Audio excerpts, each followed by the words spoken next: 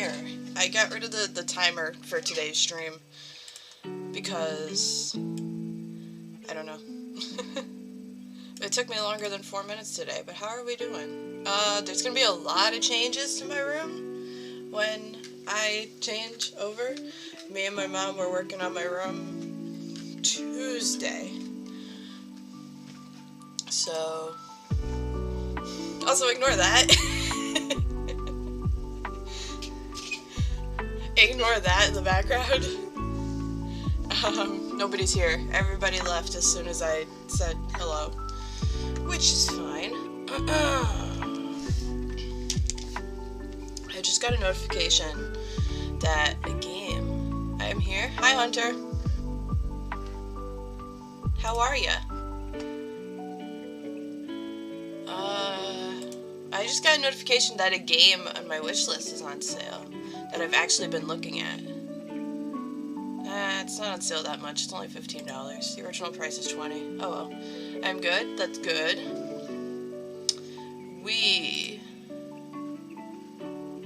First of all, I just saw Pokemon, so let me see how much money I have.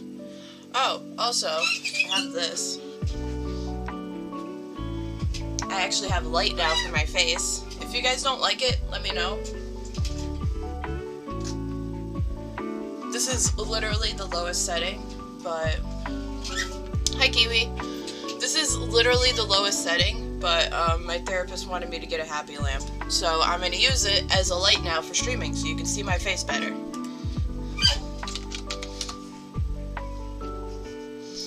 So, yeah. I'm going to move this. I have a tiny little picture of me and my parents when I was a baby. No one likes me? I like you. Shush. I have a tiny little picture of me as a baby with my parents, just like on my computer screen. I just had to remove it. What if someone is it that bear? Is in that bear? There's no one in the bear. I just moved it. Don't worry.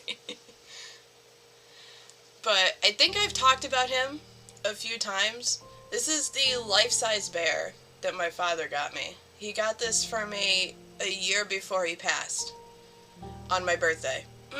So, someone in the bear hunty? No, there's not. I just moved it, don't worry.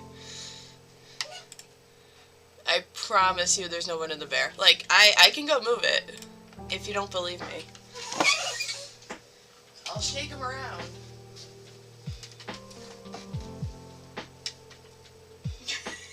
There's no one in it. But he's huge. Also, yes, I'm in my PJs. There's a ghost in it. Ghosts don't exist. So, we're good. But we're gonna continue more Sable. Also, the reason I wasn't able to stream the past couple of days, I forgot I was gonna talk about this. I'm not gonna tell you what caused the problem. Someone just got in there? No. I'm not gonna tell you what caused the problem, because I'm kind of embarrassed by it. But my mouse cursor was stuck on the left side of my screen on my desktop. And I tried 2 different mouses, so that's why I couldn't stream the past couple of days. I was on customer service for like 30 minutes Tuesday night, and then I figured it out yesterday evening. What was the problem? I'm not gonna say what the problem was. But yeah. Also, let me know if you guys like this happy light or happy lamp, if the lighting is good or not. Because I know that a lot of YouTubers always worry about like lighting and stuff. Usually I don't have a light on my face. But if it's good, if it's bad, if it's in between, let me know.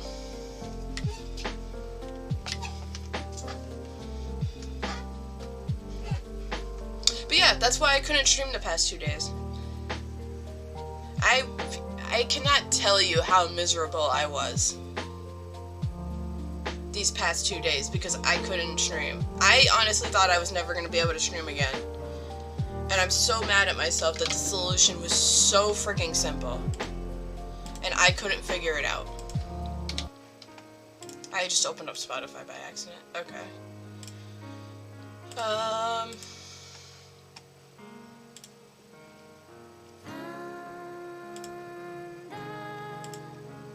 the music in this game is so good. Ooh, when I do that, it screws up the lighting on my face. Whoops.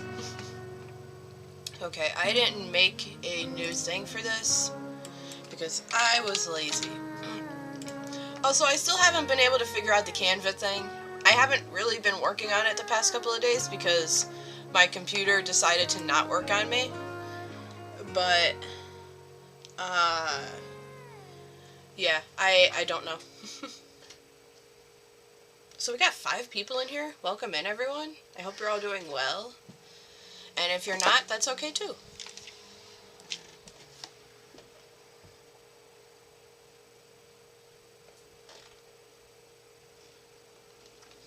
Alright, yes, I remember this. So I have to push the button. It's gonna open up that door. And I can't get there fast enough by foot, so I have to take this. Actually, I'm gonna move it closer. I don't know why I put it so far away. Okay, get off of it so it'll stop. Get back on it so I can turn it around. Okay. Hopefully, it's enough time for me to get to point A to point B on this.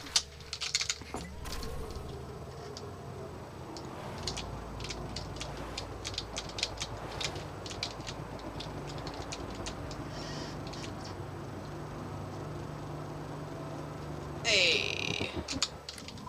Nice. Alright. I just barely made that.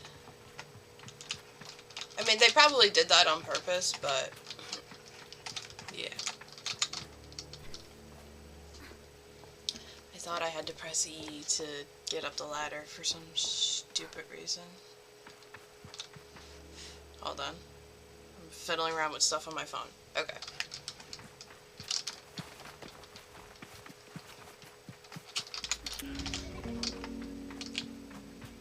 More than a box of sand. I just got an achievement for picking that up. What?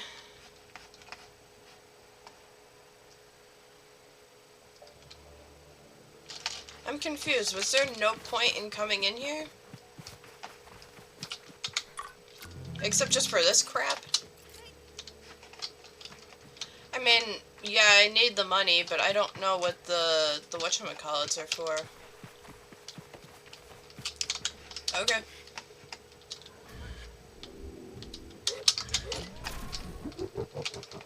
Don't close. Thank you.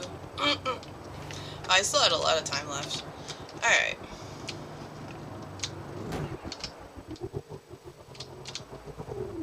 Oh, I still had a lot of time left. I could have taken my time with that. Alright. I don't know what I'm supposed to be doing in here.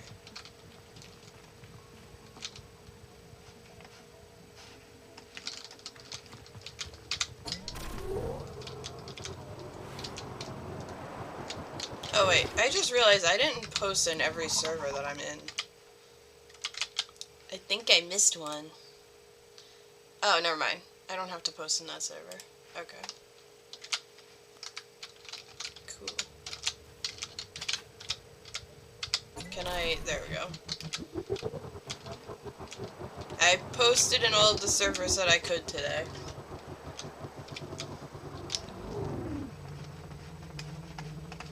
Where am I going? What am I doing?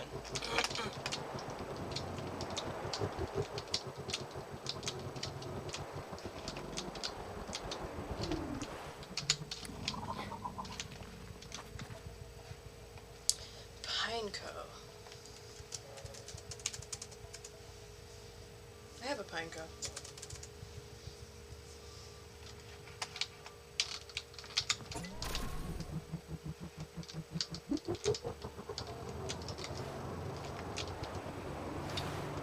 Hey, I have that set for 40 minutes. Why is that coming up now?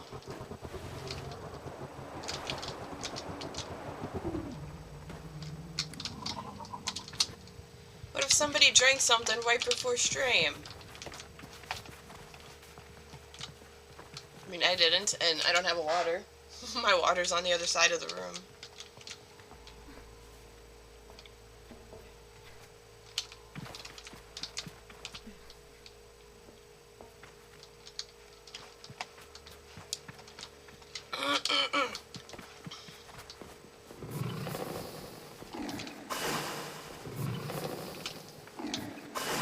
Yeah, because apparently I have to try and figure out how to get these on somehow. But I don't know how. Unless it's literally just something simple.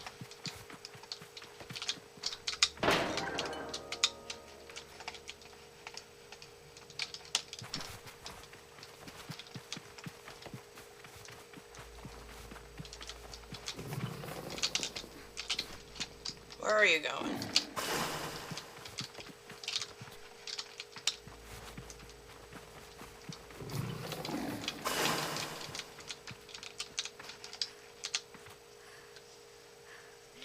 I'm gonna grab my water real quick. Hang on.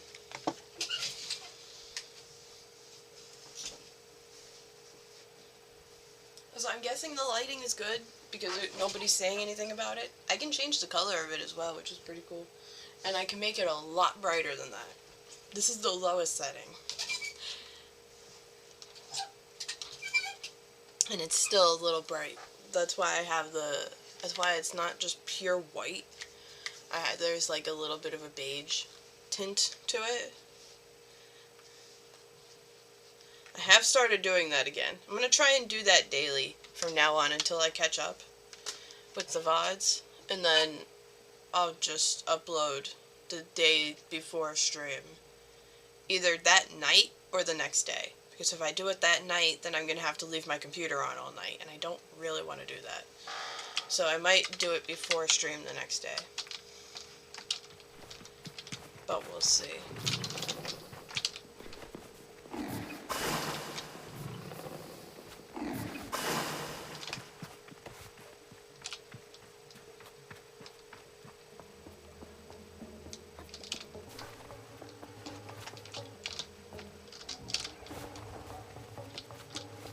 I think I'm just gonna leave this place and come back to it.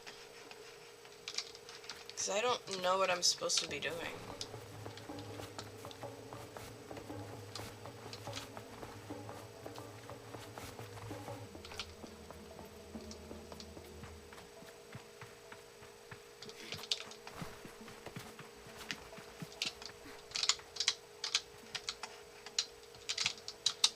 Okay, that's fine. I don't want to use the ladder anyways.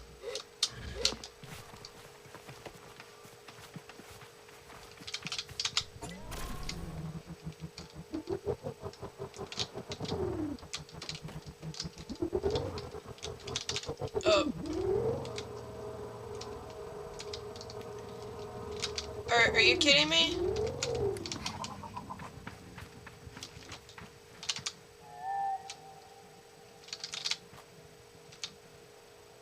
I just broke the game.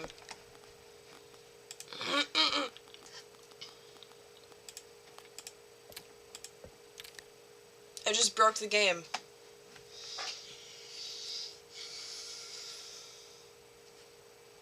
Haven't even been streaming for 20 minutes and I broke the game. Look how good I am.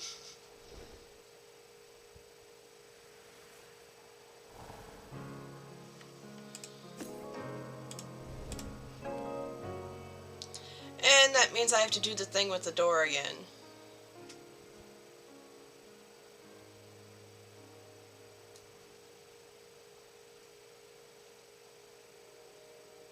Where is this gonna put me?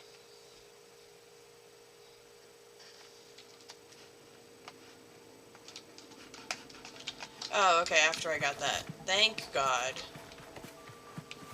Because soon after this I was just like, alright, I'm gonna go. I don't know what else to do here. So, instead of going to the right, I'm just gonna go to the left and leave.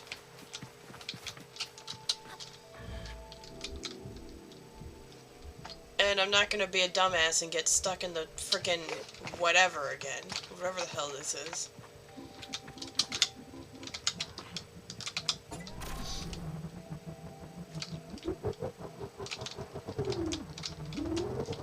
gonna go down this way.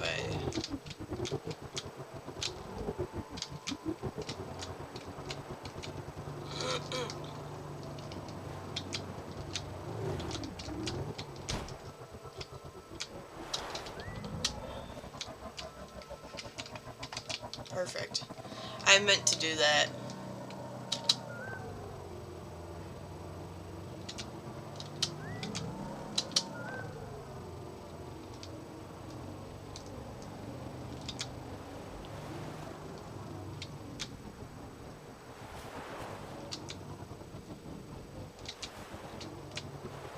We had 6 people here at the start, and now we have no one.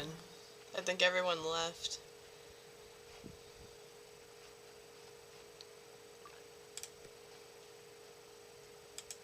Let's try up here.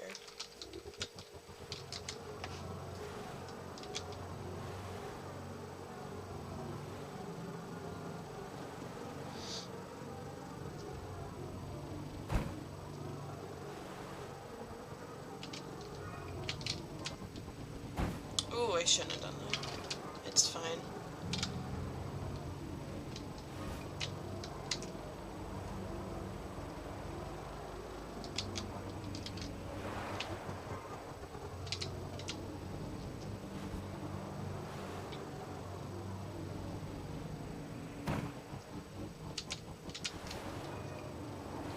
I think everyone that was here did leave. That's okay. Let me see.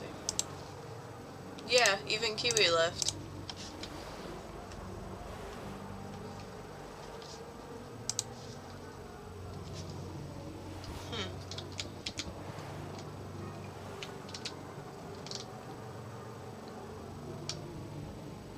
It's just Hunter that's here now.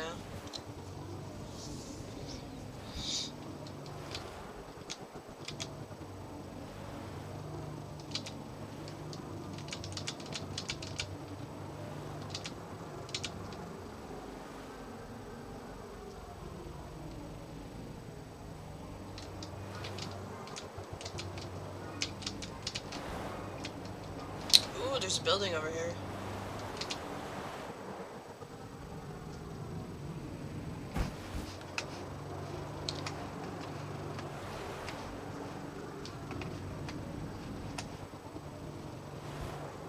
Oh, there's like a whole town here.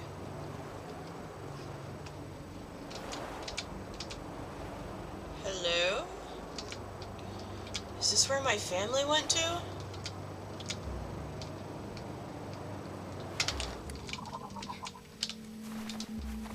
Ekria. No, I think this is actually where they went to.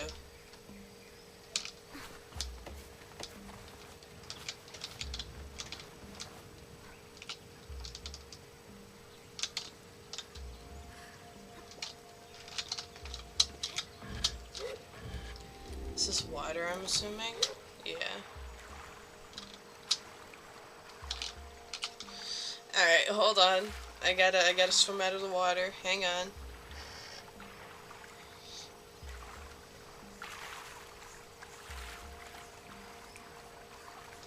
Okay, give me 1 second. Okay, there we go.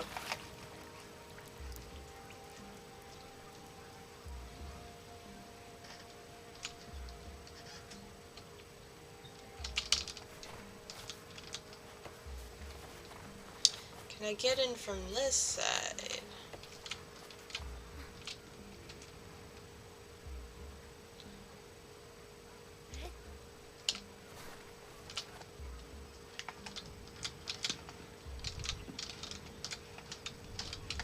Can I upgrade my parts with these?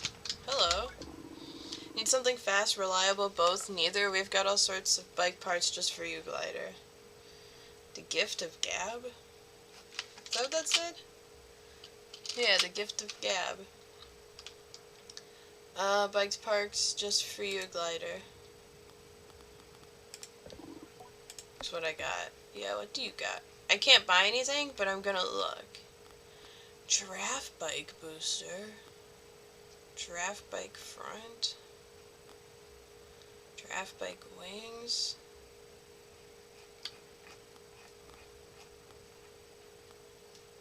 Biker top, biker trousers. They've got some cool stuff in here, but I can't buy anything. See you around, Glider. Take care. You too.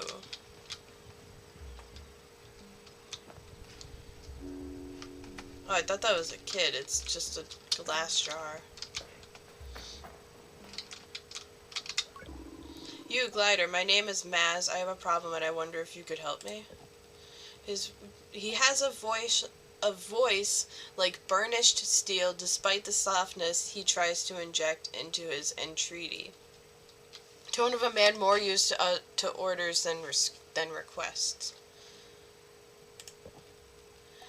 I gestured for him to continue. I can at least hear him out.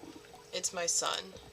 He sighs. He's being held by the Equine Guard. They caught him tampering with the water supply.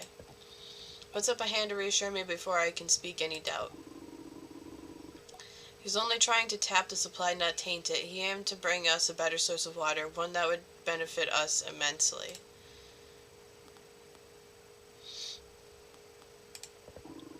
By Equine law, this is illegal, yes, but if we followed Equine law, we would all die of thirst, waiting on some functionary to make the slightest effort.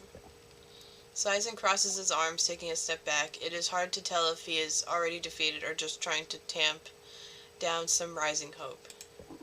I won't work to convince you. If it sounds like too much, I understand, but someone needs to stand against this. For some reasons, it cannot be me. Not this time. Can you help? Sure. Not sure what I expect, but the solemn nod I receive catches me off guard. He steps closer to me and places a hand on my shoulder. Something else, something you must know, and that I hope will not break the bond we've made. Have you ever heard tell of the Shade of Equria? No. Shade of Equria, hero of the people, and a bane to those who would subjugate them. Dark as the night itself, smooth as black silk, and fueled by the flames of vengeance, a legend in this wretched city. Though to ask the guard or those who line their pockets, the Shade is a menace and a smuggler. I ask what he thinks. I think he was a man doing his best to right the wrongs of the powerful, but I might be biased. I am the Shade of Equria. Oh. Barely have time to look impressed before he adds, and for today, so are you. What? When I retired, I hid the mask of the Shade, but even though the Shade was gone, the rumors, the legend persisted. A glider cannot convince the guards to free my son, but the Shade? Oh, at the mere sight of him, they are liable to give you whatever you want. Maz points at a marking on a nearby wall. See this? Head to the town gate and look for the symbol. It will lead you to the mask. Where?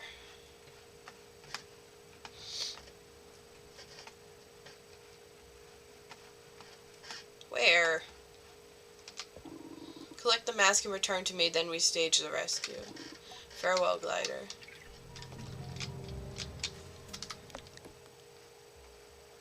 Should go and retrieve the mask. Okay, I don't know what the symbol looks like. Garay is a climber in Equria. He smells awful and his mask is able to fall off.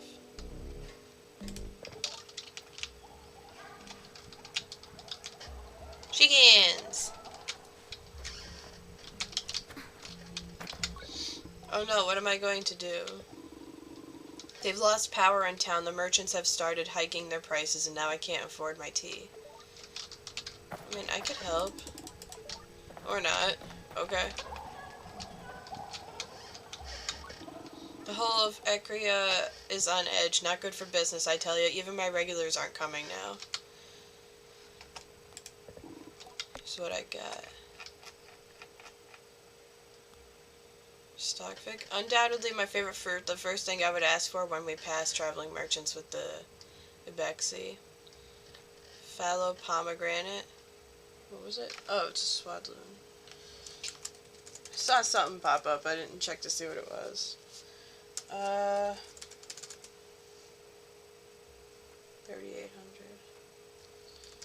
I'll catch it real quick, and then I gotta sneeze.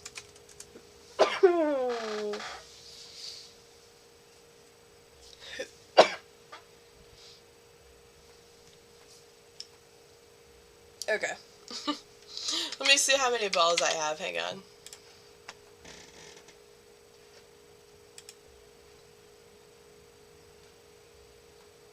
I have 9 Ultra Balls. Beautiful.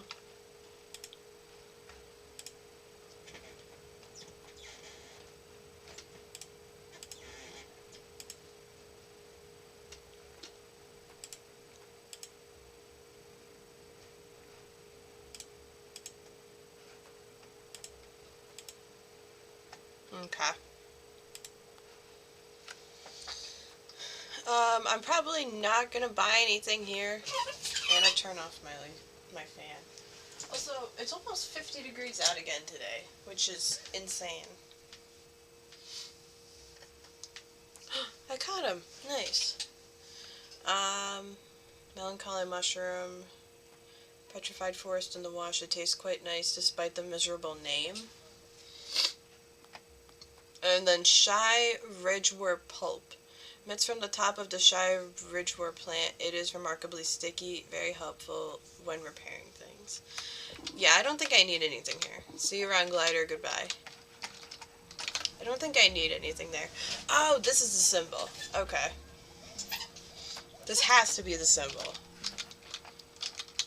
I'm going to take a picture of that, because knowing me, I'm going to forget. Oh, not my face. That's disgusting. Nobody wants that. Even though you guys get it every time I stream. But you should be looking at the game, not me. I mean, it wouldn't be a bad thing if you're looking at me, but I think the game is a little bit more important. Oh, hey, there it is. Again. And then this looks like it would be writing, but I can't read it.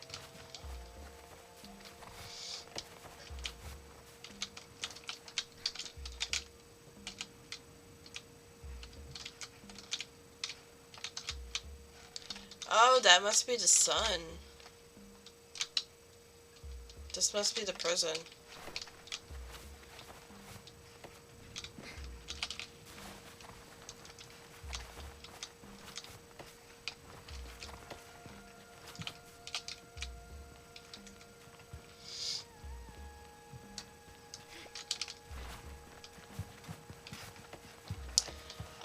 I need to get back and talk to, what's her name? Sanis, I think is her name.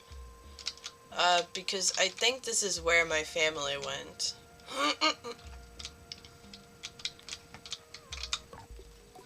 Hamza is the machinist in Ekria. He's busy tidying up the workshop. It looks like someone has ransacked the place. What can I do for you, Glider?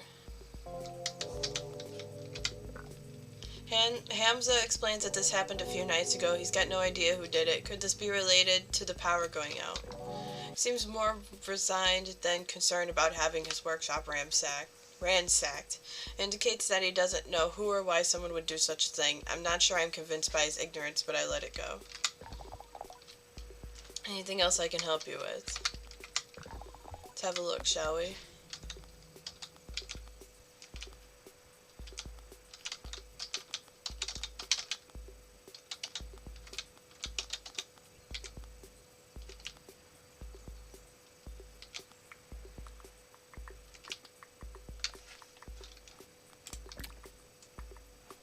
Ooh, I can change the colors.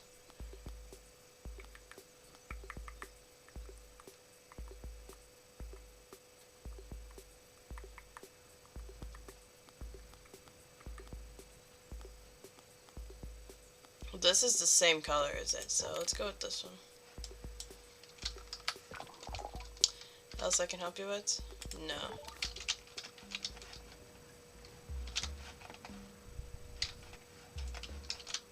Oh, nice. I got a balloon.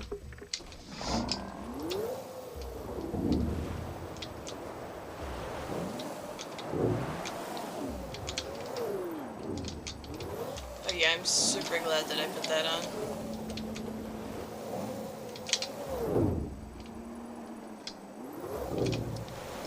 Alright, let us...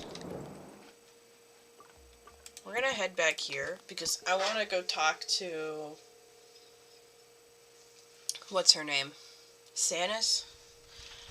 Because I'm almost positive that that's where my family went. And it's gonna take me way too freaking long to get in there, so I'm taking this with me.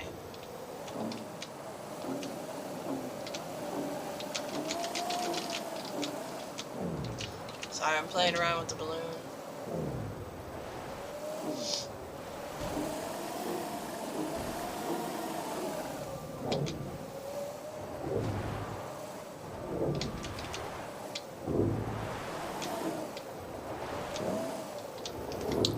Where's the door to get to her again?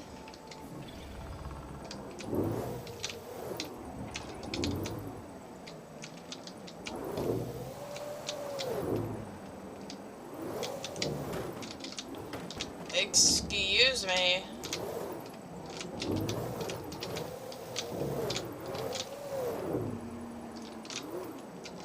I think it's up here.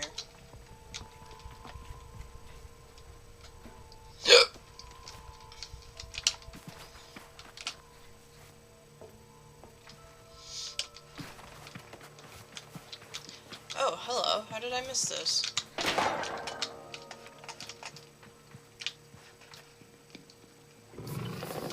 So, I just realized you guys probably can't hear the game.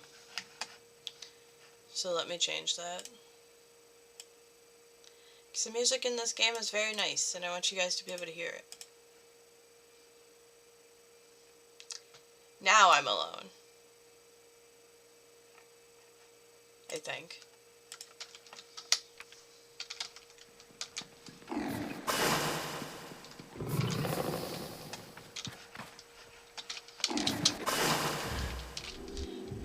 I need to talk to you.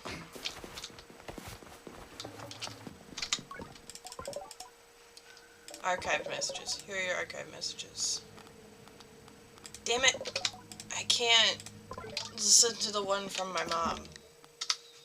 Fine. I'll just go back here then. Ow. I can access it from here.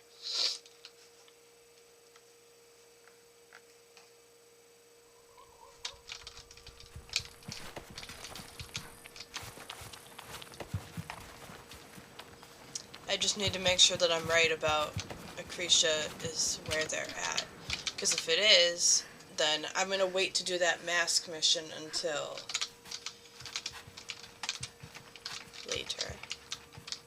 Wait, I can't access this? You suck.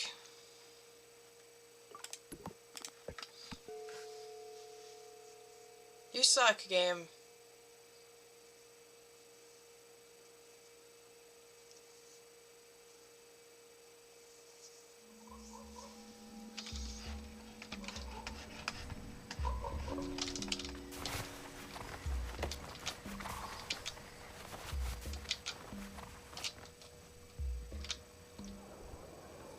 Hello.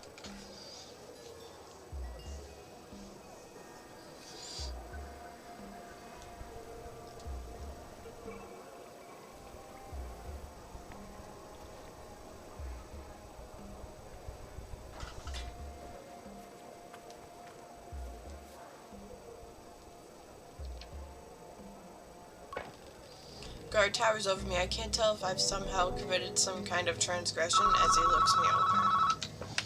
Seems to be contemplating a decision of some sort and mutters something unintelligible under his breath.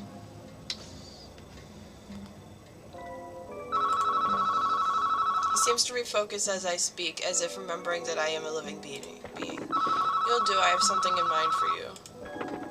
Let's make good use of you. Me? I ask him how. Well, you're a glider. By your very nature an outsider. You belong to nothing and to no one. And therefore you are capable of an uncommon objectivity. Ouch. I wonder if I should share my myriad of popular, unpopular, or deeply subjective opinions, but decide to spare him. He seems to have much more to say. Yeah. My name is Sandip, and I'm in the middle of a very serious investigation. There are few I can trust. You may have noticed that. We find ourselves without power, yes? Yes. It's no accident. Someone stole the power core from out of the atomic heart, and the perpetrator eludes me still. I thought perhaps you might be able to help me solve this crime and bring the thief to justice.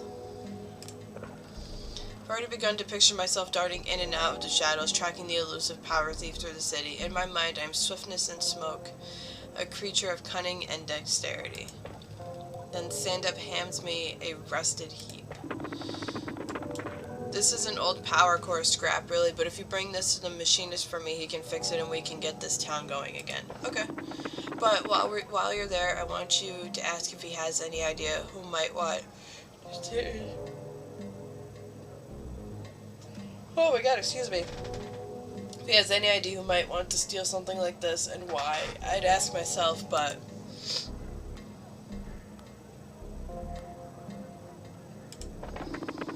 You get it. I see I've made the right choice. Report back when you've taken care of this. Yes, I'll be waiting. I say goodbye to Stand-Up. Okay. Boy, I have so many different quests I have to do. I don't think I'm gonna talk to all of them.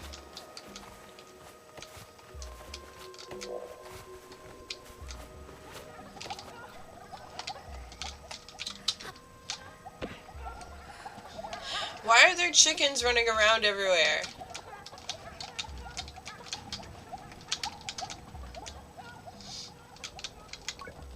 This is Rita, the owner of the Overhang Cafe.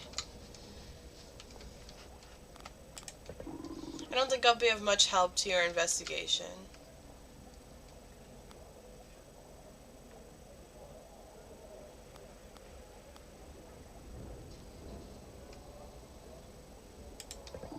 Whatever the reason, it's been terrible for business. I could ask more questions. No. No, because I know what's going on with the power from that other guy. Uh-oh, this guy's stuck. There we go.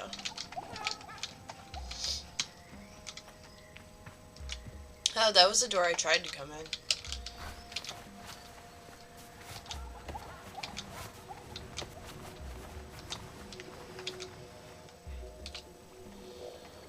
Alright, I'm gonna head out and we're gonna continue exploring. Wait, is there a guy with a balloon here? I don't think so.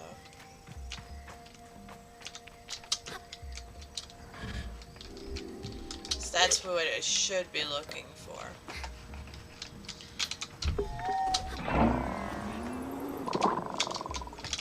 I don't know why I did that.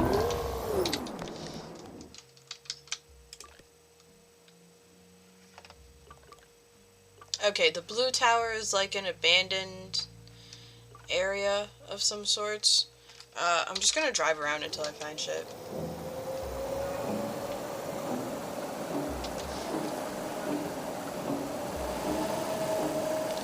Oh, wait.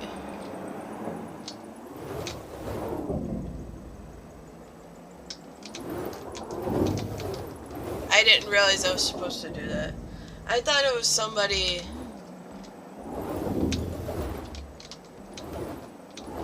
outside of Equia.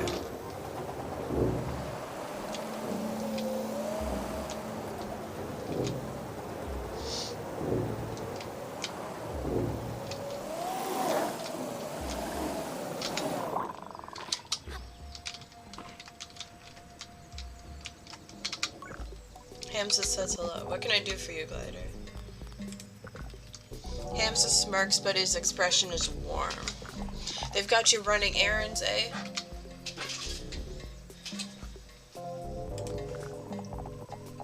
Saw's book. I probably have that. I don't. I can't.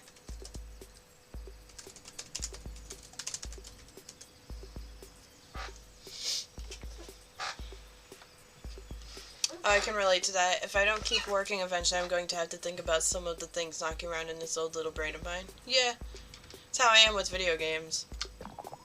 Nobody needs that, least of all me. Drop this thing off with Stand-Up when it's good and ready. Anything else I can help you with? What do I want to ask? Oh. In the workshop sleeping, get most of my sleep there lately if I'm being honest. He shrugs. That being the case, so I didn't notice anything was wrong. I ask why not. Because a machinist is why, and not one of us, no matter how different we may seem, would ever be caught dead without a backup generator. So I had a few hours good rest before I caught wise.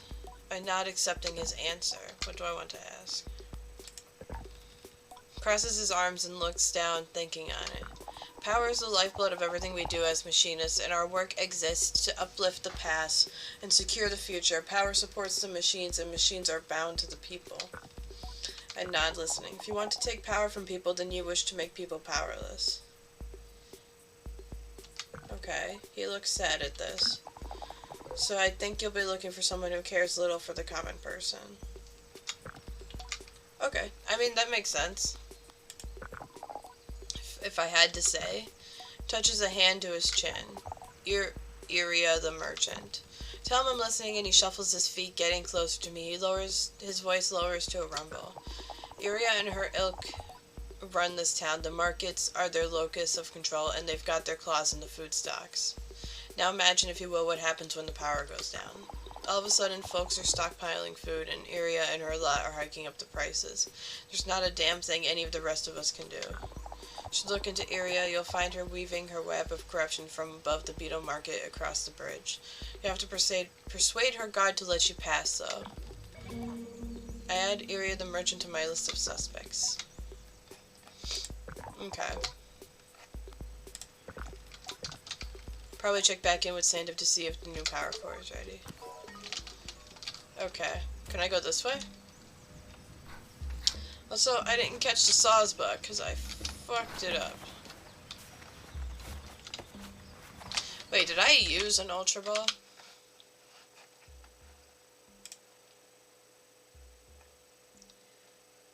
I did. Okay, that's okay.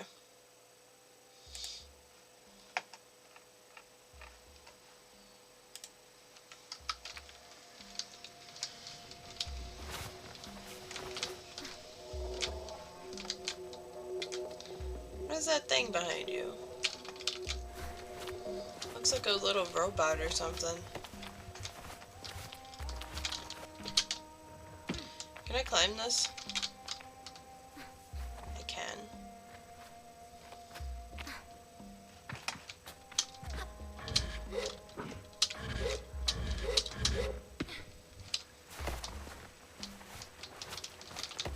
Oh, now I'm back here. Okay, cool.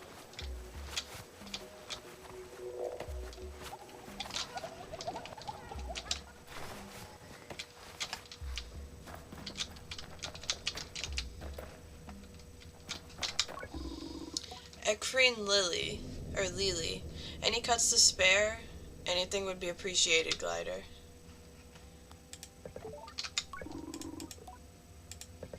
No! I didn't want to do that. Oh well.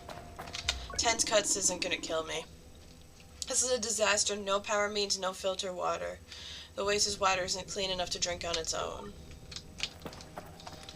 Okay.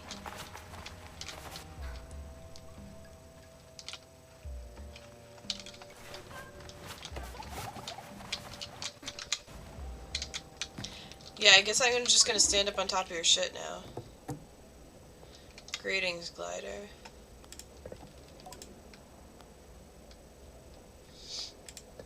Same place I am every day here in the cafe. Could ask more questions. People coming and going every day in this town, could be anyone. Whatever the reason, it's been terrible for business. Wasn't it her that he suggested?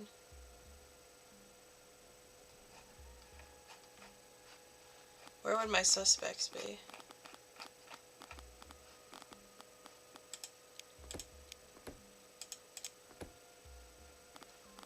Ooh, I got more pants.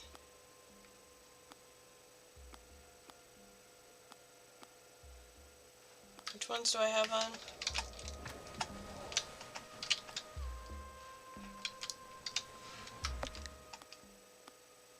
I believe these ones. kind of like these.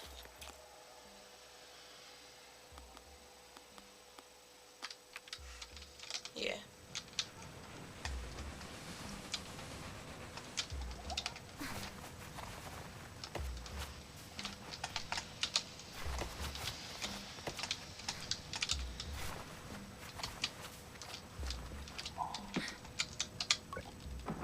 Doctor looks concerned and frustrated. This power cut, all of our medical equipment, prosthetic, alignment, artificial wombs, it's all going to run out of power very soon if the energy doesn't come back. Those useless guards and machinists.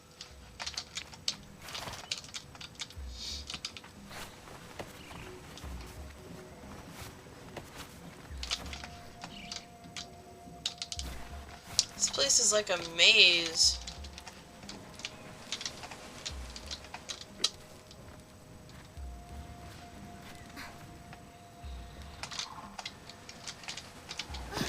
Oh, I didn't think I was going to be able to get in here, but I can.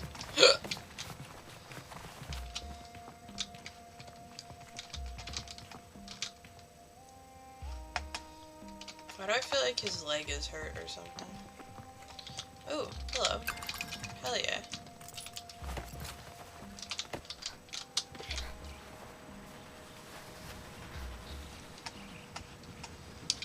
Nice.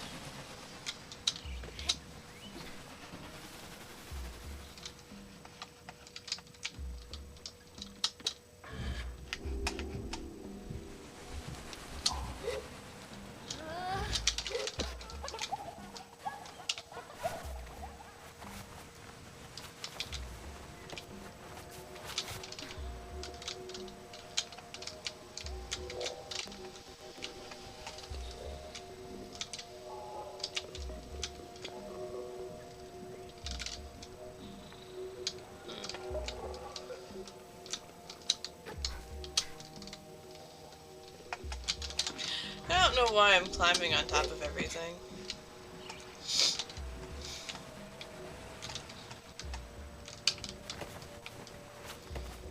Alright, let me go back over and talk to this guy.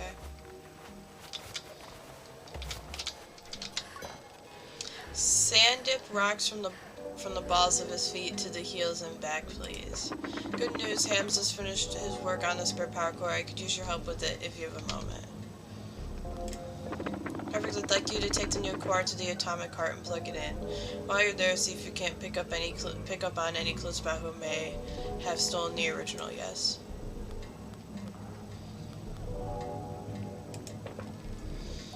Cross my arms and give him a coolly confident nod. He nods back. I had a feeling about you the moment I saw you. That air of mystery tells me you know how to follow a lead or dig up your own. Hamza left a key card for you. You'll need it to unlock the front door. The central chamber is protected by a security code, but I'm sure you'll find your own way in. The thief managed somehow. To get to the atomic cart, head over to the substation just outside town and follow the power cable that runs through and under the sands. Okay. See you soon, hopefully with news. Say goodbye to Sandip. Alright. So I have to head to the substation. Unless that's it.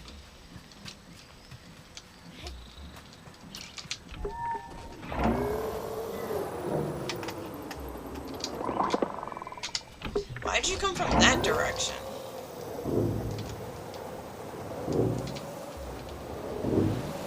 Oh, yeah. Oh, there's the wire.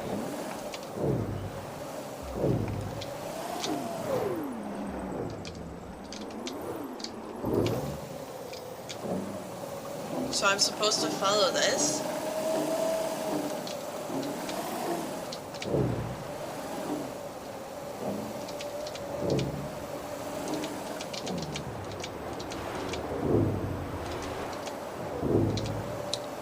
I guess so.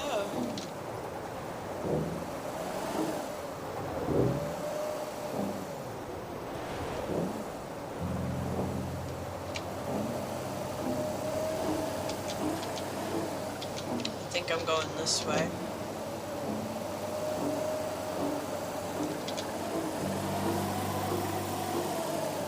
Yeah.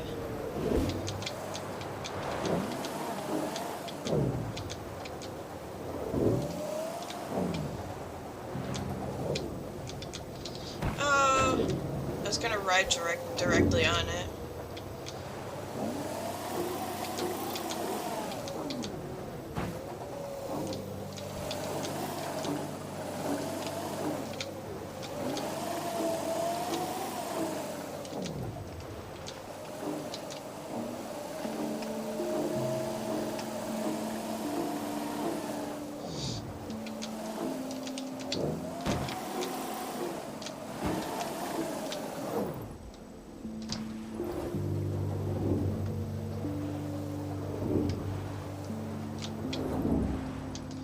Hold on, I think I lost it.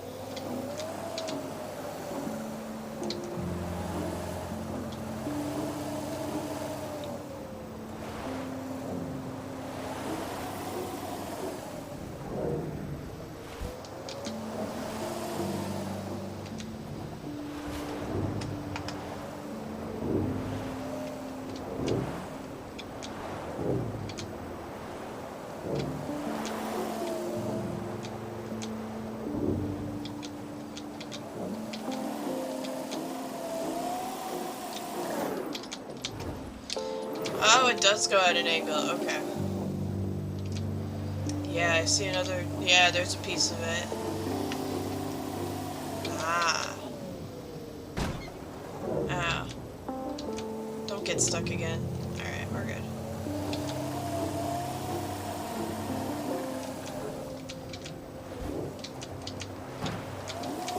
I'm trying right on top of it.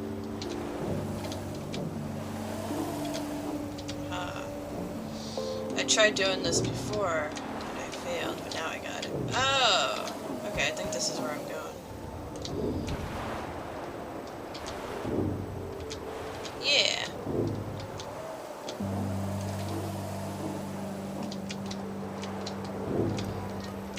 The atomic heart.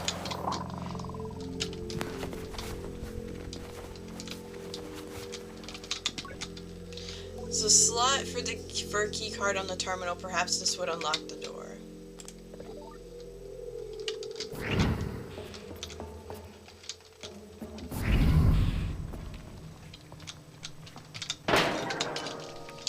Okay, the audio is very loud in my headset.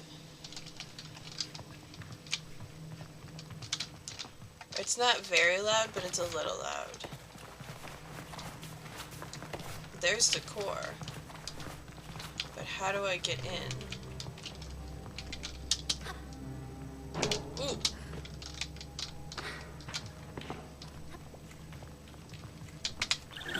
Gotcha.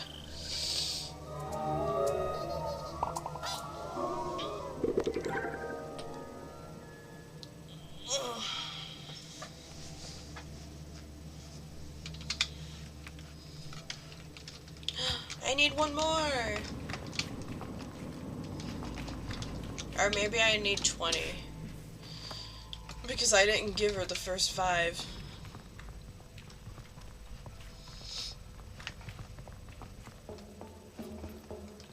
Aha, I'm in.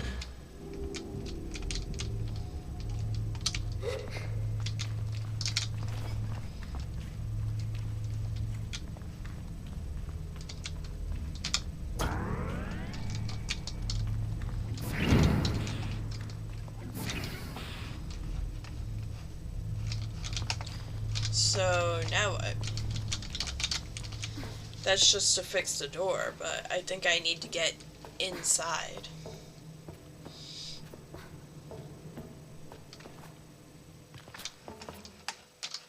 Sizzlipede? Oh, hello.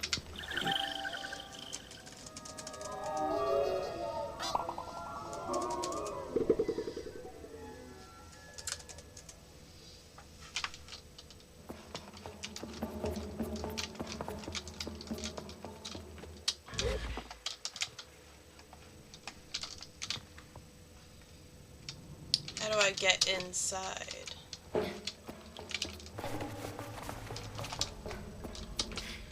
Money! Or not.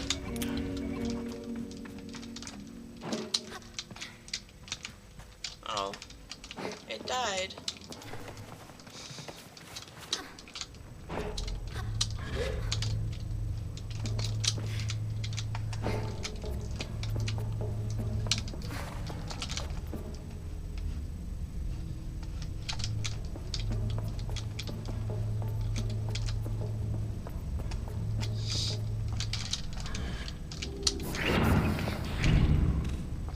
Oh, I get in through here.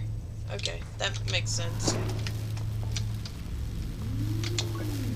Clump of feathers on the floor, strange. Try to picture the bird large and powerful enough to carry away the power core and decide that it is one suspect I can absolutely rule out, though I would very much like to see it.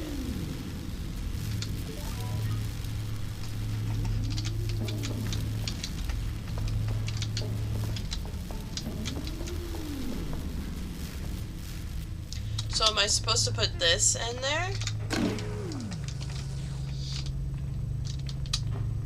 No, I can't.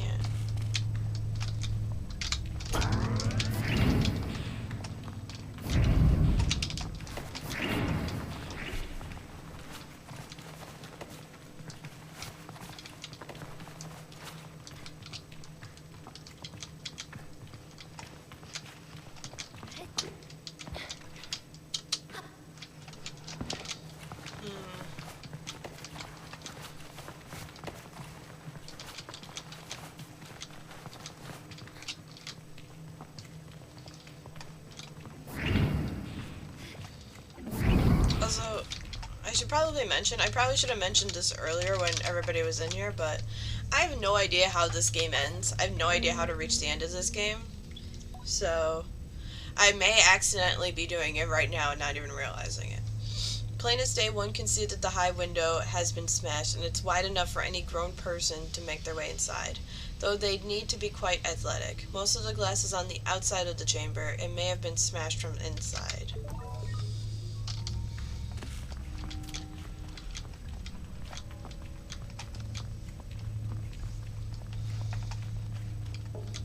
What if this is someone in my family that did it? What if someone in my family did this? Ooh, how do I get down there?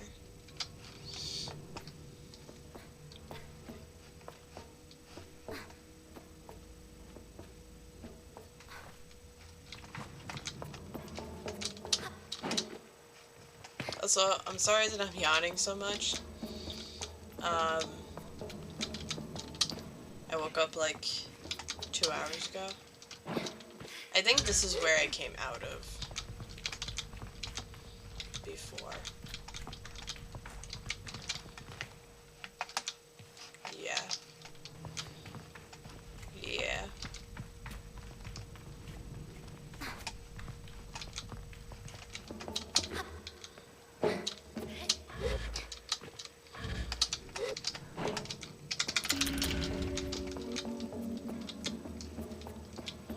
I still don't know what I need all this scrap metal for.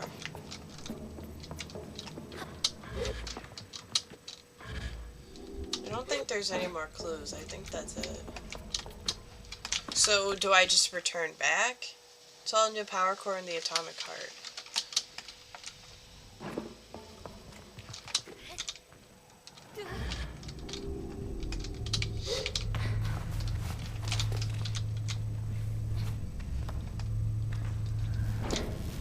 Oh, now it lets me do it. Sparks shoot out from the wires around the socket, but the damage to the empty socket itself is non-existent as far as I can tell.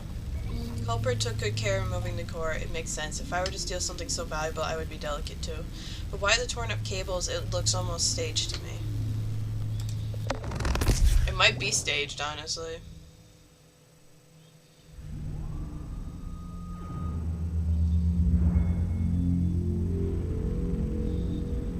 What if this is someone from my family testing me? Yay! And the door is still closed. That's okay. Because this door is open. So now what do? I just leave? Yeah, I should return to Sandip now that the power is back. I'm coming, Sandip!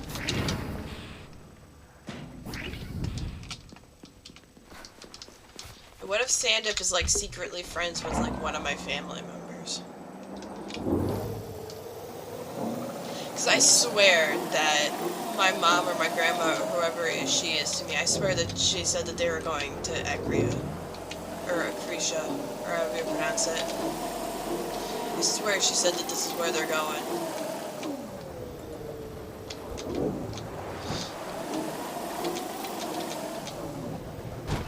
stuck.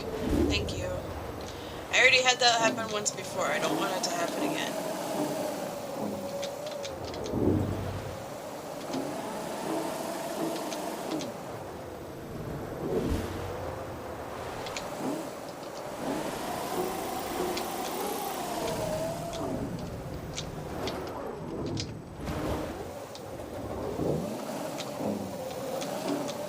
This is the confusing part. There we go.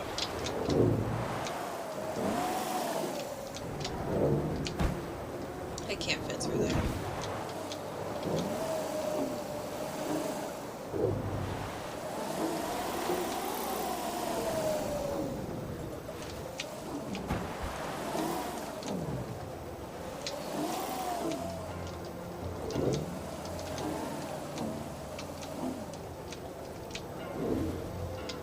Oh, wow.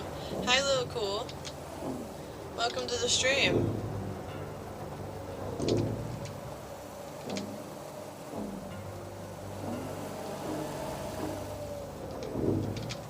How are ya?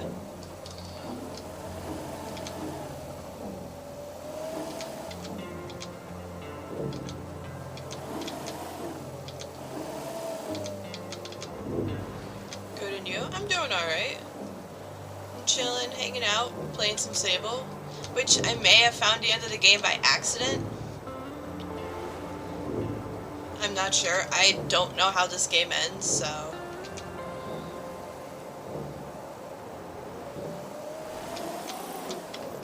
But I think I may have found it by accident.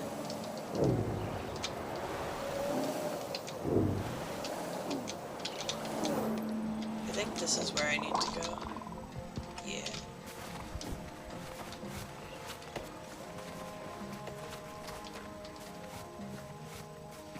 Oh, all of the people are gone that were here.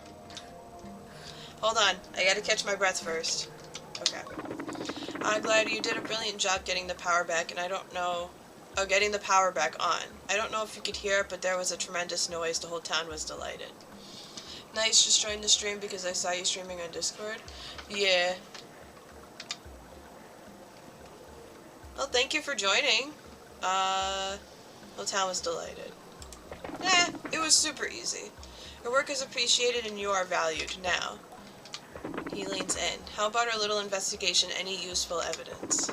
What can I do for you, Sable?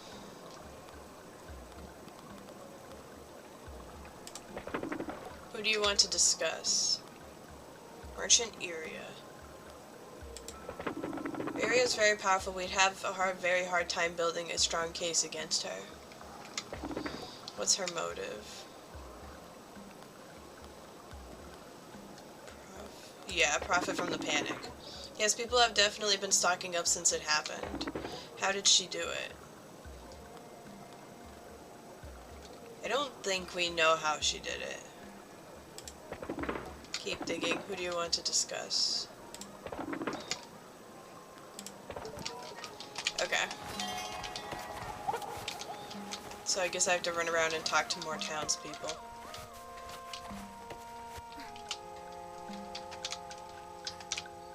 Hold on, I'm gonna catch my breath here real quick. Okay. Sorry if I intruded your space, but I thought I could talk to you, but I guess I couldn't. I meet a chime maker called Ayan. We chat about Ayan's work. Farewell, Glider. Oh, I don't get to know about her work. No, don't climb her wall.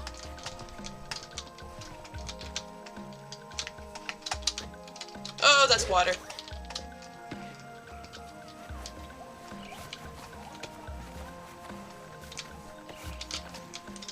Okay, can't talk to you, can't talk to you, can't talk to you, but you look a lot like me. I'm following a chicken.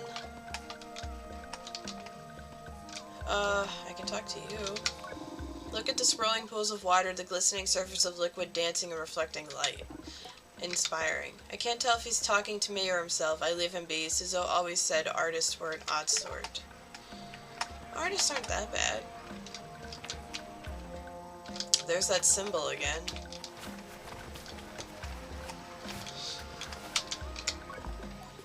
Hamza says hello. Why is he in a panic again? What can I do for you, Glider? Oh, now he's sitting and chilling. Cool.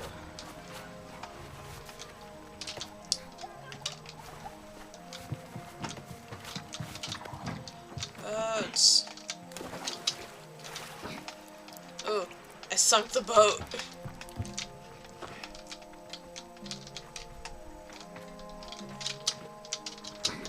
So if I jump in it, it'll sink it?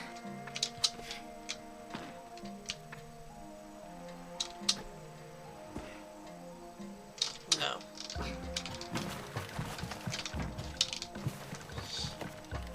Ooh. Dye bottle for the colors of the wind chime bike. Nice. I thought that was gonna be money, but that's just as good. Hi there. As we make eye contact, I find myself waved over. A small, slightly scratchy voice emerges from the mask. I like your bike. Thank you. Wait, yeah, how do you know about my bike? I saw you riding into town. I see lots of things every day. I envy them. Would that seeing things could be a day's work? Can you also hover? Yeah, a little bit. Hi, Octo. Welcome back. I wish I could do that.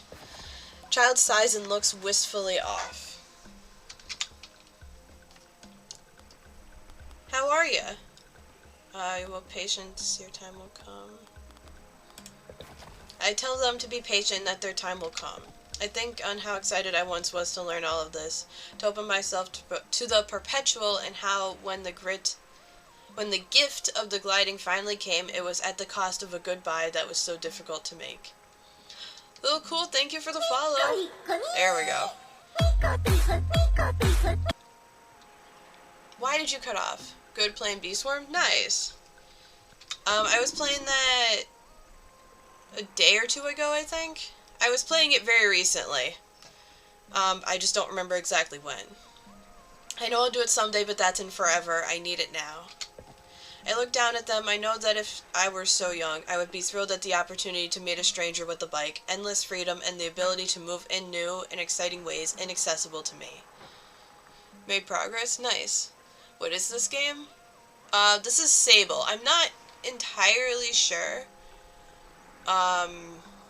what Sable is. I think, well, I've been playing it for a couple of days now.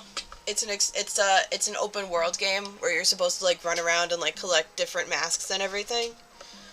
And yeah, I think I only have like 2 masks so far. But yeah.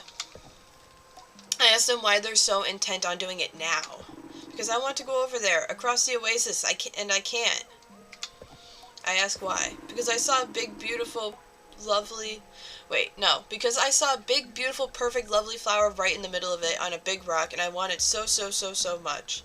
Oh, maybe you could put me on your back. Okay, so RPG kinda right. I guess? I don't think so. Because I think most of the game is just exploring. Like, there's, like, a bunch of different, like, tasks that you can do, but I think it's mainly just for, like, exploration and, like, scenery. Because the scenery is very nice in this game. And the music is very nice as well. Yeah. Ooh, Onyx. I have an Onyx. I decline hating the sag in their shoulders and explain that while I can't allow them to ride with me, I would be more than happy to get this flower. Their glee is returned. Okay, I just wanted to make sure I didn't miss any messages from anybody. Really? Thank you. Bring it right back here. See you later, Glider. Okay.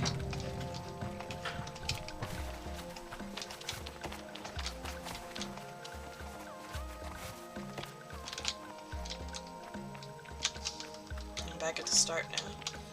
Can't talk to you. Let me go back to where all of those people were by the food that I talked to at the beginning of the game. Or not at the beginning of the game, but when I first got here. I think they're this this way? If I go to the left here, I should be there.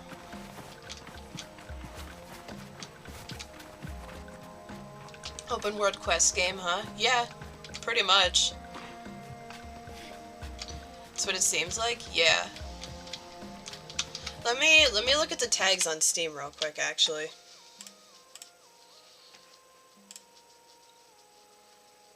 Mushroom!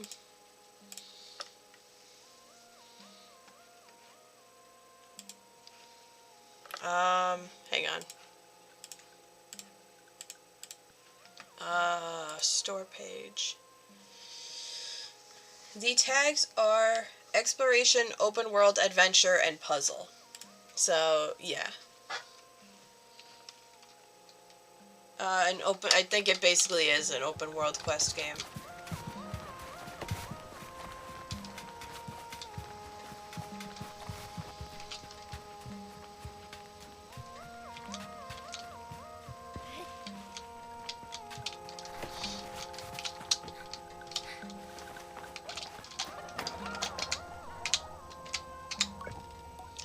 Gerace grunts hello. Here we go. He scratches himself and spins on the ground before giving me a shrug. Gerace smells. It is not the worst or most pungent smell, not rot or bile or anything so pointedly awful. No, Gerace's smell is like old dust, tinged with stale oil and ground into the fabric of old garments or buried under fingernails. It lings to him, and I turn away just a little as he answers me. Heard about a big sale going down in the Surrey recently. Not sure what, but it caused a stir, let's say. Whatever it is, it's long gone by now. He shrugs, and so I press him a little further, asking if he had any idea who the seller was. As far as I heard, it was some machinist with a mushroom habit.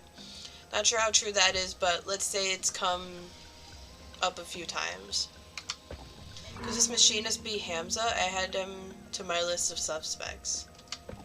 I could ask more questions. Why would Hamza do it? He seems so cool. Cafe. Cross my arms mostly out of impatience, but it seems to work on Garay somehow. Alright, I got in a little scrap. Is that what you want to hear? Nothing to do with anything and probably not your business, but sure. I had a fight. Power went out, broke it up. I keep my arms crossed.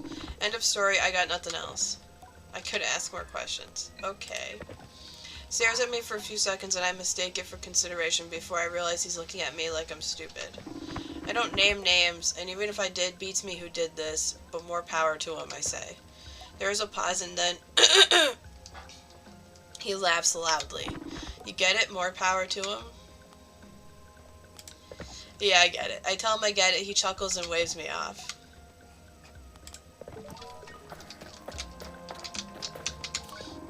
I'll wait here for you to get the mask. It'll take a bit. Can I talk to you? Looks like everyone's buzzing again. Power's back. Fancy some fresh fruit. What's going on? Heard a glider got the power back up and running. Good news for everyone. We need the townsies to stay calm. We want to live out here in peace. It was me. Goodbye. Goodbye.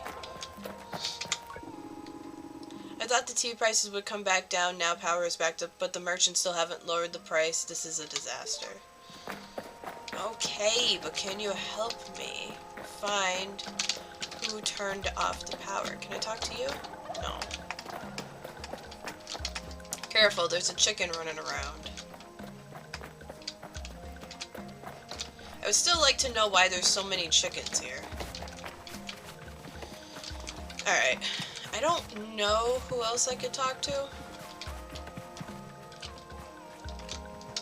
I think I've pretty much talked to everyone.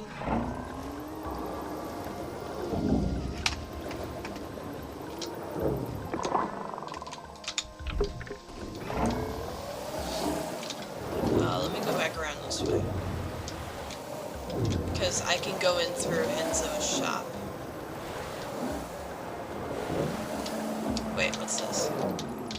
Oh, it's nothing. It's just a bush and a thing, like, directing you, like, where locations are. It's not important.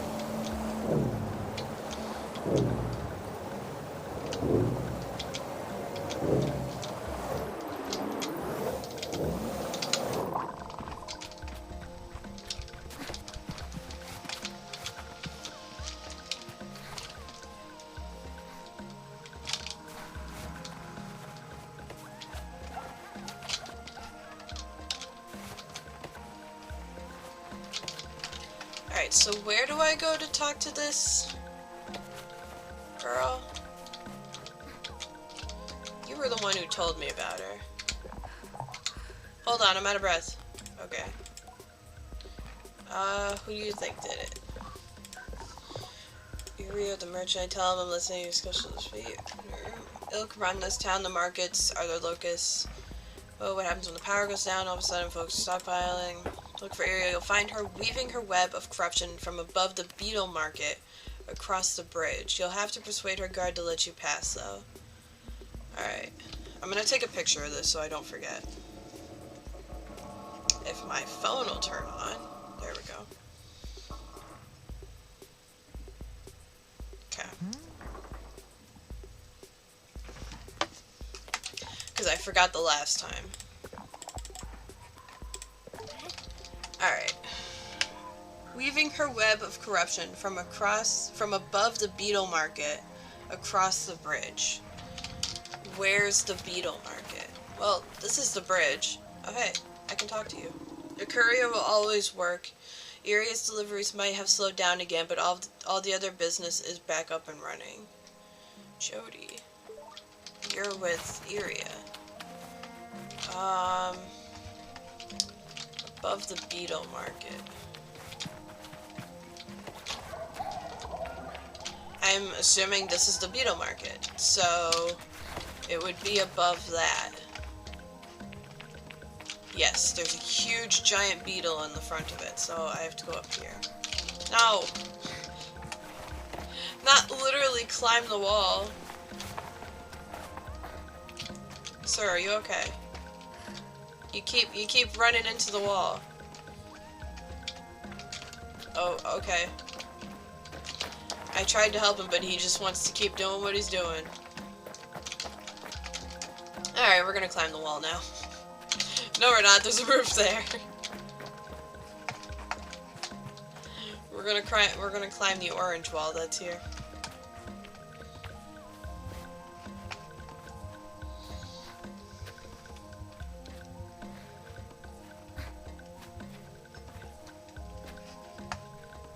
And I'm not gonna make it. God damn it. How do I get up there? What if I went up here first and then went the rest of the way up?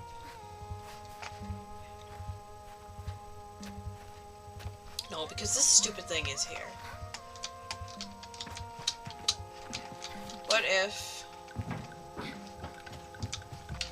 What if I did this? Bingo. Aha.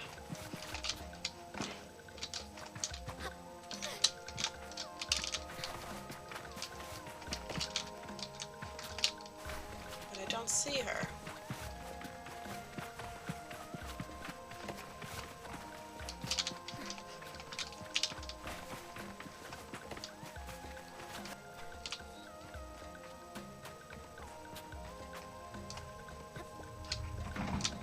Unless she's in the beetle market. Like her guard is in the beetle market. Can't talk to you, can't talk to you, can't talk to you. I can go back here, but there's nowhere to go back there. Oh, it's right here. I hear the guard murmuring about pomegranates to himself as I approach. When he approaches me, he clams up and stands to attention. Can I help you? Yeah. Iria is a very important person. I'm going to let a bothersome glider interrupt her day. It had better be worth my while. 50 cuts? Alright. I can feel the disdain and the awkward silence after I make my offer. Wait, did I actually lose that?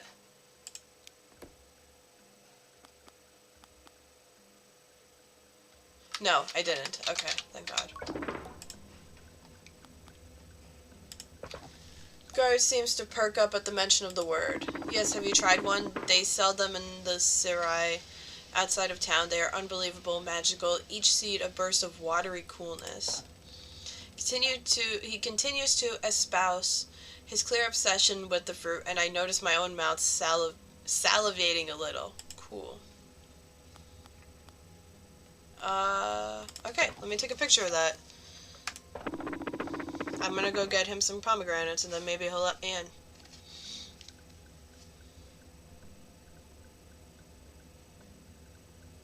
Please? Thank you. They sell them in the Sarai outside of town. Wait, isn't that the merchant that I talked to earlier?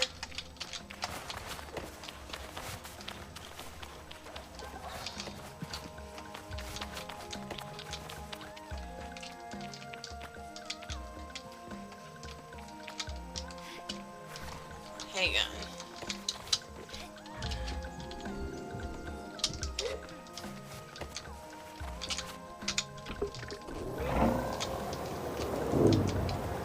Oh hey, can I talk to you? No, but you're also stuck. There you go. You shall be stuck no more, you shall be free. My twin. Because he's got the same clothes and mask on as me. So he's my twin. I'm claiming him as my twin. You have pomegranates. Yes, fallow pomegranates. I'm gonna grab 3. Now, get out of here. See you around glider? Yes, you will.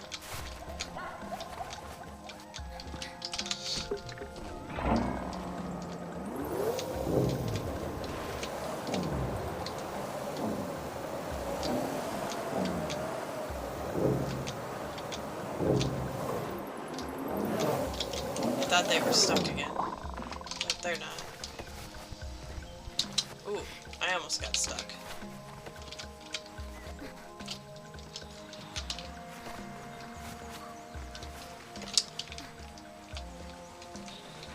Buddy, why are you still stuck?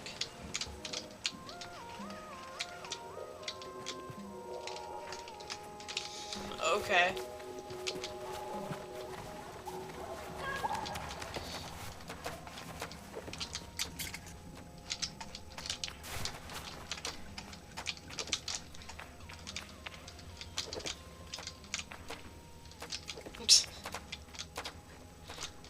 Okay.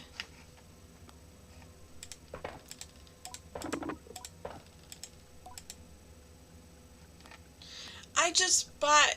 Oh wait, I need to speak to Iria. She's a very important person.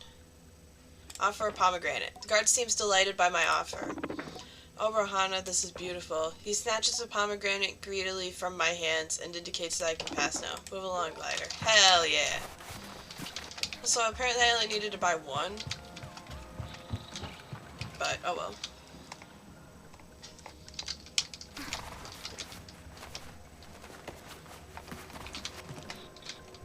Oh, I didn't think she was going to be here. If Iria is surprised, happy, or displeased to see me, it's hard to tell. The guard by her side tenses up as I approach, but Iria signals to them and they relax. My presence is permitted. Meowth. I'm almost positive I have a Meowth. Yeah.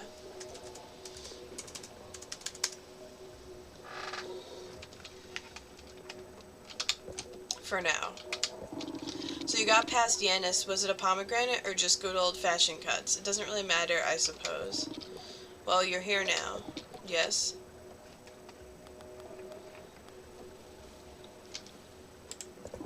"5 minutes and then I want you gone." There is a deeply irritated sigh at the beginning of her speech, and it comes like the hiss of a viper.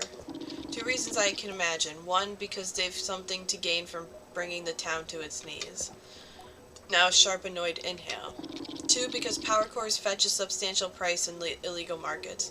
Could be one of those, could be both, don't know. Could ask more questions.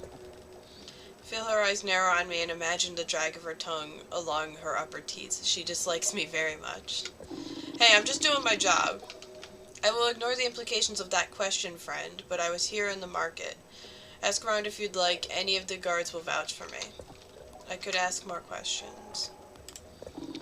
There'll be some lowlife from the Sarai, probably that Klimber fellow Garay. They say he's, you know, one to speak to when a job needs doing, though he's not exactly what I'd call discreet.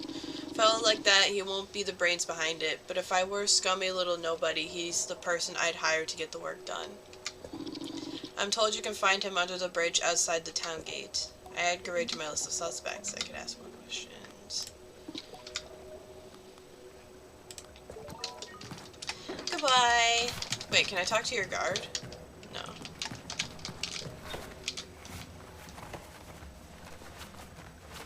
I mean, she does seem that would, like, the most likely person that would do it. What are you doing?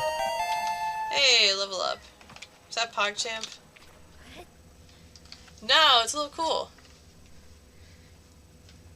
Sorry, I have a viewer named PogChamp that likes to play that sound a lot. So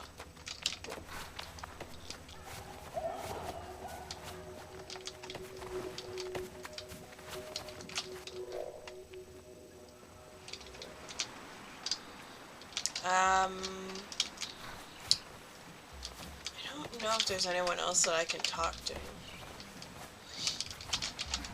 Wait, can I talk to the suspects? It's me? Yeah, I saw.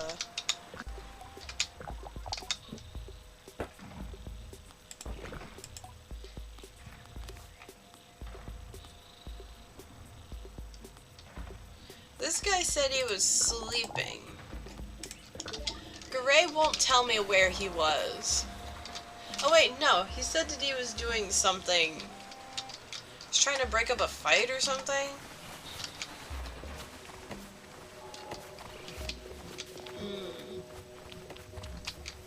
You got your baited. You got your baited. You got your baited. Little children giggle as I approach. Brand butt sound of 0 hits. Ooh, that light just came on. The huddled children giggle as I approach. The way children do. You're never quite sure whether they are entertained, nervous, or mocking. I decide not to let myself feel judged. You're a glider. Yes. They get excited at this and make small sounds amongst themselves. I found gliders thrilling too when I was a child, but somehow I feel slightly like an imposter and a little bit proud. Do you want to play a game with us? Maybe later. They scoff as a collective. No fun. I'm sorry, I'm busy! I would play with you if I could, but I'm busy. Hello. What can I do for you, Sable?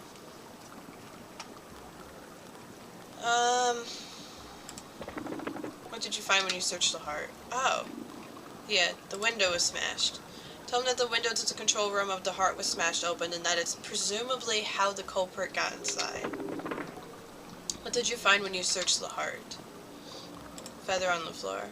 Tell them about the feather I saw on the floor of the heart and suggest that the culprit may have left it behind. Say it might have been an accident, and then I pause a moment with some drama and whispered that it could also be a calling card. Sanduk crosses his arms, nodding furiously. What did you find when you searched the heart? Yeah, there was no damage. I explained that the socket for the core was in perfect condition, flawless even to one such as myself who is decidedly not an expert. I posit that whoever removed the core knew what they were doing and didn't want to damage it. Sandip seems to like the sound of this.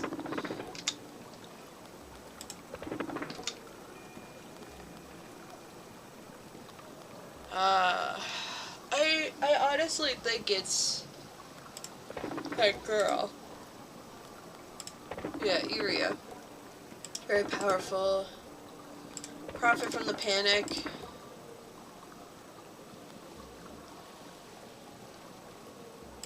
We don't know how she did it. Go through the case against Garay. What's his motive?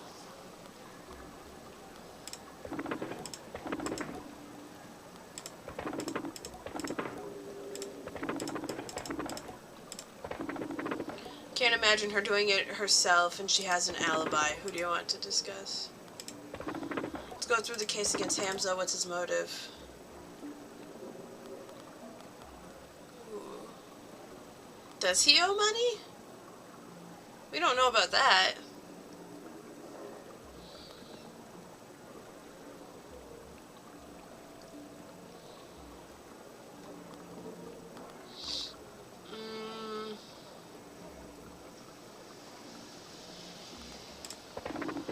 No, I don't think it's him.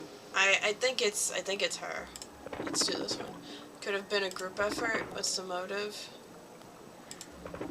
Seems unlikely. The power being out is a difficulty, yes, but it is a temporary one. Seem very impressed by my line of thinking.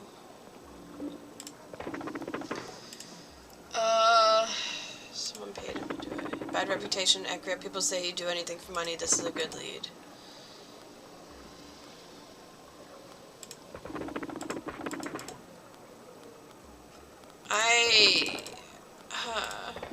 Who's the culprit then? See, I don't want to accuse anyone and then be wrong, because what if that fucks up the story? But I think I've talked to everyone. I don't think I can talk to anyone else. I should have talked to everybody that was here, and I didn't. Oh wait, I can talk to you. Oh, the power is back on. Did you do that? Yeah. Okay. I thought that was gonna go somewhere, but I guess not. Yeah.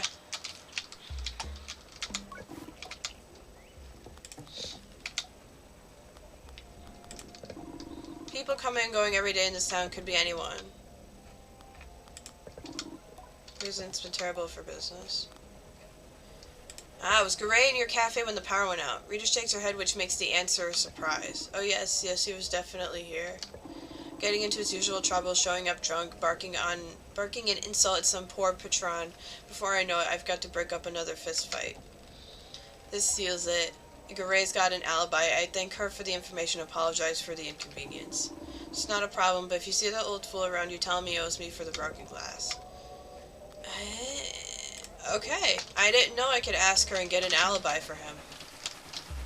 So it's not Garay. So it is the merchant. It is... they're all merchant. It is Iria.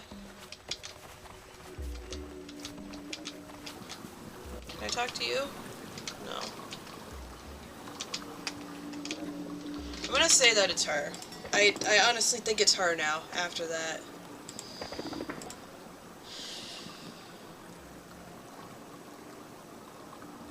He's too nice. I don't think it would be him. And he has an alibi, because what's-her-name saw him when it happened.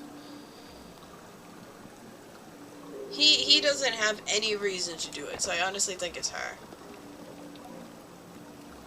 Excited to explain how Iria benefited by rigging the markets after power was lost in the town, how she exploited the power cut to create scarcity and to raise prices in people's desperation. My excitement is curtailed by the way Sandip sighs halfway through my explanation. I say that I don't think Iria herself did the crime, and he looks even more resigned. My case seems to be falling apart. It's a tricky situation. I can't arrest Iria. That's not how things work in Exchequer. Even if you had some kind of indisputable evidence, but you don't, this isn't going anywhere. Feel deflated. Did I miss something, or was this always a fool's errand? Thanks for your help anyway, Glider. Maybe it's best you don't tell anyone about our little discovery here. One last thing for your troubles. Take care, Sable. I got a badge. Wait, can I not help anymore? Damn it. I screwed it up. So wait, what did I get for the take that achievement? Point the finger at a suspect. Wait, what if it's somebody... What if it wasn't somebody in the town that did it? Well, it's too late now. I already screwed it up. I can't suspect anyone.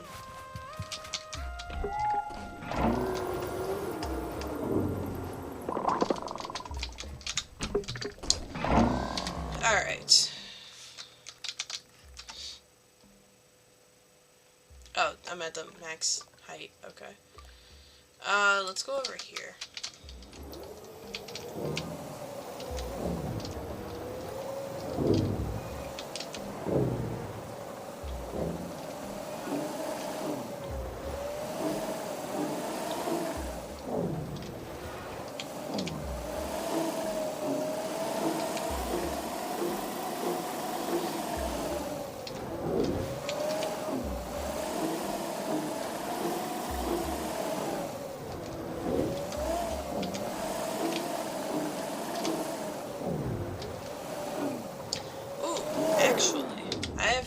queen chum eggs. Let's go see if I can claim them real quick.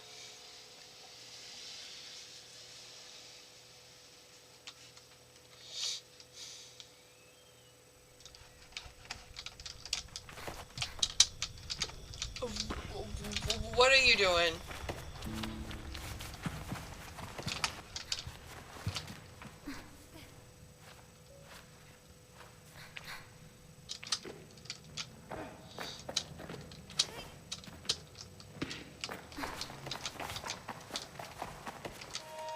Hello there. I greet the queen chum. The queen asked me if I have the eggs for her. Okay, I have to get 20. Damn it. I should have known that I had to get 20 because I still kept the first 5.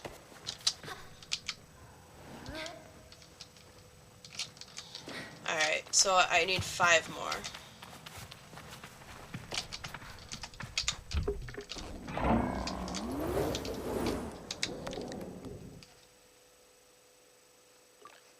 Alright, we're gonna head here.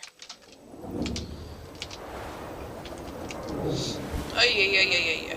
Maybe I'll find something on the way there. Yeah. Well, let's hope.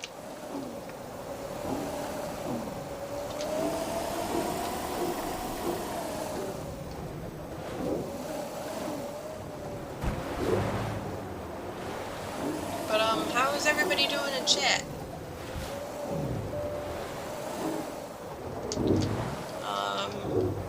Trying to think of what I could talk about while we're out, while we're going to this destination.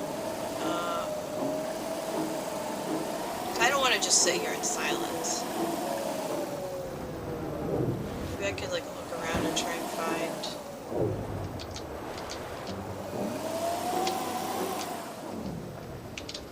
The red marker will be our final destination, but I'm also gonna take a peek and keep an eye out for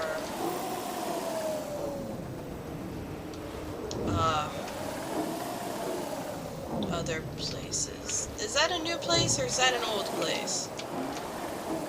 I feel like that's an old place. It's not an old place, it's a new place.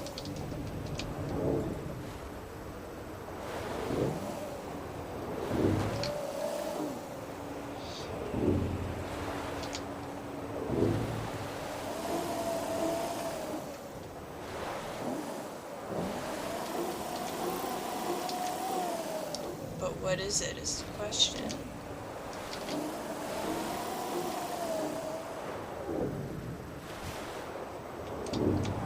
Can I even get inside of it? I can. Ow. Oh, I'm on the tip. Okay. Pine cone. Do I have a pine cone? I do. Hey, why are you moving?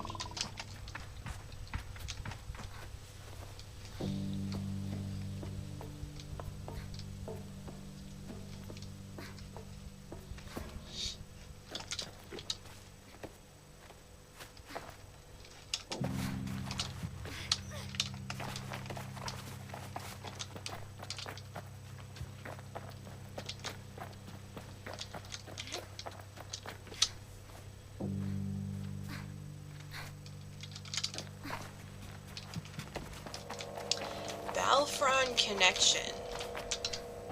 Oh wait, my energy does go down. If I climb, it goes down. But if I just stay in one spot, it doesn't do anything with these. I forgot.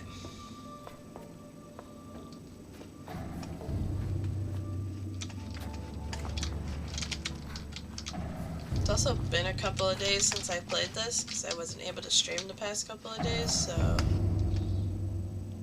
Oh, hello.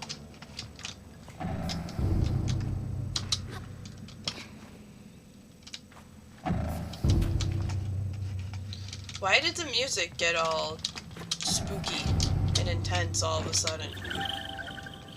Is something gonna happen? Wait, Wait, didn't we already have a pine coat today? I feel like we did. You can still see my bear in the background.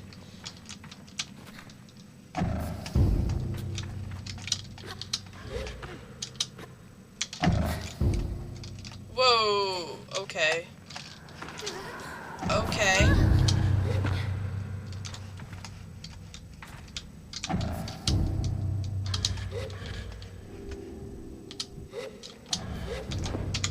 Another chum boy.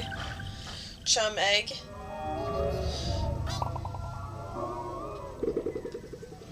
Cool. Now I need 3 more. Money? Yeah. And that's it. There's nothing else on here. Cool.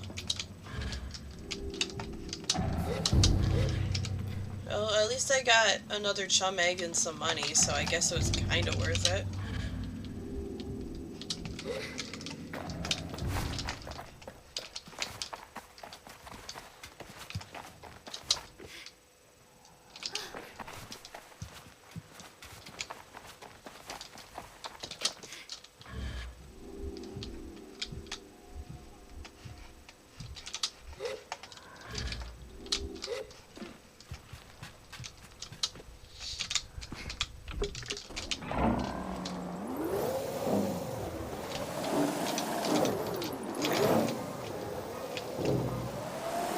We shall continue our way to the red point.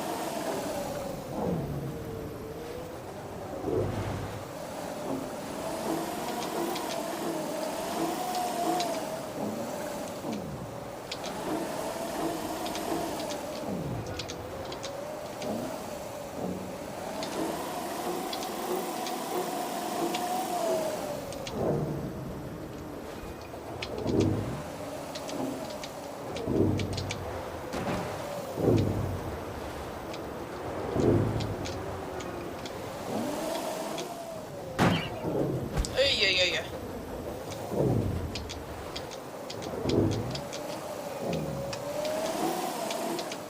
Okay. Oh, hello, what's this? I need a power core. Chicken? No, I don't. I can get in right here.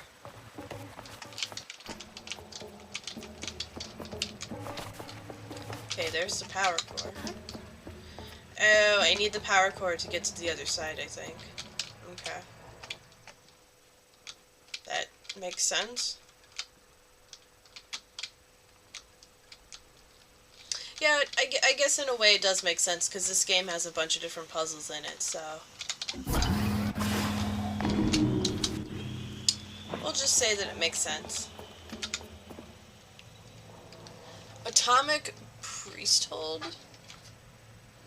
Priesthood trousers. Nice.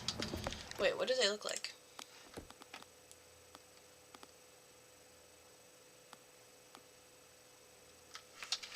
I think I'm gonna stick with the ones I'm currently wearing.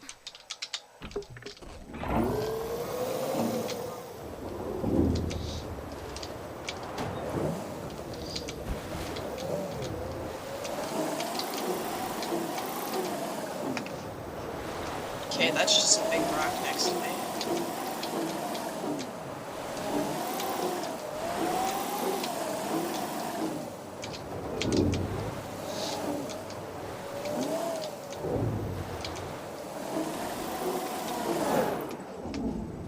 Oi!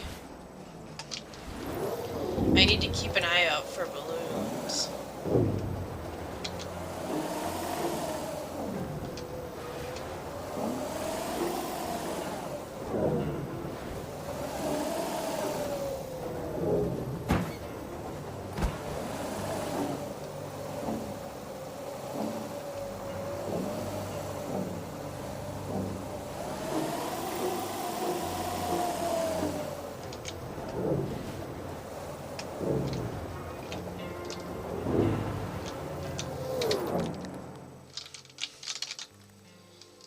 Okay, there's nothing here. Even though I feel like there should be. Oh, never mind. I thought there was something here, but there's not.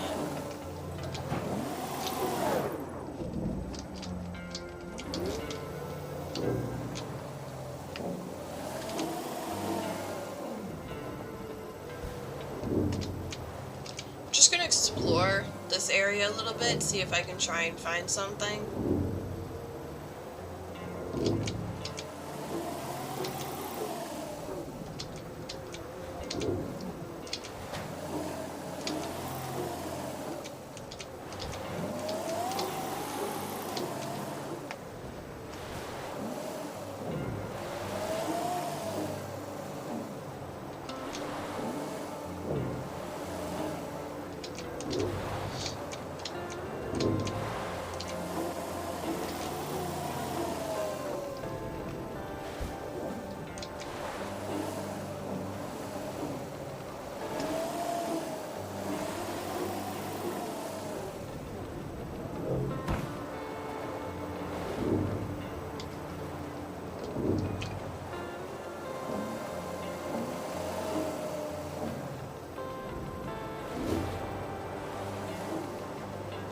Hopefully you guys can hear the music, okay.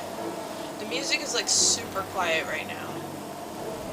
Even my bike in the game is kind of overpowering it in my headset, but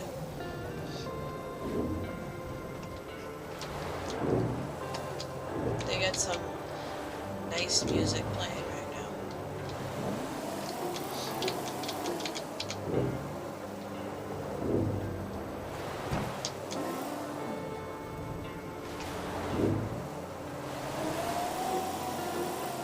I don't think there's anything up here.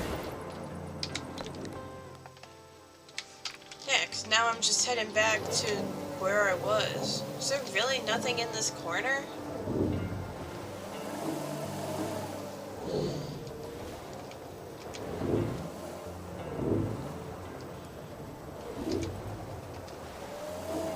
Or maybe there is and I'm just not seeing it.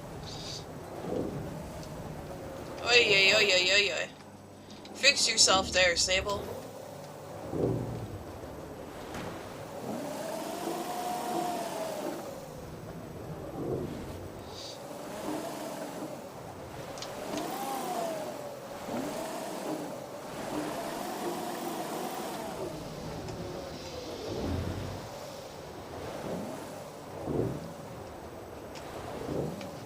Yeah, because this is the end of the map. Basically.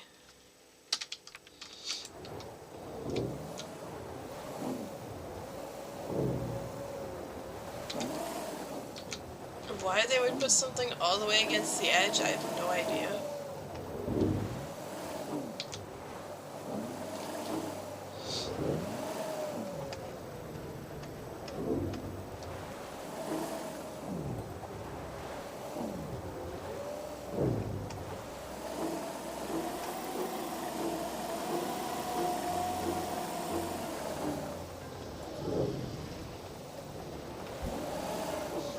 Also, I'm just realizing I don't have like a gas meter on this or anything. So I pretty much just have unlimited gas, which is pretty cool.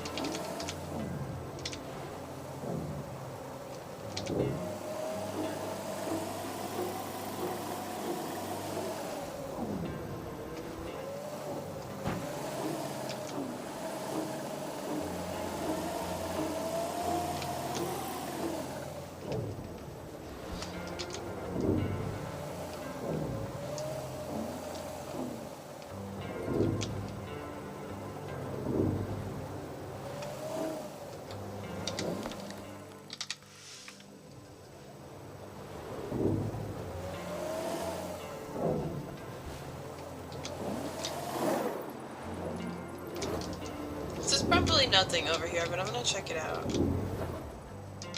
Yeah, it is nothing. Okay. Better to be safe than sorry. It just looked like a little secret hole. go into. And there would be stuff inside that I needed, but it was nothing. Ooh, what's this? Actually, I think I've been here already. Maybe not.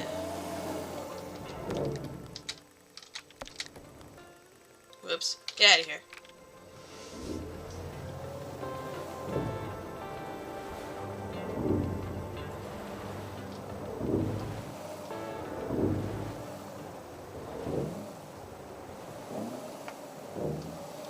Yeah, I think I've been here already. I've been to all of this.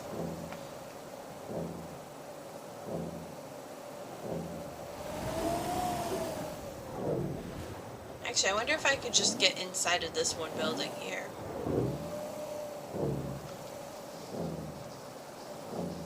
Or ship, or whatever it is.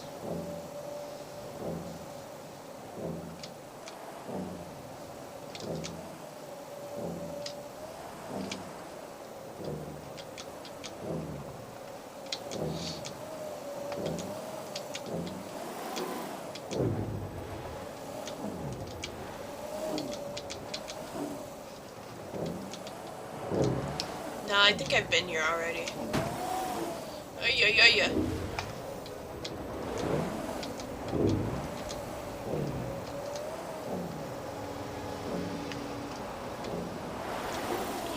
No, I haven't. I can get in.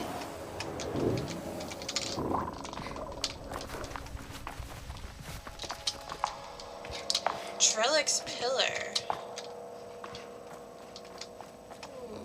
Okay.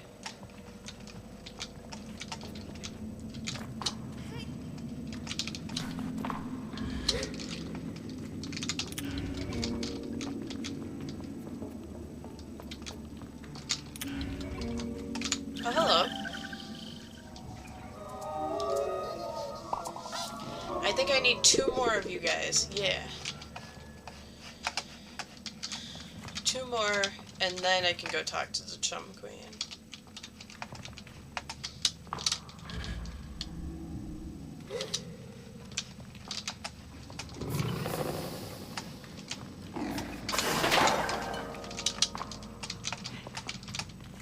I thought there was 2 things of scrap metal in there for a sec.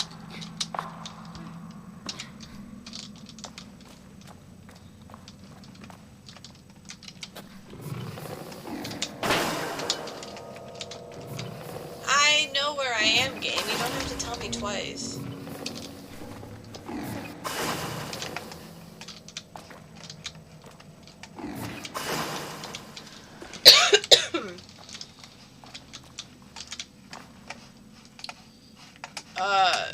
Where is this gonna drop me?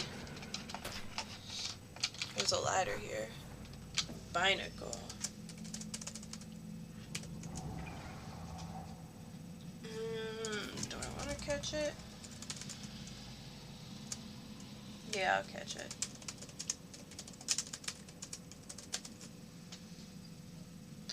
Sorry, I'm playing Pokemon in chat, and I need a drink.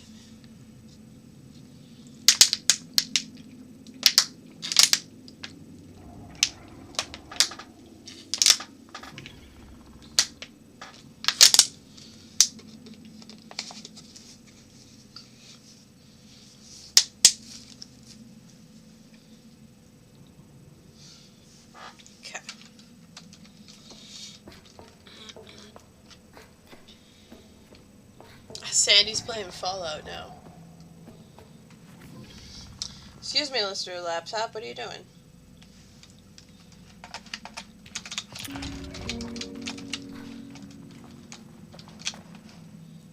Oh, hello. Sorry, wasn't paying attention. Alright, this opens up the door, I'm assuming. Yeah. And those are not permanent, so... Or maybe they are?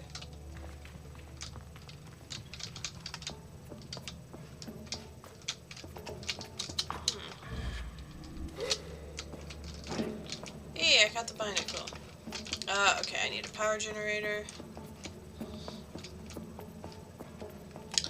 Oh, it's another one of these puzzles. Why did you not pick it up? Alright. There's another one over there.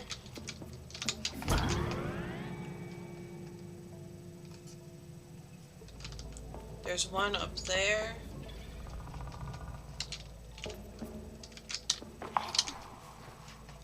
Oh, where are you going? Where are you going?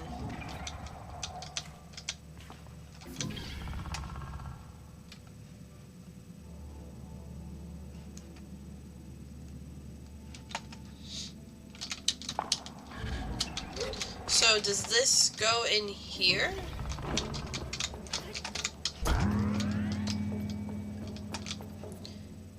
And then I have to get over there to get the other one. Which means I probably have to get on that one in that corner.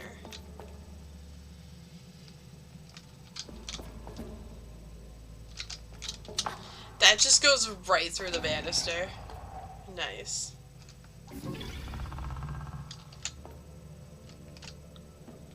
Oh, get off! Okay, we're good. So now I have to carry this all the way over to the other side. Hopefully that one in the corner goes back and forth like the other one does. And I can put that in there. And then that door will open. Yeah! But I think that's a little too high for me to reach. Yeah, I can't reach that. I can't reach this either.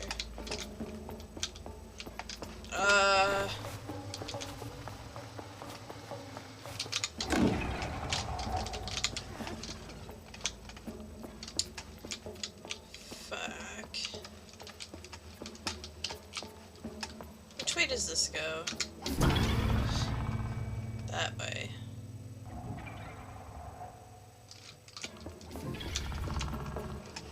Can I stand up here? Do I want to fall down and risk this?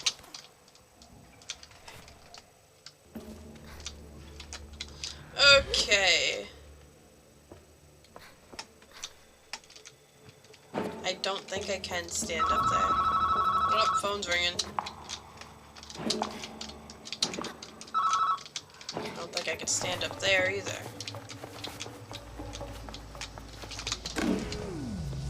Okay, that door is staying open. Cool.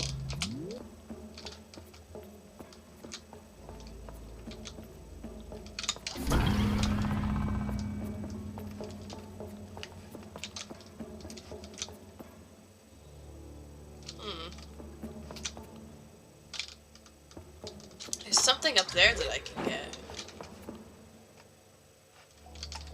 Wait, what if this is supposed to be like some sort of flying parkour thing? Put these in the center because that's the only one that I can get on top of. So what if I have to fly in between each of them?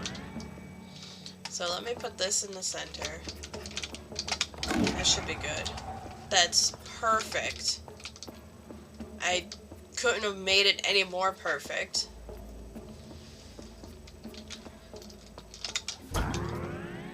Okay, that's gonna go that way first.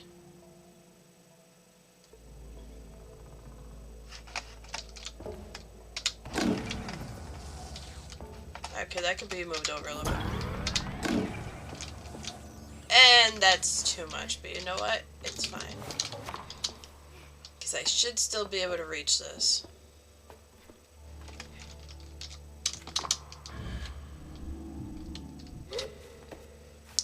Yeah, and then I can fly from this one to that one.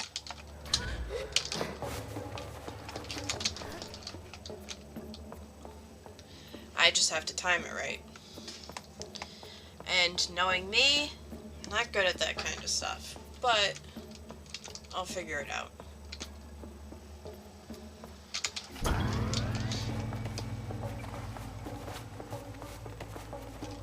I probably should have just left this one where it was, but oh well. Now, what are you doing? Oh, you and your stupid stupid sprint.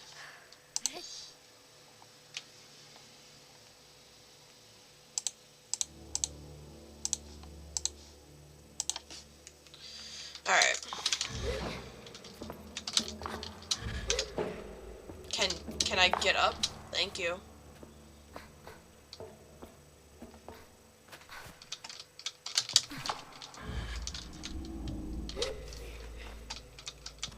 Okay.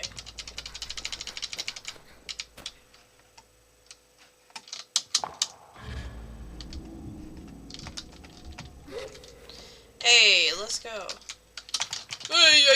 Yeah.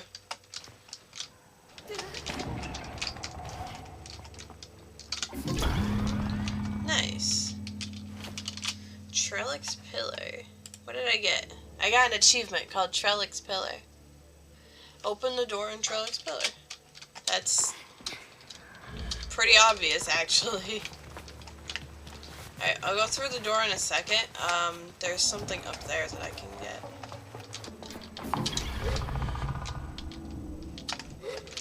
God damn it. Can you... Okay, hang on. I need to regain my stamina before I can pick up the scrap metal.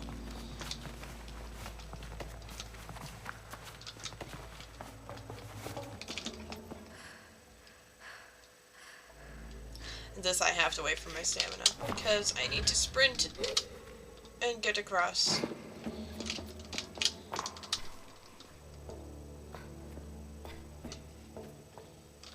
Yeah, there's money up there that I want to get. And I kinda need that.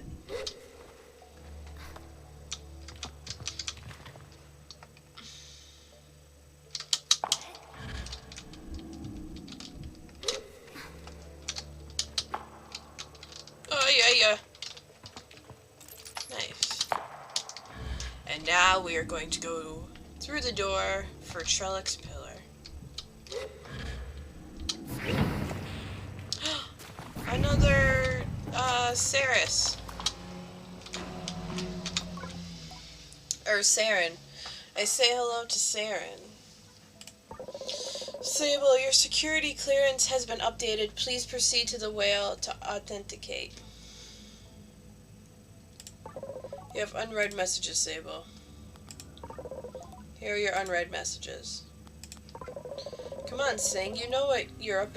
You know what we're up against. We purge our engines out here. We've got nothing for the terraformers. We need to land now. Cram it, Deacon. Wow. Look, every day the radiation's getting worse. I can't keep selling this BS to the crew. And no, I'm not landing on that planet either. We're not landing anywhere until we know more about these atmospheric anomalies. There may be life signs on the surface, but that doesn't mean they're hospitable. Hospitable? But we do need this stuff off the ship, Deacon. Mission be damned. That planet is the whole reason we're here. If we don't get those terraformers up and functional, then we came out here for nothing. How's that going to look? If we go back without completing our objective, you can forget a promotion. You'll be sent to some outworld rock to monitor a relay station, Captain. There's a bit of tense silence after the emphasis on Captain, and I feel as though I'm listening to something I shouldn't. The one called Sing speaks again. Okay, just once we get within range of the planet, we give Saren 2 more days to figure out what's causing the disturbance. I don't want to fly through it if we don't know what it is, but we may not have a choice. Attaboy, Sing. I knew you'd make the right call. Now, come on, sit down and have a drink with me. Get the hell out of my room, Deacon. There's some silence, some shuffling, and a faint hiss of air. Then it's just the lowly voice of the captain. Oh, the lonely voice of the captain again. Wonder how long ago all this was. Saren, override privacy protocol on Finance Officer Deacon. I want you to keep an eye on him. Yes, Captain. And then nothing. No unread messages. Huh. Okay, well I guess I have to go back to the whale, because I guess there's like an update there or something.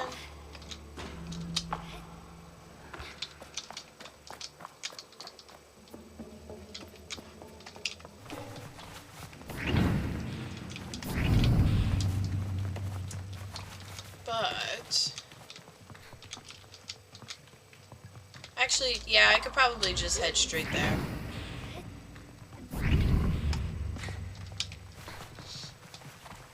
Why not?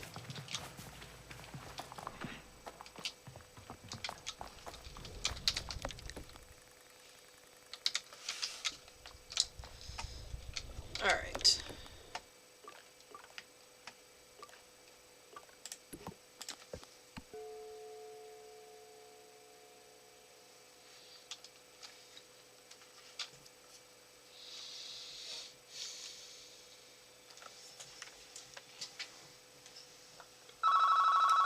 Oh my god!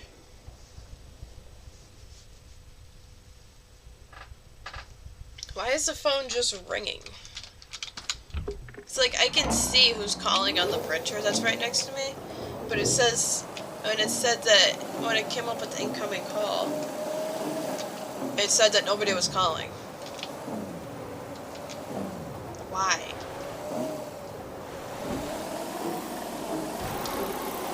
Unless it's stupid telemarketers hanging up right after they call.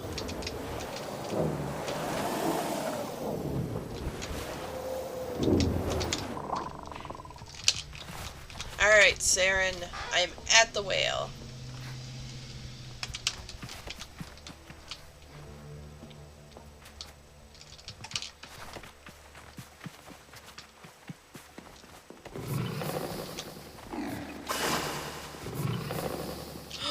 I got one of the things unlocked. Oh, hell yeah. Okay. So I can probably do the puzzle here once I get all of these. Once I find all of the Sarens scattered around the world. That actually kind of makes sense. Thank you for your help recovering my data modules. I've updated your security clearance, Sable, granting first level access. I thank Saren profusely. I hope they understand. I say farewell to Saren. Is that right here? No, where is that? Right here. Okay, nice job falling off the frickin' thing. Whale ship trousers. So lightweight and form-fitting that it doesn't feel much more than an extra layer of skin. Whatever it is made of is unclear to me. Whale ship top. And whale ship mask. Let's see what that outfit looks like. I can't see my mouse. God damn it.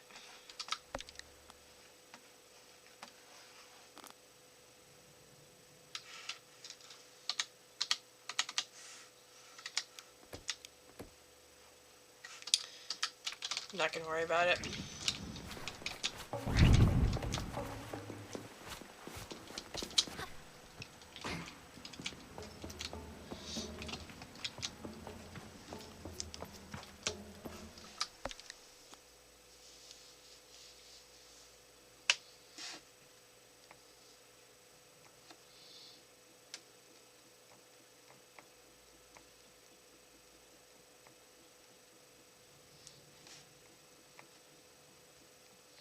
I think Graham's coming over with groceries.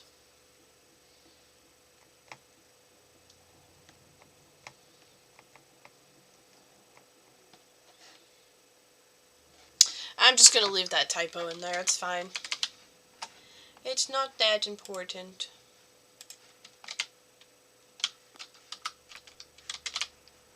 That's not what I want. Oh, now I can see my mouse. But then it disappears immediately.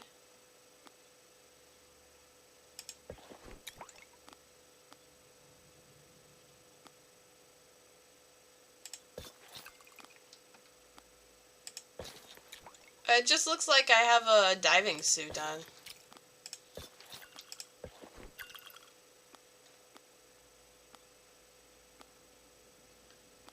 Oh my god, I have all of the Imbexy stuff on. That was not intentional. Oh hey, hidden scrap metal.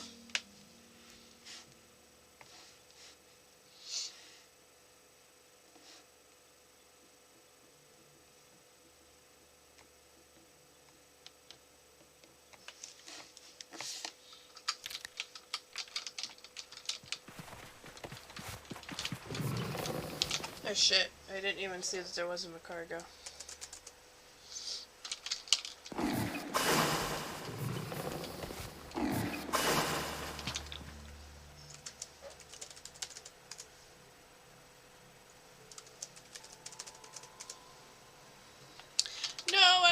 have it.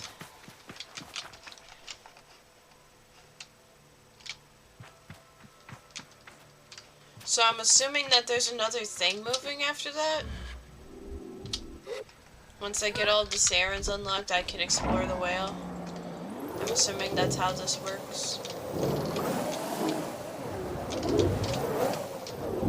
Oh, I thought my balloon was gonna get stuck. I'm glad it didn't.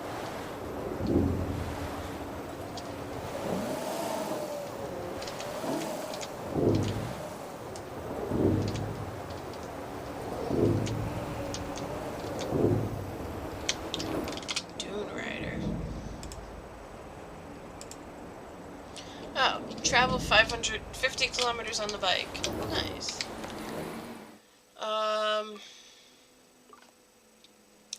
I feel like I should switch games because I've been playing this for so long, but at the same time, I don't really want to.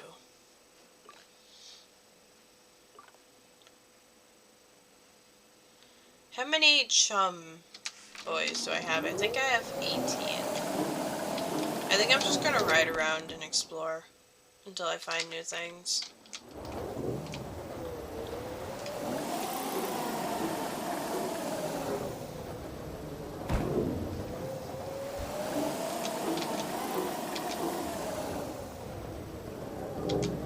It's like if I were to switch games, I wouldn't even know which game to switch to.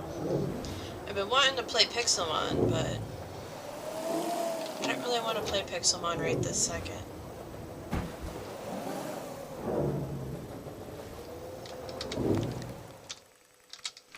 Yeah, that's good.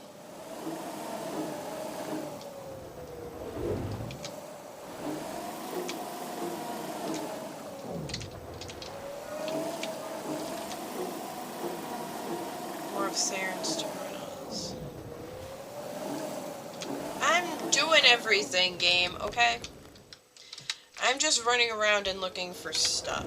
I'm not doing anything specific. Hi, Drippy. Welcome back.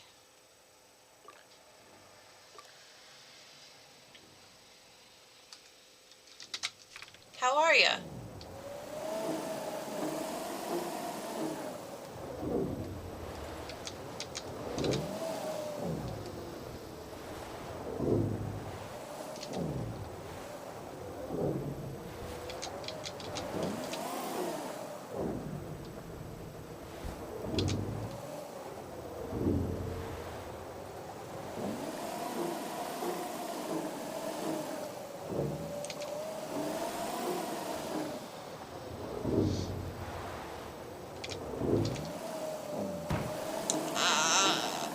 I did it. I didn't think I was going to be able to get up that. Alright. Ow.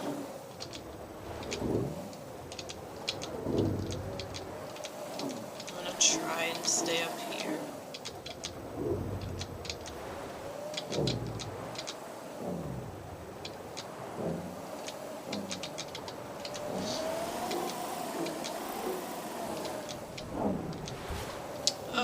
Where am I going? Where am I going? I'm going backwards. No, no, no, no, no, no. We don't want that. We want to go this way. Yeah. We want to go back to the main area. The area that we started in.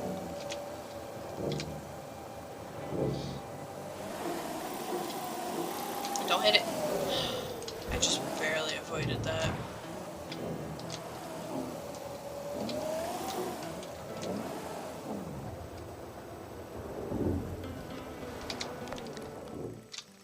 I'm good? Yeah, I'm good enough.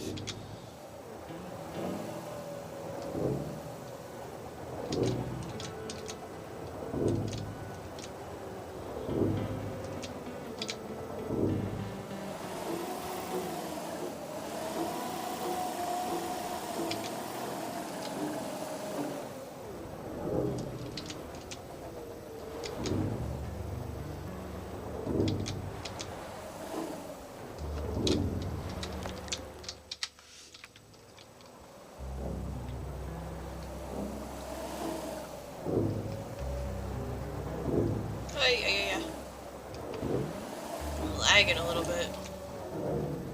It's fine though.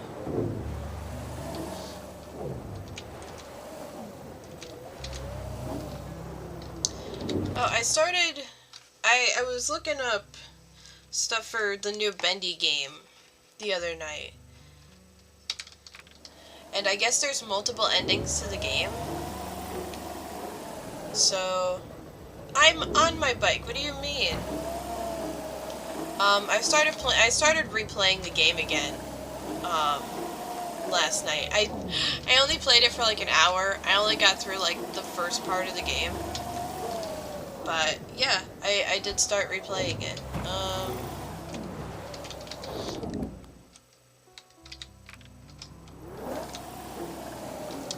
Wait, what is this? The wind tower. Okay. This is something. Oh wait, I think that's the ship that I was at when I first met the little kid.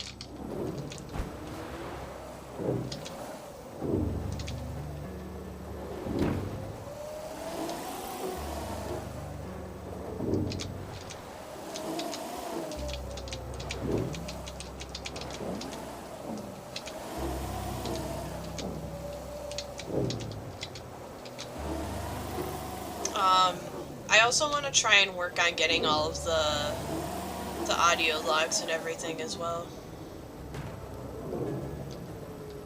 I don't think I'm going to restream it, but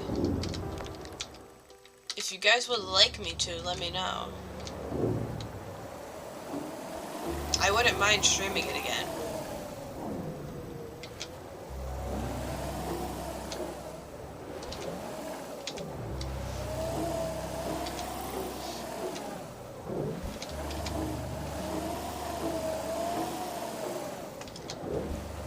Oh, I thought that looked like something, but it's not. Oh well.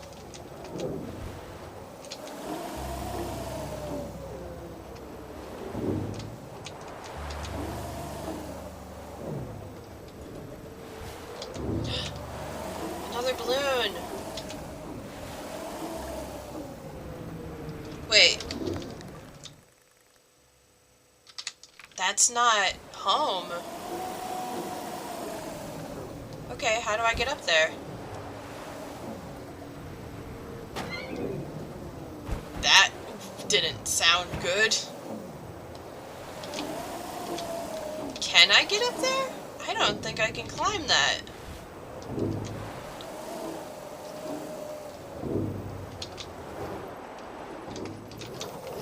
No, I don't think I can climb that. How am I supposed to get up there then to get to the dude?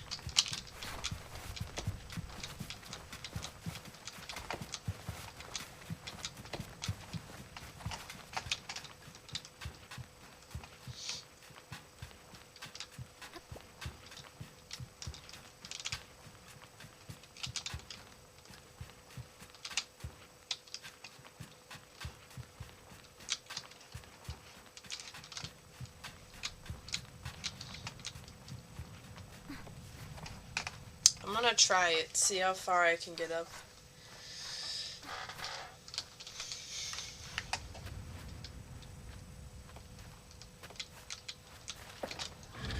What if there's like little ledges that I can like stand on or something up there? Or on the way up?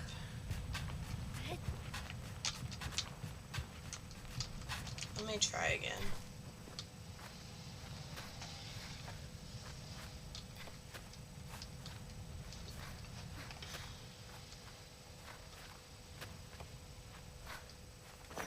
No, you're so close.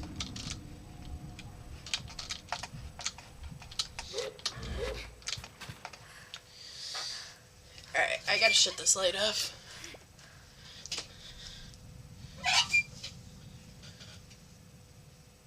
Oh, I thought two of my lights went out. And now it's like super dark.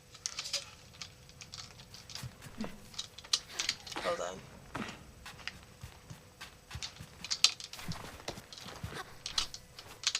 Now, why did I do that?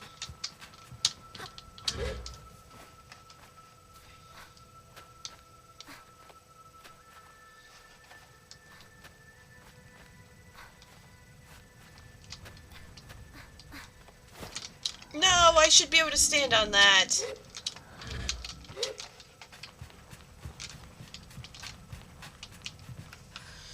I think I have to come back here. Alright, I'll mark it.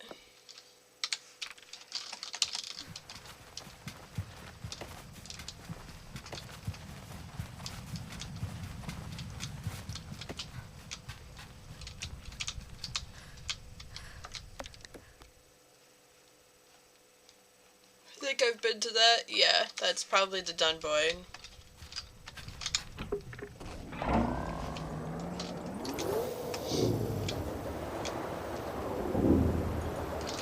Or is that the Dunboyne? No, this is something new.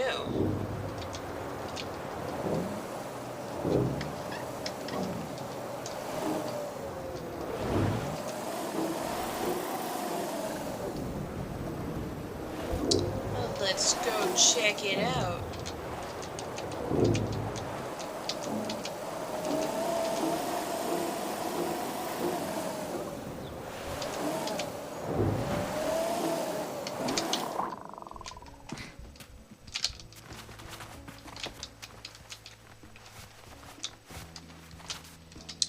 Burnt Oak Station.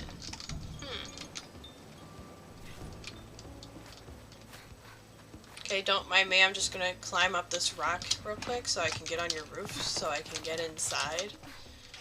Okay, I didn't have to do that. There was a door on the other side. Oh, hello.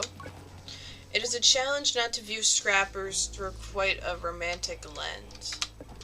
As I looked toward my gliding as a child, I pictured myself as a dust-covered traveler, exploring strange forbidden places and finding strange forgotten things. A treasure hunter of old and arcane objects. Though I'm certain the grind of sitting through sand and dirt for useful tools. Oh, sifting, not sitting. The grind of sifting through sand and dirt for useful tools and things left over can wear anyone down. I cannot help but weave some thread of my fantasy into the reality of the work. Greetings, glider. Name's Alton. I give a bow and introduce myself as Sable. You find much scrap metal out there, Sable? Yes, I found a ton. Good, good. Alton leans back and looks up at the ceiling thoughtfully. Got a task for you then, if you're up for it. The hesitation in my voice is a product of a gentle intimidation, but I stand up straight and casual enough to seem like I'm up for anything. Alton seems to believe it enough. I need scrap, Sable, and lots of it. And you out there already doing basically nothing. Alton chuckles to himself. Shouldn't say it like that. Gliding's odd, eh? You have nothing to do, so you have everything to do. Wonder if anyone's ever spent their gliding just lying around. Listen, I'm doing a lot of exploring while I'm out there. So I'm not just doing nothing. I'll catch it, why not?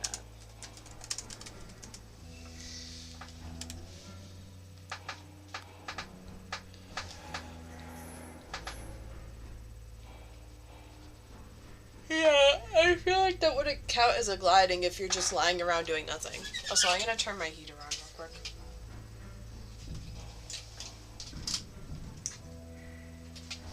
My chair.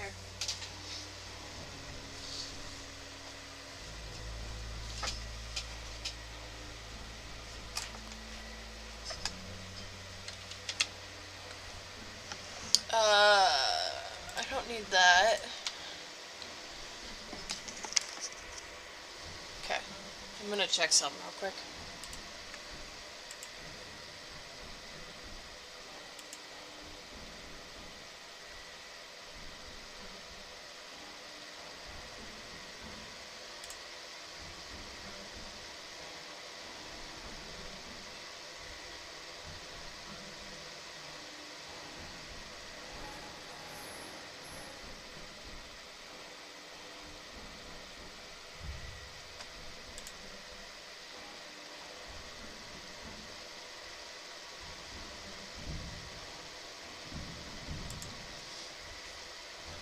I caught the cloud, sir. Wait, let me check.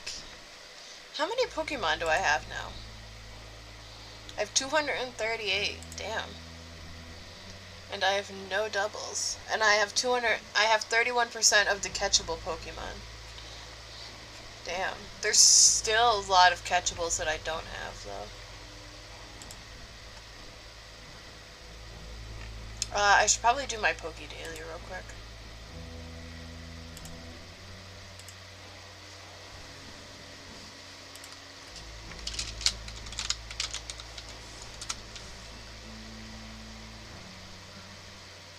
God damn it.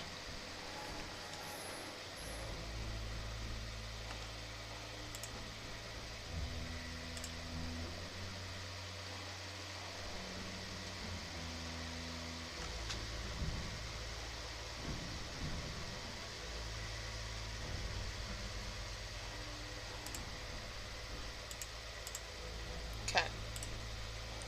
I don't know if that counts as glider. I say with a smirk that I don't imagine that would count as a gliding, but at the same time I wonder if some people do go out and use the time to be simply be with themselves in a safe and reflective space. Well, when you put it like that, I guess it would be okay. Would it matter as much what mask we chose if we found our purpose deep within? Oh no, should I be doing that? You can do whatever you want, Sable. Okay, just want to make sure you guys can see me. Altan clears his throat and I'm grateful to be shaken free. Anyhow, the task. Let's see if you can understand this one, yeah? It's a bit complex. I tell him I'm ready. Go out, find scrap, bring it to me. I ask Altan how much he might need. How much can you carry? I show him my arms and pockets for scope. Yeah, I need that much as many times as you can do it. Tell him I'm happy for any reason to explore and that I'll return with everything I find. I say goodbye to Altan. Barely looks up at me. How's scrap collection coming? I have 1,000 scrap? God damn! I fetch everything I found for him, handing it over piece by piece. Altan looks up at the ceiling. Have to say I wasn't expecting much out of you. Wait for the next bit. For slightly too long. This is a good haul. Here, take these. Hell yeah. Altan reaches into his pocket and tosses me 2 scrapper badges. One of them is a little dirty, but I pretend not to notice. Nice job. Keep it up. Say goodbye to Altan. Hell yeah. Collect 5 badges.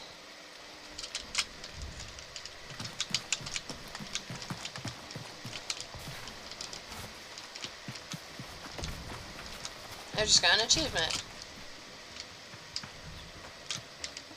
Ooh, it looks like there's something up there. Can I get up there, though, is the question. I don't think I can, but I'm gonna try. Yeah, I know it's the Burnt Oak Station.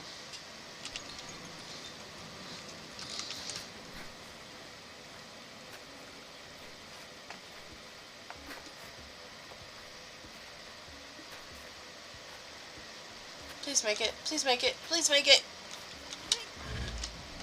Come on, kid. You're so close.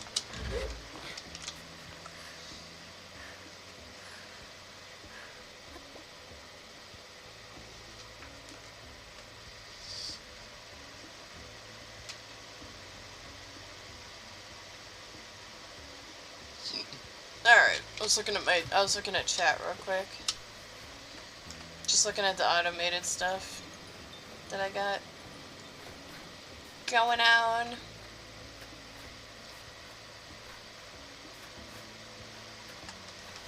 No! You're so close. Come on.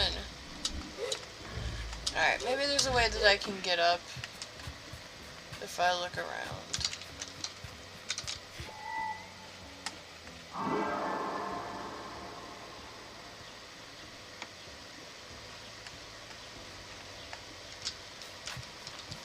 Are you coming?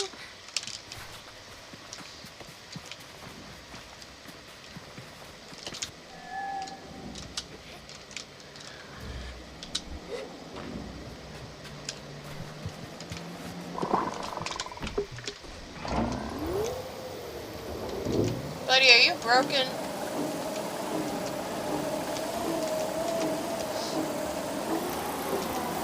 Oh, there's literally a way for me up right here. I hate myself. Yay, those are probably useless. Wait, is this my family?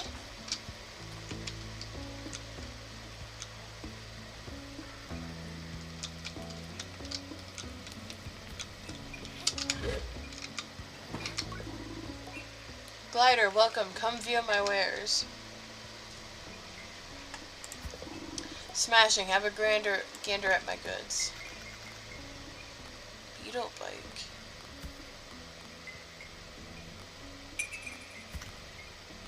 I mean, technically I could buy all of this stuff from you because I have 1,100 things now. Ooh, I can sell stuff as well. Hello.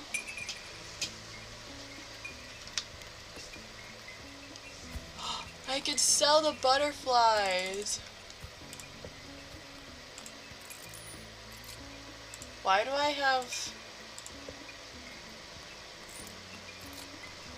Oh, it tells me in the right-hand corner how many I have. Okay.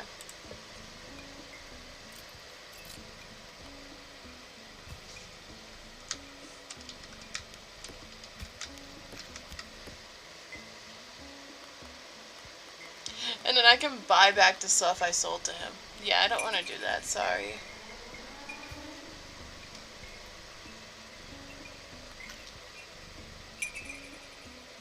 Also, that makes me feel bad that it shows me how much money they have. I kind of feel bad selling this stuff to him now, so it's just how I can get more money.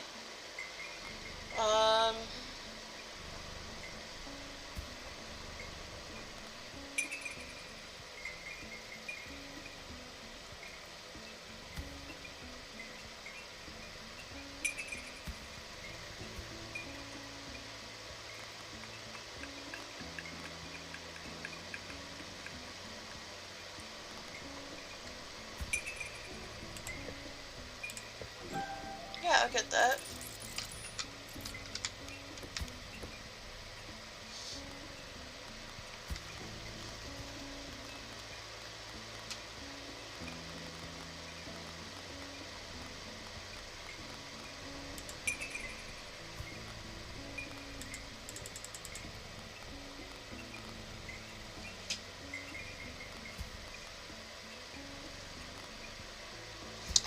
Okay, you keep giving me the wrong thing.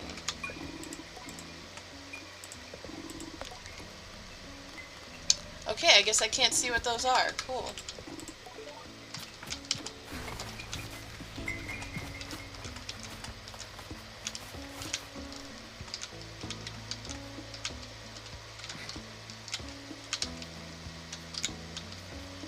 Okay, I can't talk to anyone in here. Cool.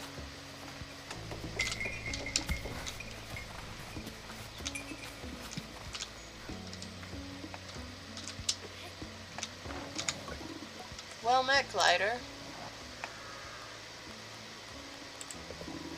As you are familiar with their temperament. Suppose you are a Bexy. Say hello to Umar and JD for me. Well met, Glider. I made this. It's a color palette for a hover bike inspired by my work as a herder. Here, take some, I insist. Thank you. Very proud to see you riding a bike with my colors, Sable. You may recognize her, Owana. She was a great herder of many creatures. They say she came from the whale, herded the ancestors of the creatures we herd today. We teach that keeping your herd near her statues will keep them together, well fed and healthy. Huh.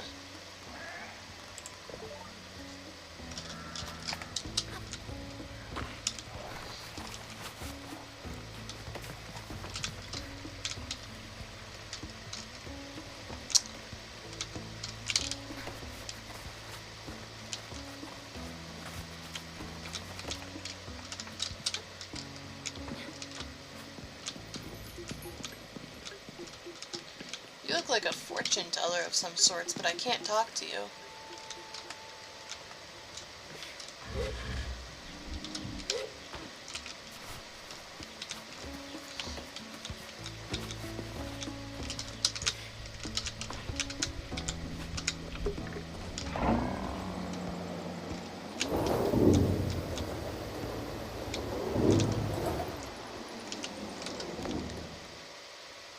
Yeah, that's the done point. Let's go this way.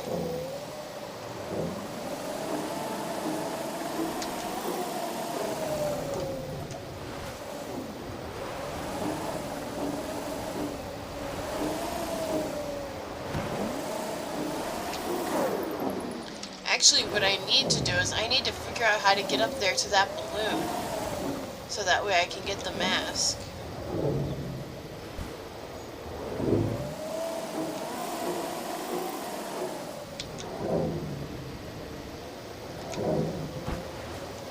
What if I climb up the rock next to it? And then go up?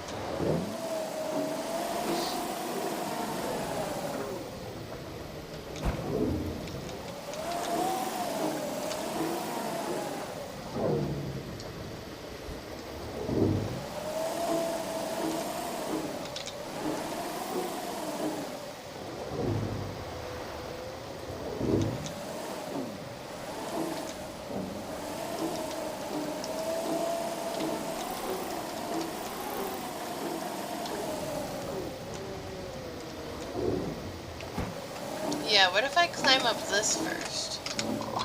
This seems doable.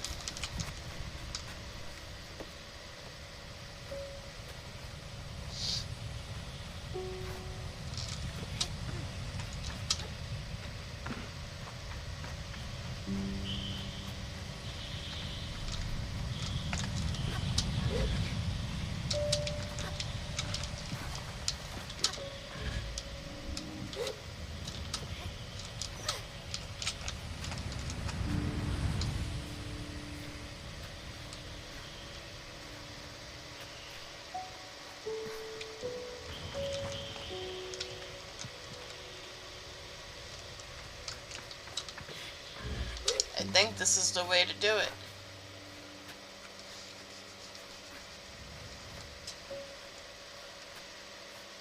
Make it! Make it! Okay, we're good. Whew, I almost didn't make that.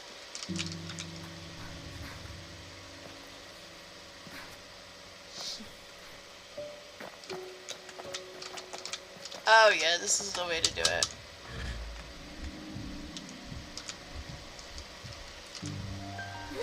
Yay!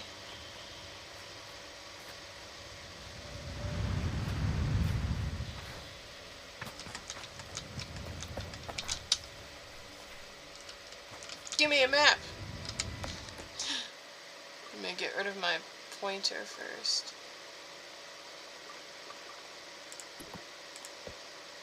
Oh, it got rid of it automatically for me. Cool. I greet the cartographer shyly, a little cowed by how alone we are up here and how intimate that sometimes feels, despite it being so much a part of my gliding. She responds with what sounds like a warm smile. Hello there, glider. Thanks for taking the time to climb all the way up here. Surveying gets a little lonely sometimes, you know? Tell her I do, given how lonely I can get on the sand sometimes. I hope Simoon doesn't hear. So then, what is it you need? Of course.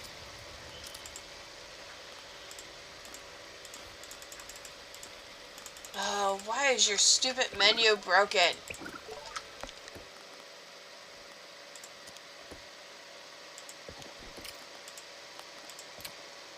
Hang on, guys. I'm gonna restart the game. Stupid menu is broken.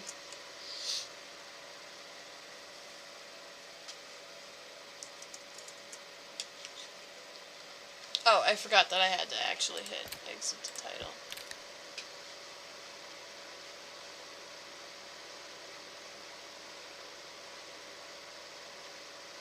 Okay. Or, actually, what we could do is we could switch. We've been playing this for almost 3 hours, and I did say that we were going to play other games in the Discord. So, why not? Let's go play something else. I was actually playing a new Roblox game last night.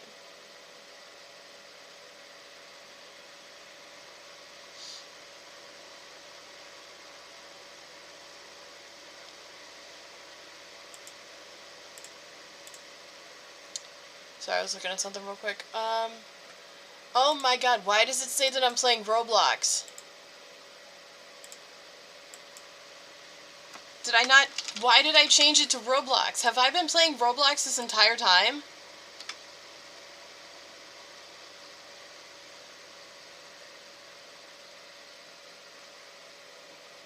Have I really been playing Roblox this entire time?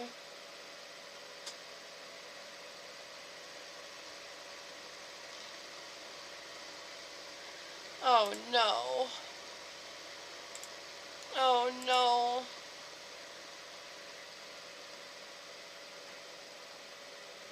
I am ashamed of myself. Well, we're not playing Sable anymore, we're just chatting now.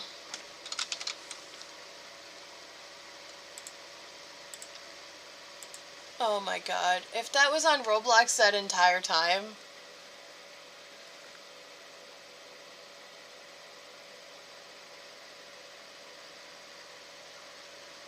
Why did I change it to Roblox? What do I want to play?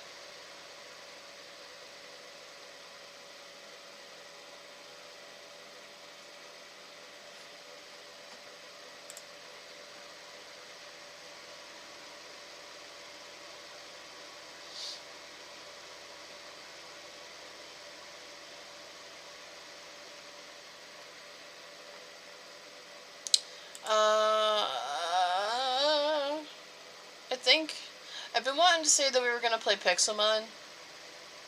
Or I've been wanting to play Pixelmon for a while, so I think we're gonna switch to that. Even though I kind of want to play more Sable.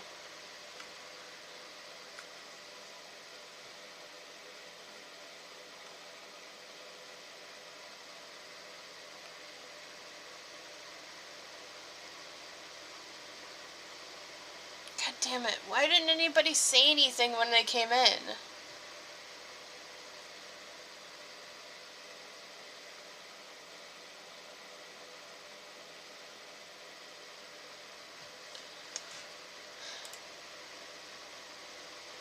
Or maybe it was on Sable, it just switched to Roblox. Somehow.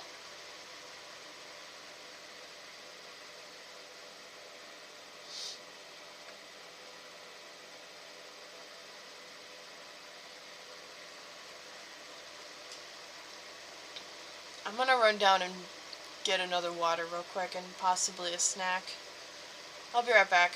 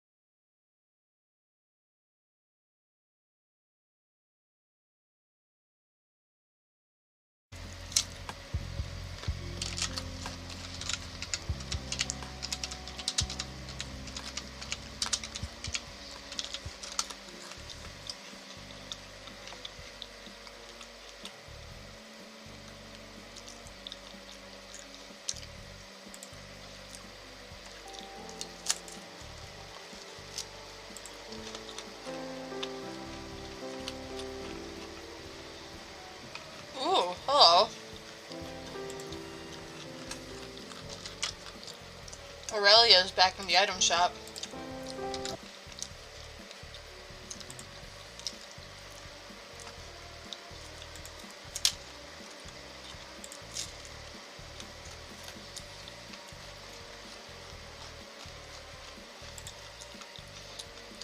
Okay. Hey, stay healthy, bot. Fortnite.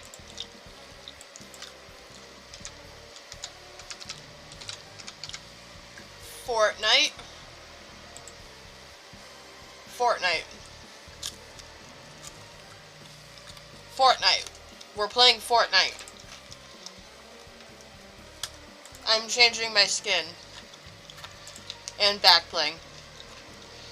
Actually, no, I'm gonna keep the back bling. But I'm changing my skin.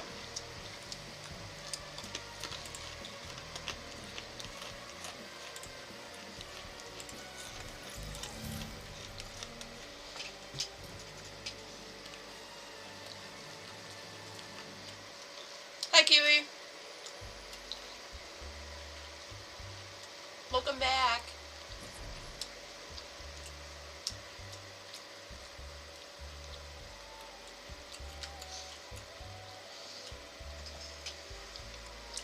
Hate math? A lot of people do.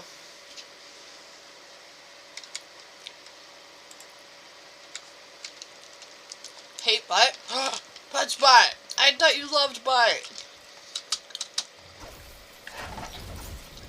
What has this world become? That's what I thought too.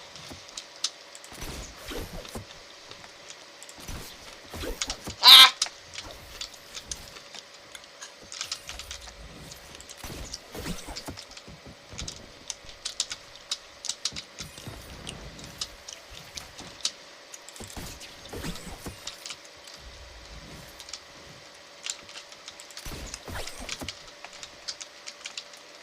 Butt spot, how could you portray butts like this? Oh, hey, Spider-Man.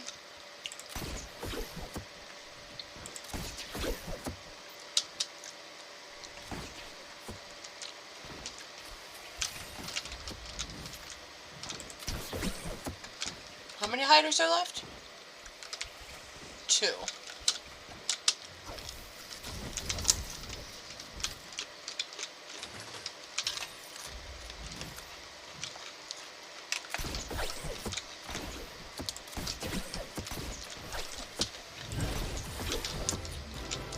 A equals B.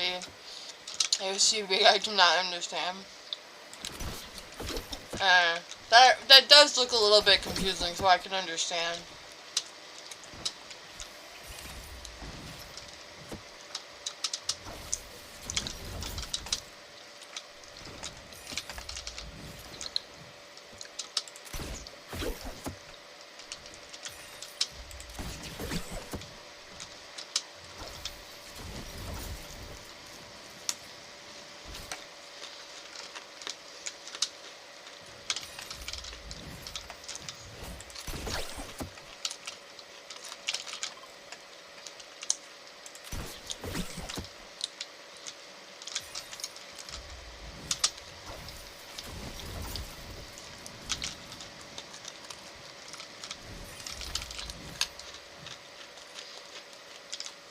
Why is there even so many subs?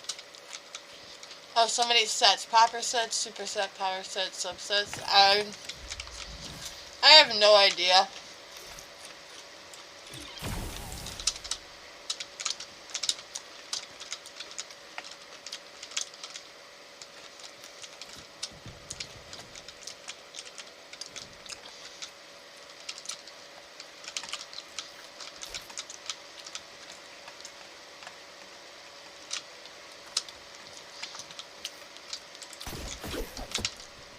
I feel like a better question would be, why is there so many different types of math?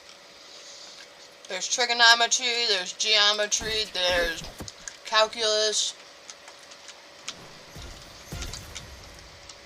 I feel like there's no point in doing that.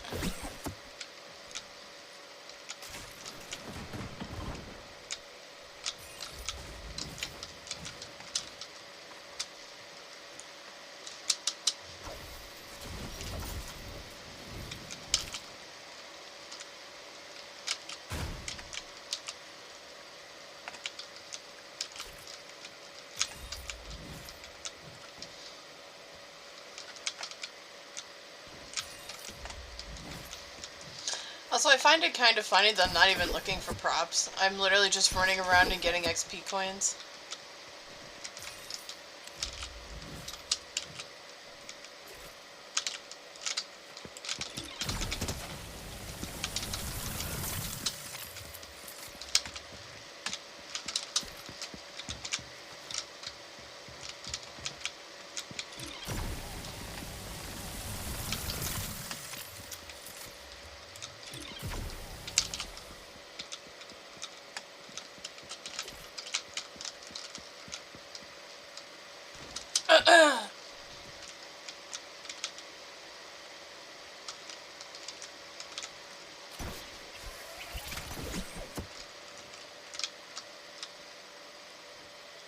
Basically, my math goes sets, logic, Boolean, algebra, binary and other number system, linear equations, intro to data structures, trees, graphs, paths, and circuits.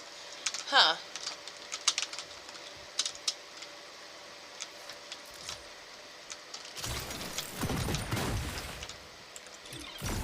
That's not him.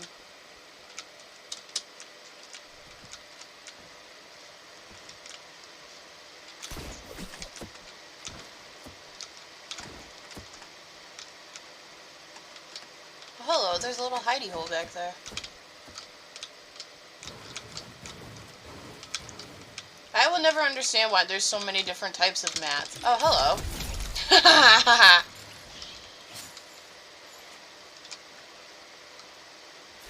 Also, bless you, Backbling.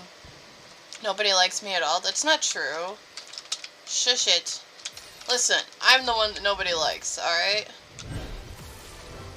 Hey, let's go.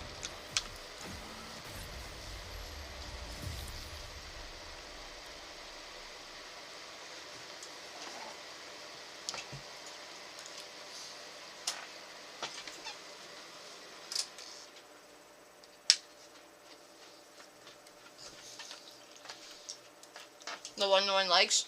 No. You actually have friends who want to check up on you. I don't.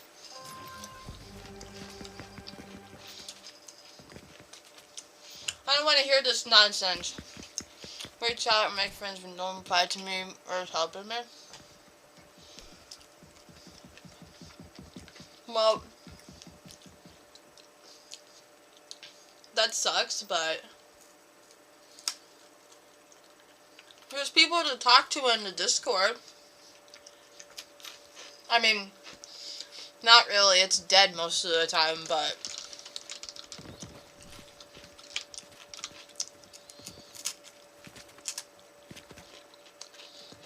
I don't know. Actually checks up on me? I would. I'd check up on you when you enjoy stream. God damn it. God damn it.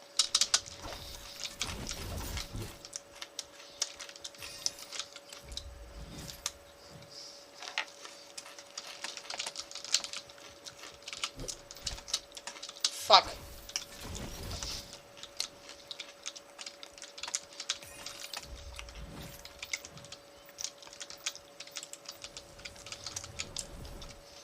It's different though, but it's not because I do genuinely care.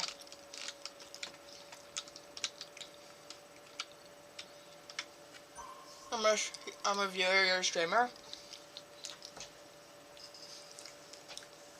It's not different because I do genuinely care.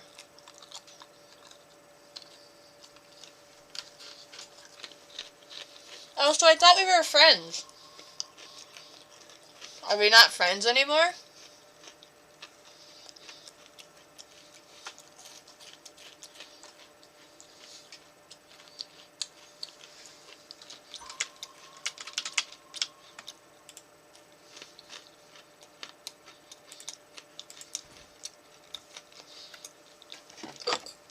You didn't want to be friends, I thought? I don't know anymore.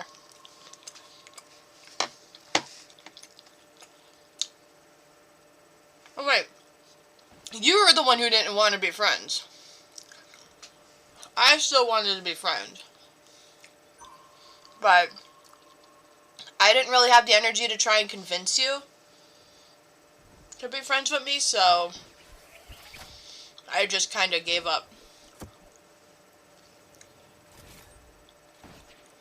And I would also never force anyone to be my friend, so.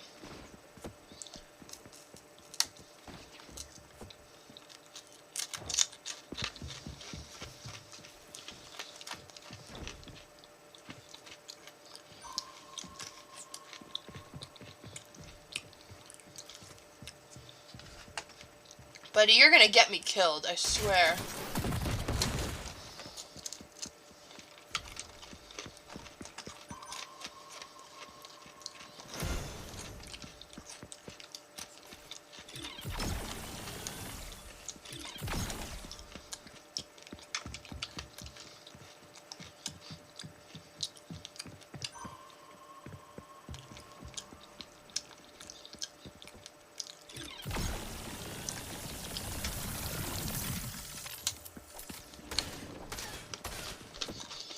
Friends, but then said that we aren't because I don't know you. Tammy, you're saying you're doing that, I'm just a viewer video. Kiwi, that was a long time ago. You really need to let the past go. Also, how did they not see me? Also, hi, Grippy.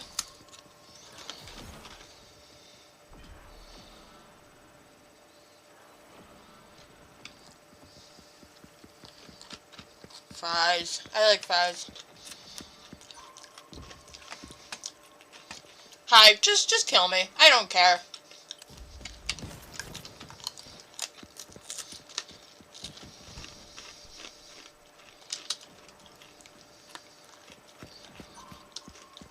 Or not.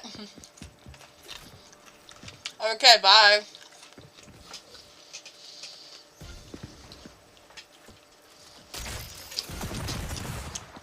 Tess says I don't ever let my past go. I'm sure I would feel the same way. I don't know how many people because of the past.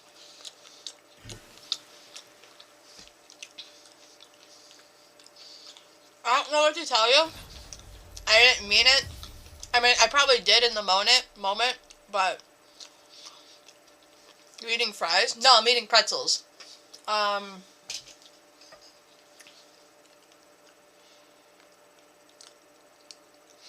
It doesn't mean anything anymore.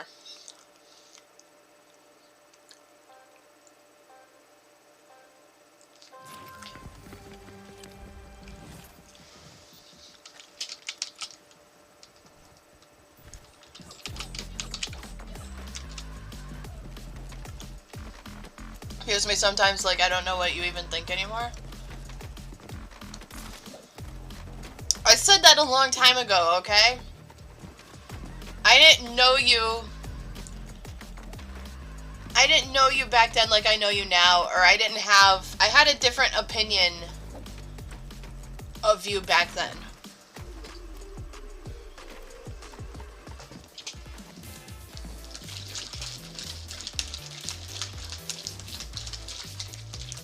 I got to know you, and you're a really cool person.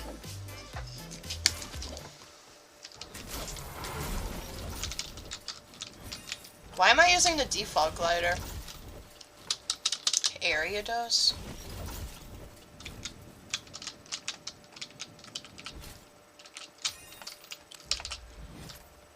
I'm not a cool person, that's a lie. It's not a lie, you are a cool person.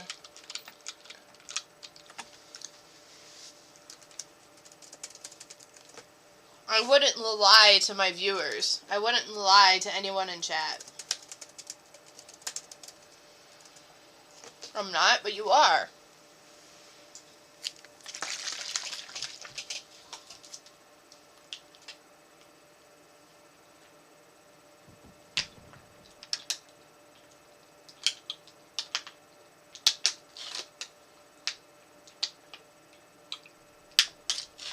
Ooh, this water's really good. I'm really not. I've done a lot of shit. Okay, and I've done a lot of shit too. Drink, lol. I am, don't worry. Listen, I've done a lot of shit too, and you think I'm a cool person? I think I'm a super shitty person. I don't know why anybody watches my streams. I don't know why anybody wants to hang out with me or talk to me or anything. I don't think I deserve anything. But you seem to think that I deserve all of that stuff. You seem to think that I deserve for my channel to get big, because you think it will. Super shitty, disgusting, ugly person, to be honest. No, you're not. That's me, okay? God damn it, Ariados. You do, but I don't. Listen, Kiwi, I really don't want to do this on stream, okay? You are a good person. I believe that you're a good person. My opinion is that you're a good person, and everything negative that you just said about yourself is false. That's my opinion. Your opinion is that you hate yourself and you believe all of that stuff is true, but channel will grow, though. It's bound to happen, but it won't, because it's me.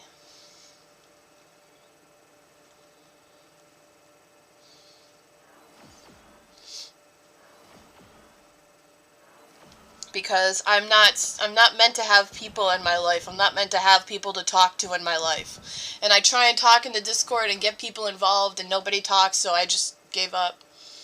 Very nice, both of you guys. Stop, please. Yeah. It will, though, because you're entertaining. I mean, I'm not. I don't know how to be entertaining. But Drippy wants us to stop, so let's stop. But, like, yeah, I am trying to get the channel out there more. I've posted in a couple of Discords.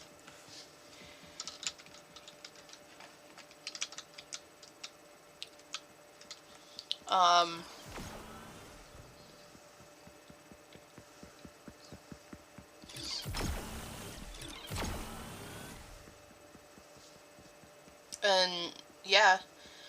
We finally got one person in from a Discord server, which is pretty cool. We had 6 people at the start. I figured out what I need to do now. I need to say what game I'm streaming.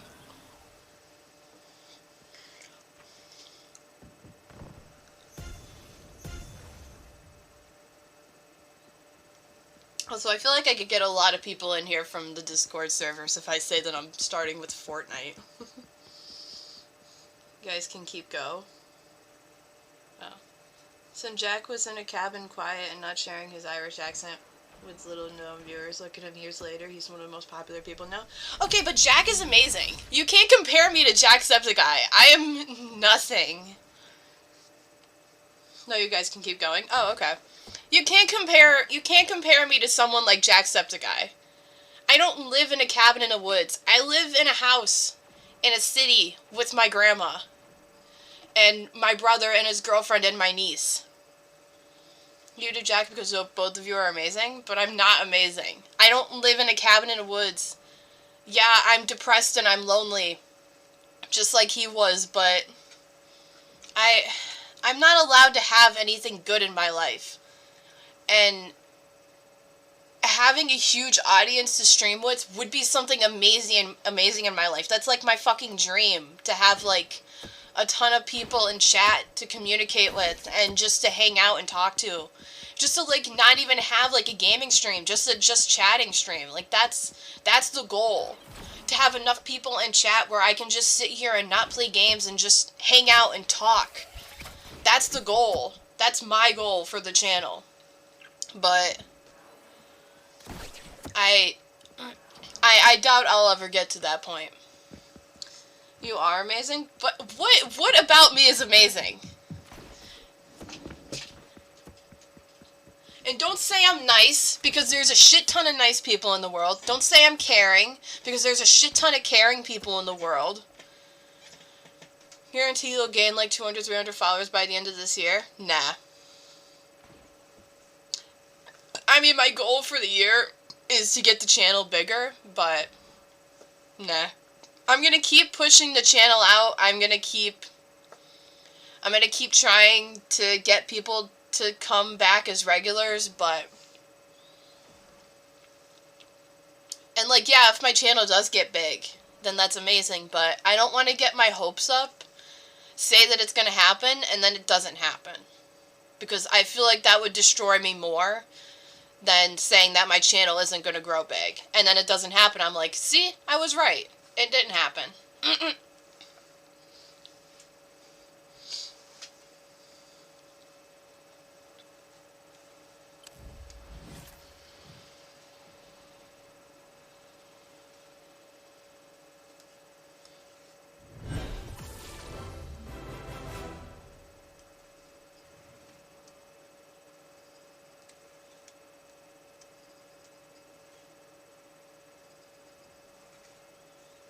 have 190 followers in a month, I'm sure you'll pass me by the end of the year. We'll see. Listen, I got 70 followers. I got to 50 followers in 2 months. I was able to get I mean, I'm fucking tooting my own horn at this point, but I was able to unlock whatchamacallit in 2 months. Which is crazy, and you guys said that that's not common, but I don't know. I can't be taking breaks like I've been. I mean, the past 2 days I couldn't do anything about it because my computer was broken.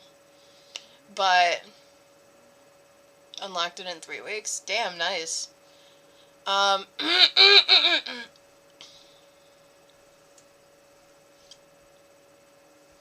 See, the thing is, though, is that I think the reason I'm so down on myself is because, yeah, I have 70 followers on the channel now, which is amazing, but people need to come back. It doesn't mean anything if people don't come back.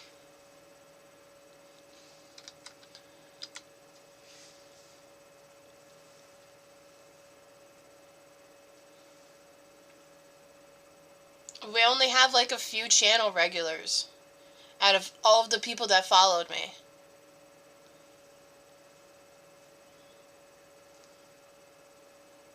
Hi Rose, welcome back. Good time, woman, not everyone is free. I know. I know.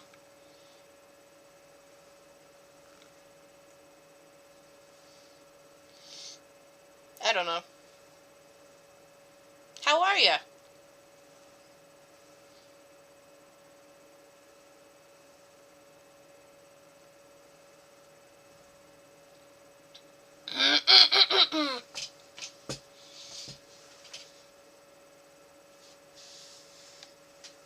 Besides, when you reach like 200 followers, you'll have a bit more regulars. Yeah, we'll see. I haven't been available now that school started back up. That's okay.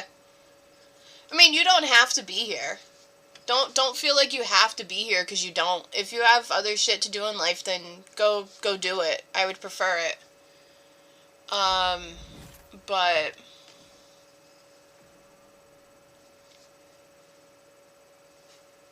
I don't know.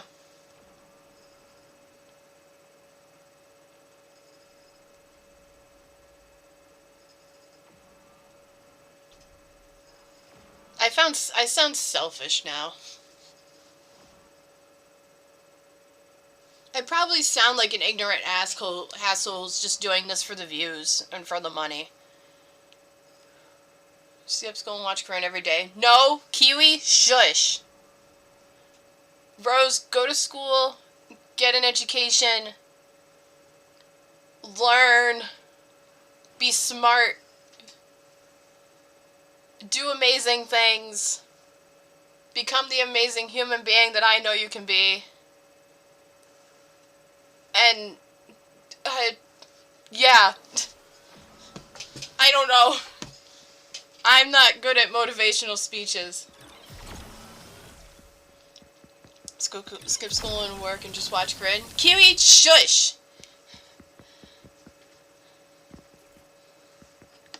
Shush!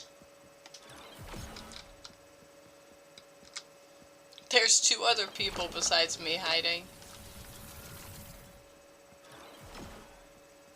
I want more pretzels.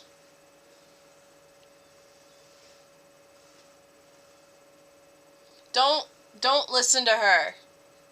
Don't listen to her. If you listen to her, then I will stop streaming. Oh, fuck.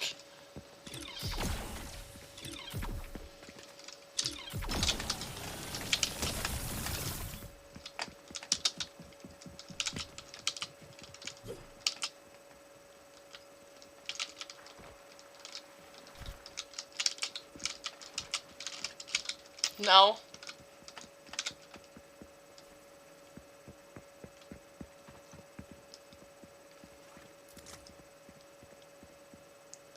See, the best thing about this is that they can't hear me.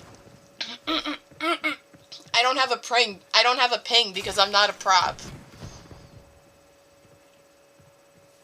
So it's just gonna make it like 10 times harder for them to find me.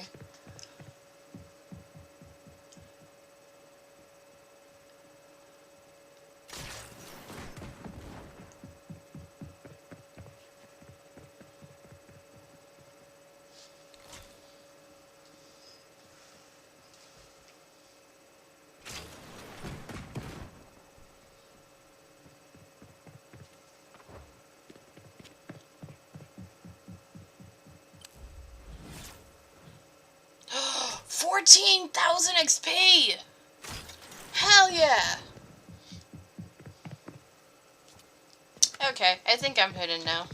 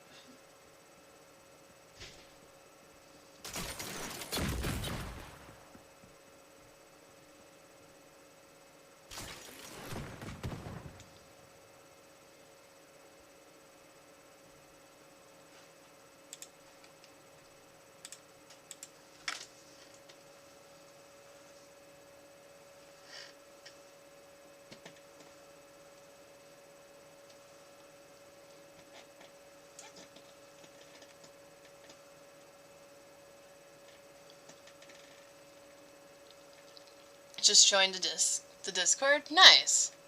I saw that you joined it. I would check out the Rolls channel. Oh, yeah, Kiwi. I got you. I would check out the Rolls channel, Drippy. It's set up so you can choose what channels you want. I think I have it set so that you just automatically go into the Rolls channel. So, my name is Jeff19. Nice. But yeah, pick out what roles you want, pick out what channels you want to unlock. I really need to make it so you can unlock each of the categories that I have unlocked, but I also want to add more categories at some point, so I don't think I'm going to do that just yet.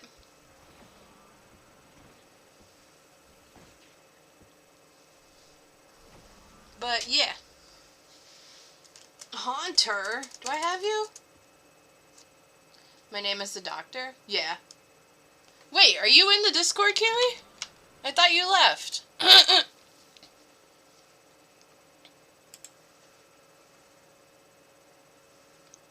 You're not supposed to be able to talk in there. Why are you able to talk in there? You're not supposed to be able to talk in there. Why? Shoot! I forgot to... Oh my god. Fuck. Fuck. Okay, send messages. That.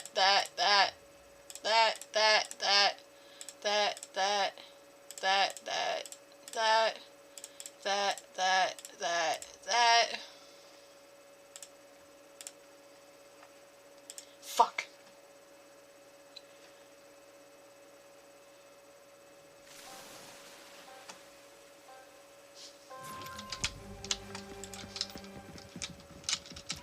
Also, nobody found me. Hell yeah. Also, I forgot that control was crouch. I'm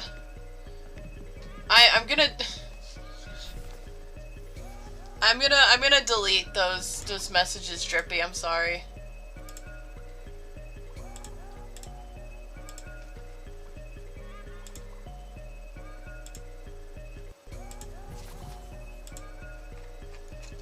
Okay, those permissions are good.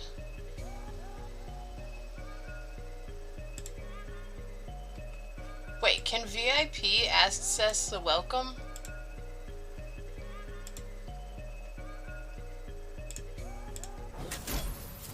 Yes, they can. Okay, good. Let me in.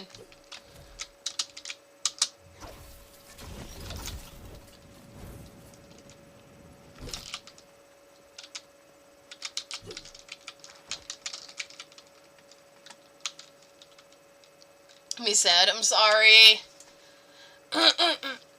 You shouldn't be able to talk in that chat. Let me scroll. Okay, these are good. These are good.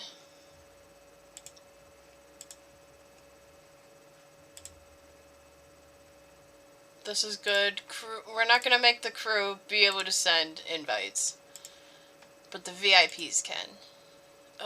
What was that? That was stream noties. Crew.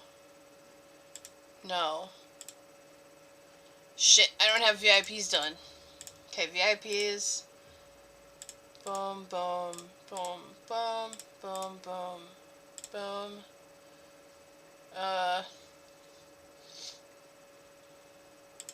Boom, boom, boom, boom, boom.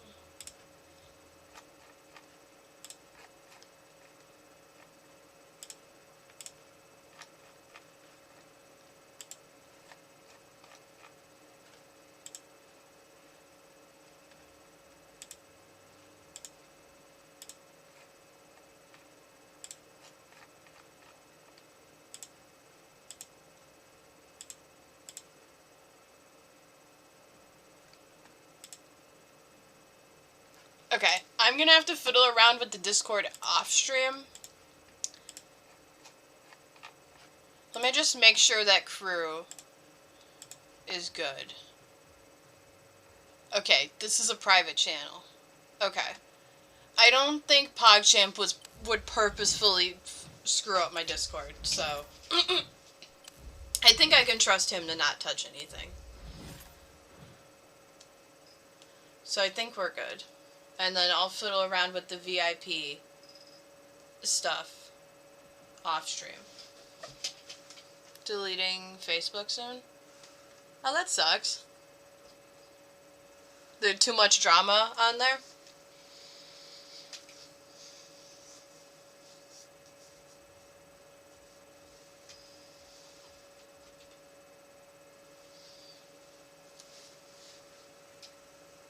Me too. I mean, I don't blame you, because Facebook does have a crap ton of drama, and yes, yeah.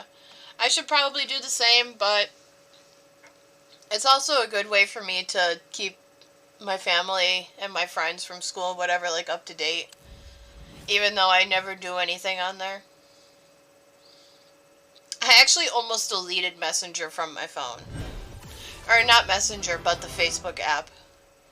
Do it, do it, do it, do it, do it. I'll think about it.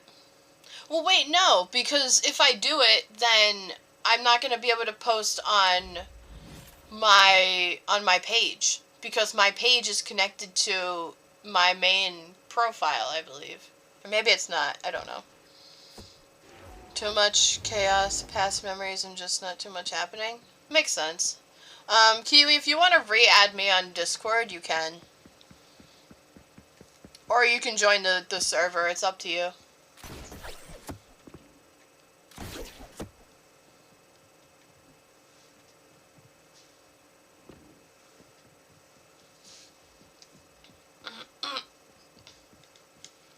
No, I'm not gonna disable my Facebook.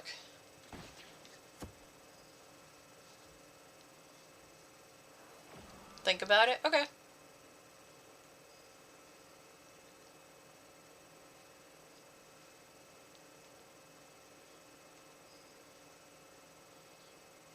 Also, I should probably mention that everything is also linked below the stream as well in the info box.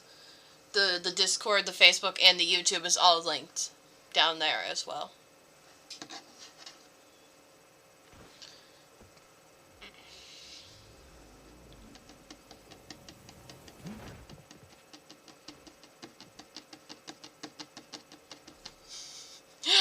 try doing that.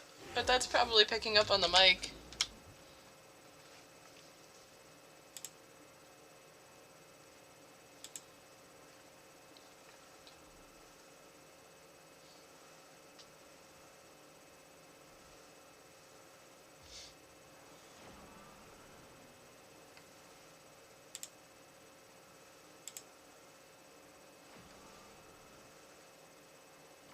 No, you shouldn't be able to do that.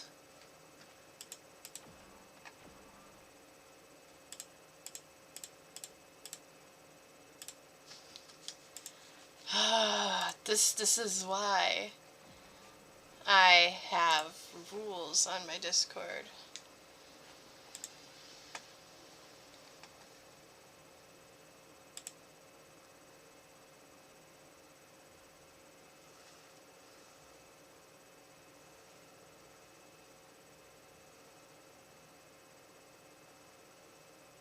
Kiwi is not in the Discord anymore.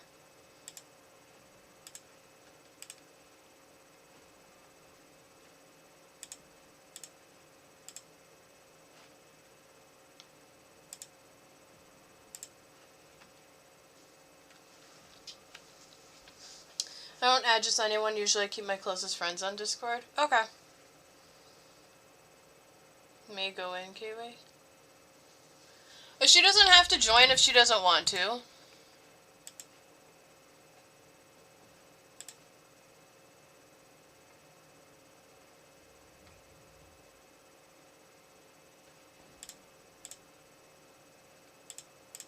Oh, wait. Yeah, okay. This is the rules channel.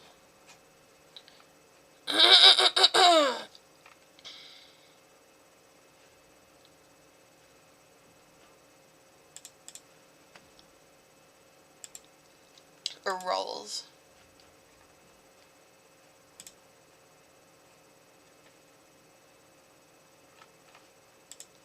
Okay, announcements.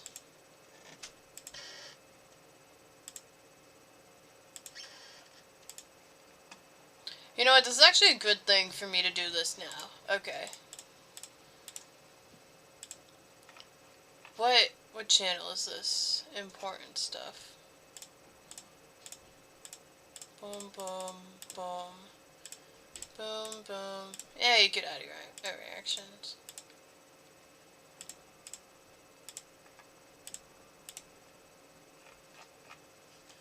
Okay.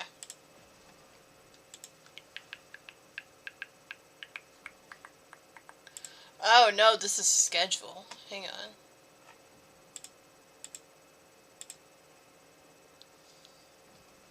Can you add me, Corinne? Add you to what? You're already in the Discord.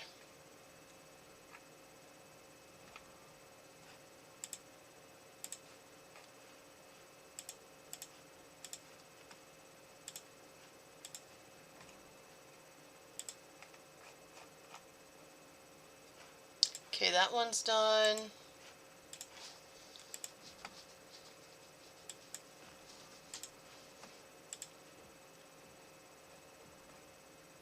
That one's done.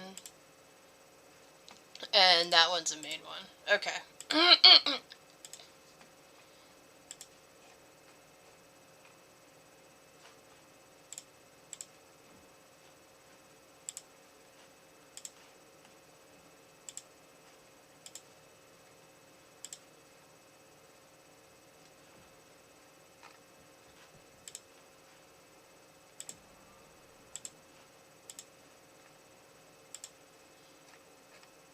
Okay, the rest of these channels should be done. What do you mean add you on Discord? What do you want me to add you to? Like as a friend?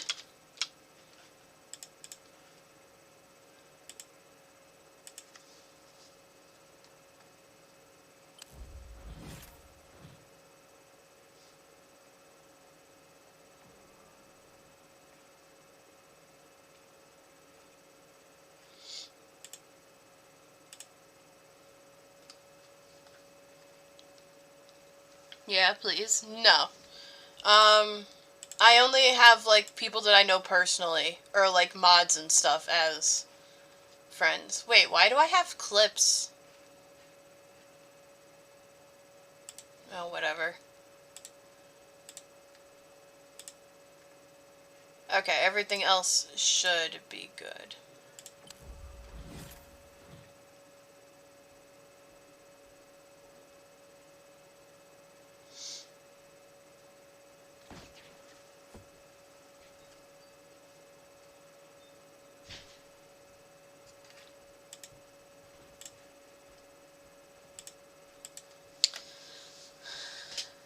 What's your name on Discord?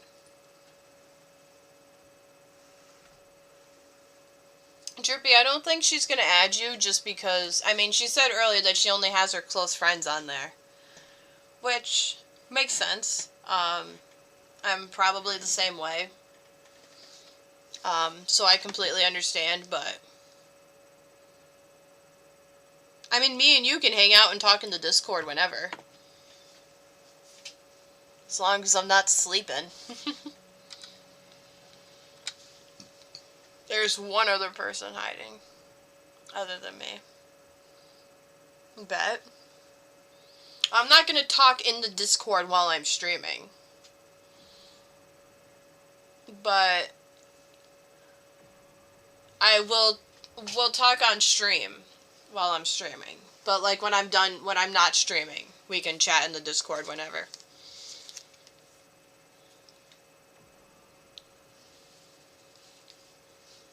No, I know that. Okay, cool.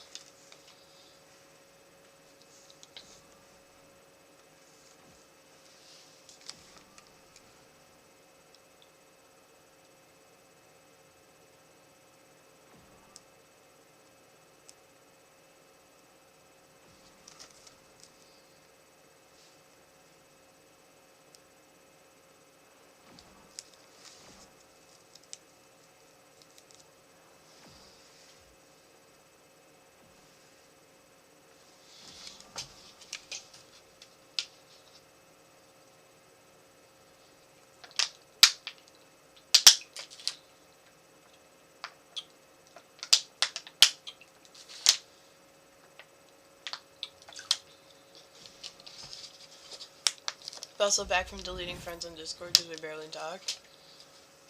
Damn.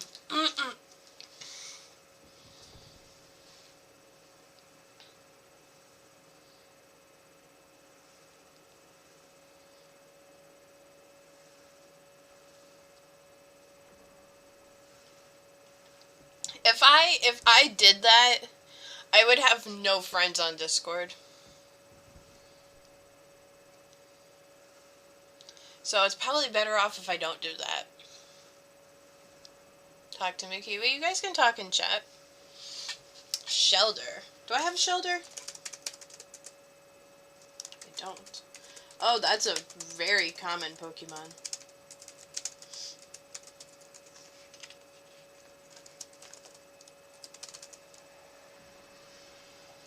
Hey, 777, let's go.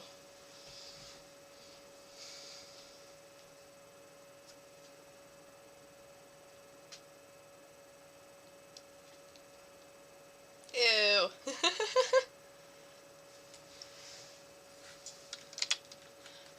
What did I want to do? Oh, I want to check my Pokemon thing. Good job, Kiwi. Good job. Alright, I have 3 Ultra Balls, so I'm gonna stop catching. I have 240 Pokemon.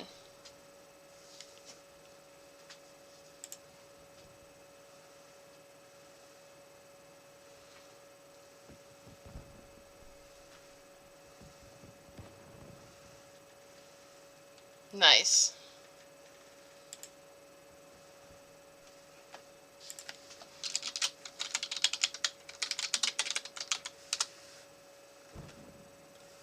Backstabbed Kiwi, but my word. Nice.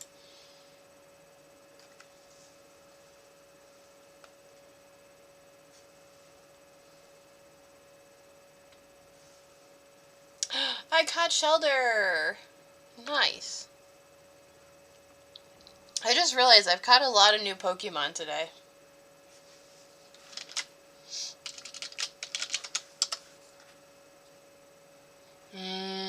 tater tots. I want tater tots now.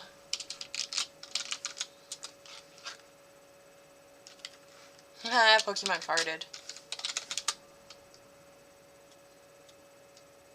Surrey bot touched her own butt. Hell yeah.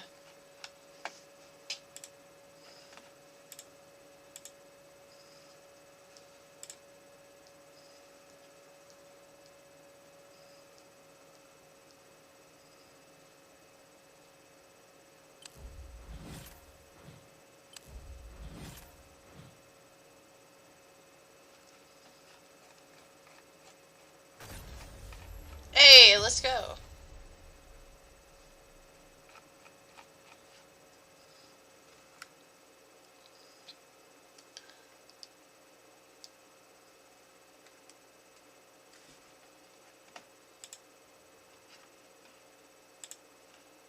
I won!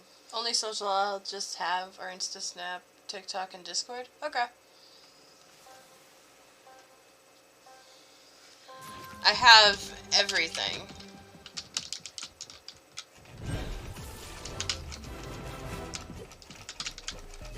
$25, let's go. Almost 10 levels already.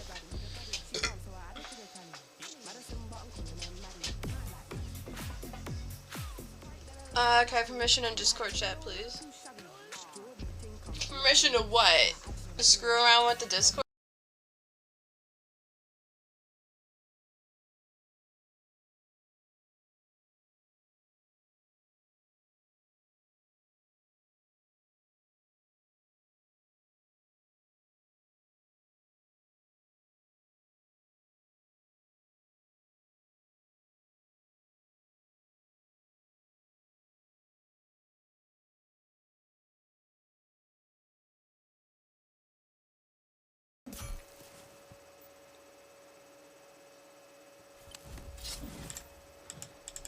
Oh, I can't go overtime.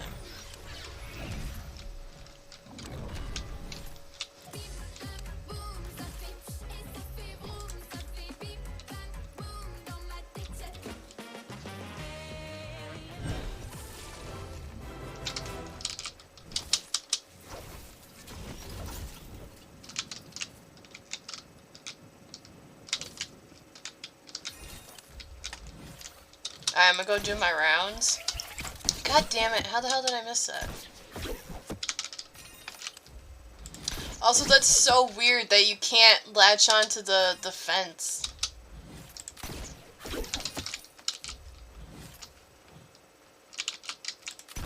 I'm only getting 2,000 XP now.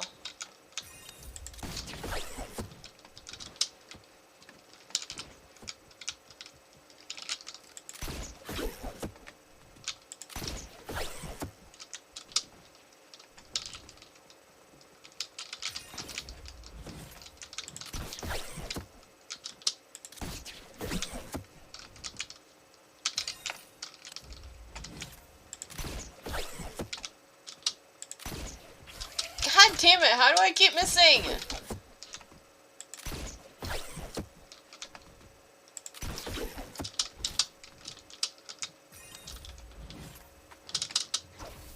Oh, my glider started coming out. Also, am I using a default glider? Why?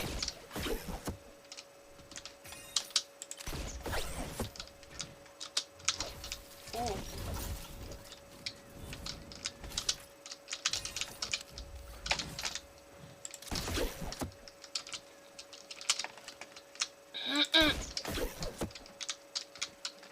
Also, I'm getting shit for XP now.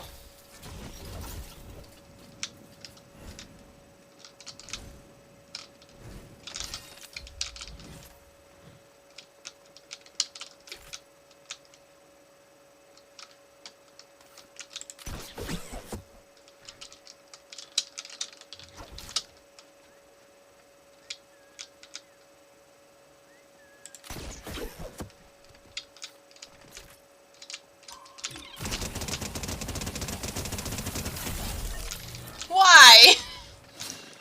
Why? Also, bless you, Black Bling.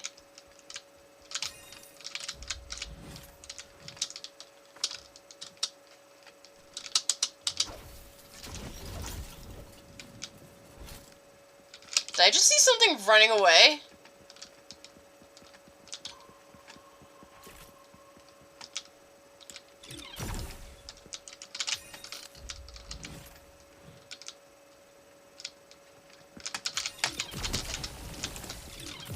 Why are there bubbles?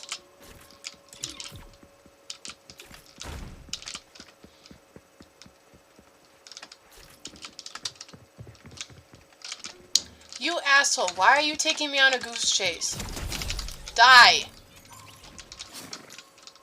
There's no way there's someone else here. There's no way.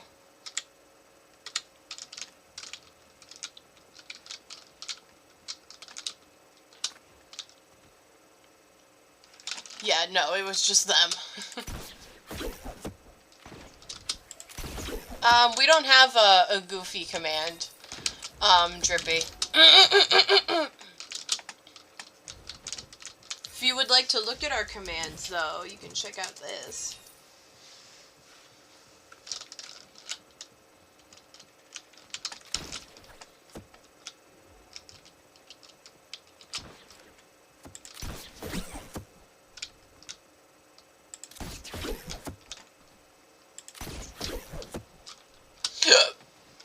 Does that not work for regular people? Or it just might be a cooldown. I hope it's a cooldown and nothing else.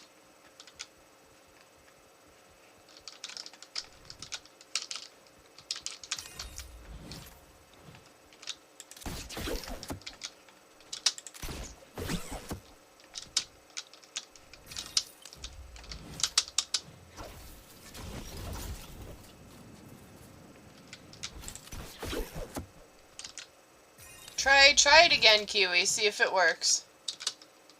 I cannot it. What do you mean?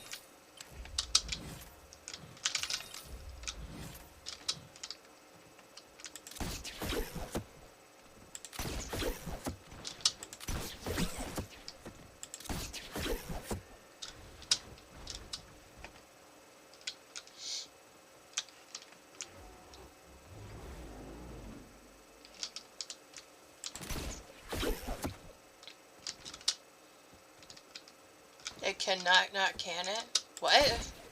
No!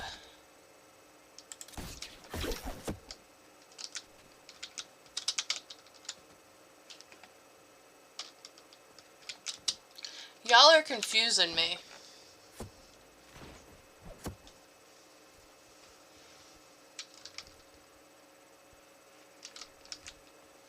I swear, this last person isn't even on the map. They're on the freaking edge of the map.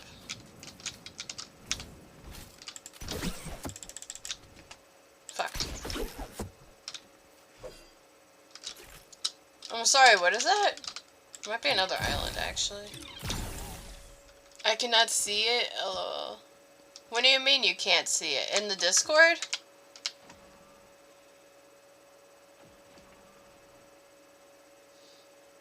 You should be able to see it.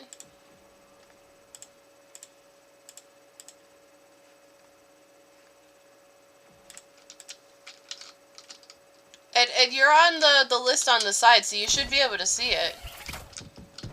No commands? Oh, you click on the link. You click on the Nightbot link.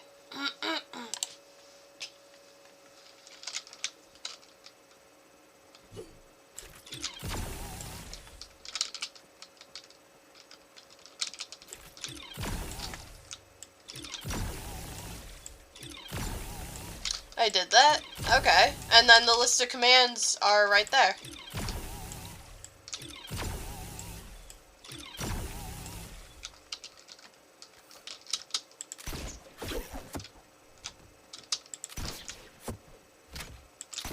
Okay.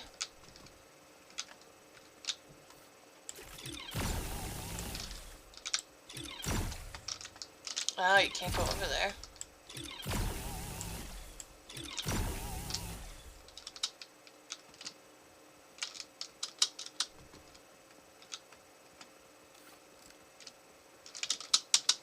Current hey Kiwi, not a chance. Yeah. sounds accurate. Ah! I fell. There we go.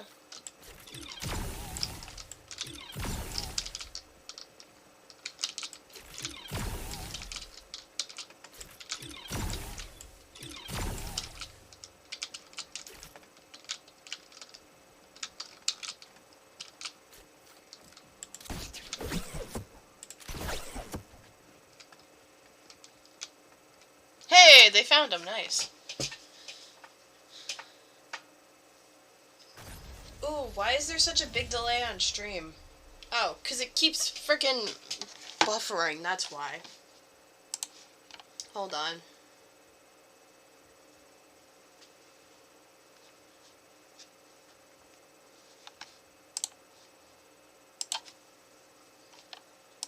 There we go. There we go. Corinne, block Kiwi. No, Kiwi, I told you a million times that I'm not blocking you.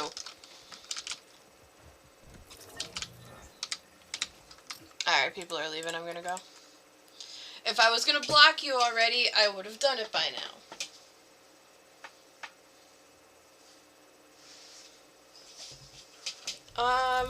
I got in almost 10 levels.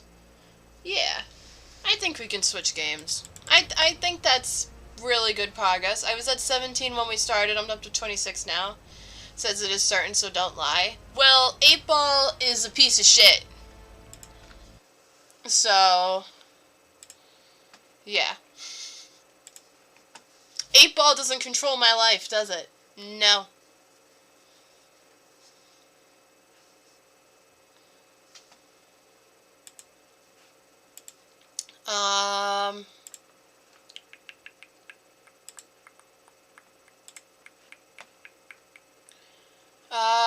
What do we want to switch to?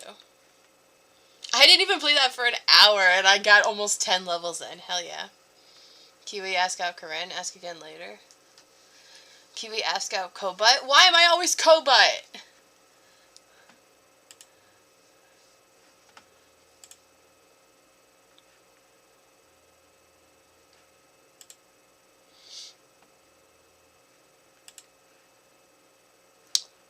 Do we want to switch to Roblox? Or what do you guys want me to play? Right now, out of all of the games that I've played in the past on stream, except for Sable and Fortnite, what would you want me to switch to? I'm not going to pokey check it because I need money. Fortnite? I just played Fortnite. Other than Fortnite and Sable, give me a game to switch to. And Osu. I won't play Osu on stream anymore. Sable? I already played Sable. Anything but Sable, Fortnite, and Osu.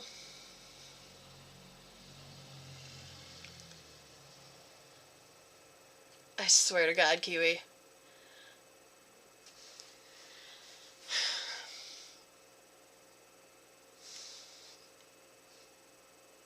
You're not allowed to see my legs. Streamers don't have legs. Content creators don't have legs. Slime Rancher 2? I don't have it. I thought we were waiting until the full game came out. Ooh, actually, we should switch over to Pixelmon.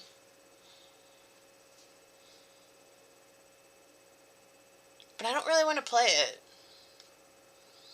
I still need to make a Pixelmon server. Kiwi, you have no idea how bad I want to play Slime Rancher 2. Don't tempt me. Our life beginning and always? I mean, I would have preferred it to be a game that I've played in the past on stream, so I didn't have to buy a new one, but let me see how much it is. Oh, it's free. $20 bill, 4 summers, 15 years, and a one-of-a-kind life. Create an experience that's all your own in this near fully customizable visual novel where you go from childhood to adulthood with the lonely boy next door.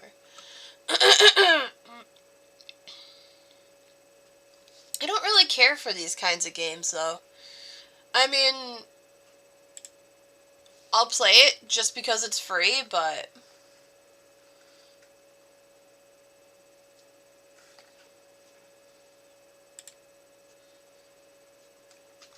I'm playing it, don't worry. It has a great storyline? Okay. I have to wait for it to install.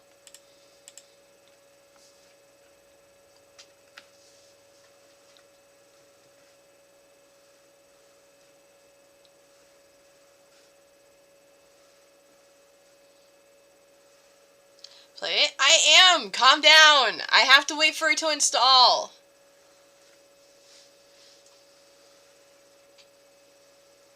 Don't go getting bossy on me.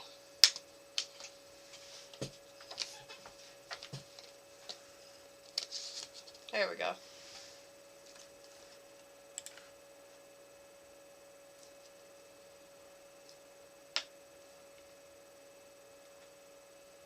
Aha.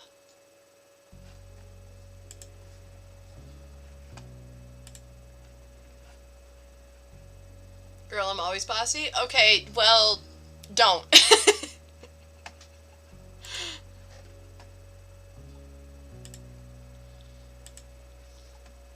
If there's anything you guys can't see, let me know. I don't feel like switching. We're just gonna do Roblox. I'm sorry?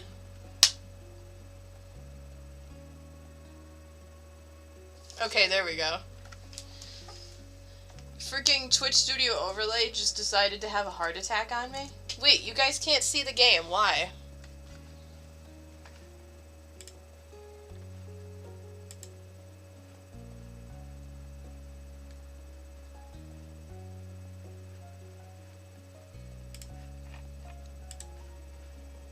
I have it on the right thing. What the hell?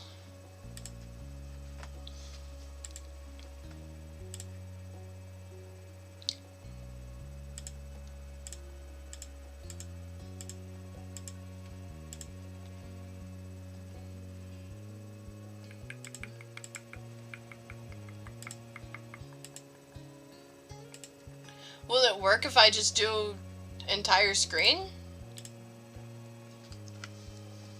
Let's see. Yeah, okay. But then I don't have Twitch Studio Overlay, so... Alright, I have to change the game.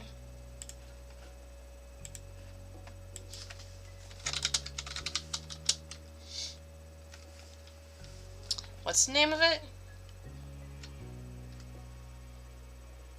Our Life, not One Life.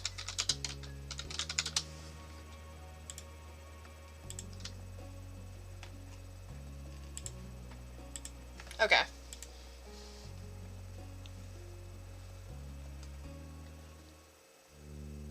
Welcome to Our Life, Beginnings and Always. Wait, do I still have...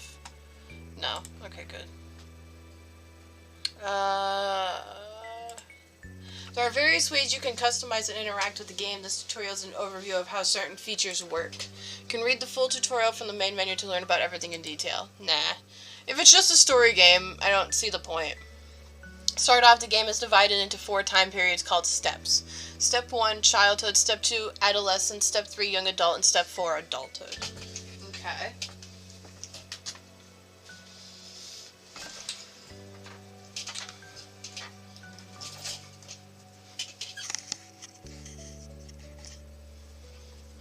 I have to remember that I'm not going to be able to go and check other things.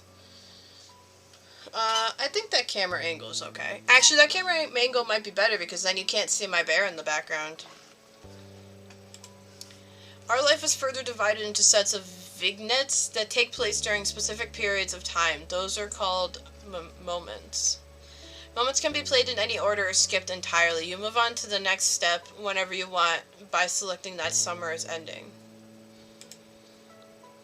Steps 1 to 3 include 5 moments each, and even more can be unlocked by purchasing DLC. Some are out now, and other DLCs will release later on. Step 4 is an epilogue and doesn't include moments. Okay.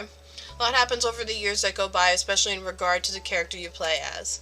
Determined nearly every time about the main character. Name, appearance, personality, pronouns, interest, skills, the relationship with major characters, and so on. Ooh. You can decide to change the details as time goes on, with a few exceptions. Your last name, skin tone, and eye color can't be altered once set. That makes sense. Because you can't change that stuff in real life unless you're getting married. You can't change the last name unless you're getting married. But skin tone and eye color, you can't change. Nice legs. Shh. I'm gonna move the camera over a bit. Wait, am I moving this the right way? Yeah, I am. Okay, cool. Much of the MC's basic traits are determined on a character creation screen. As the MC grows up, more options become available on the screen. As mentioned, one of the decisions you'll get to make for your character is selecting a name. You can type in any name you like, or you can pick a preset name. Preset options are called voice names because the name will be voiced aloud by the romantic lead. You'll get to hear him say your name as you play through the story. Ooh.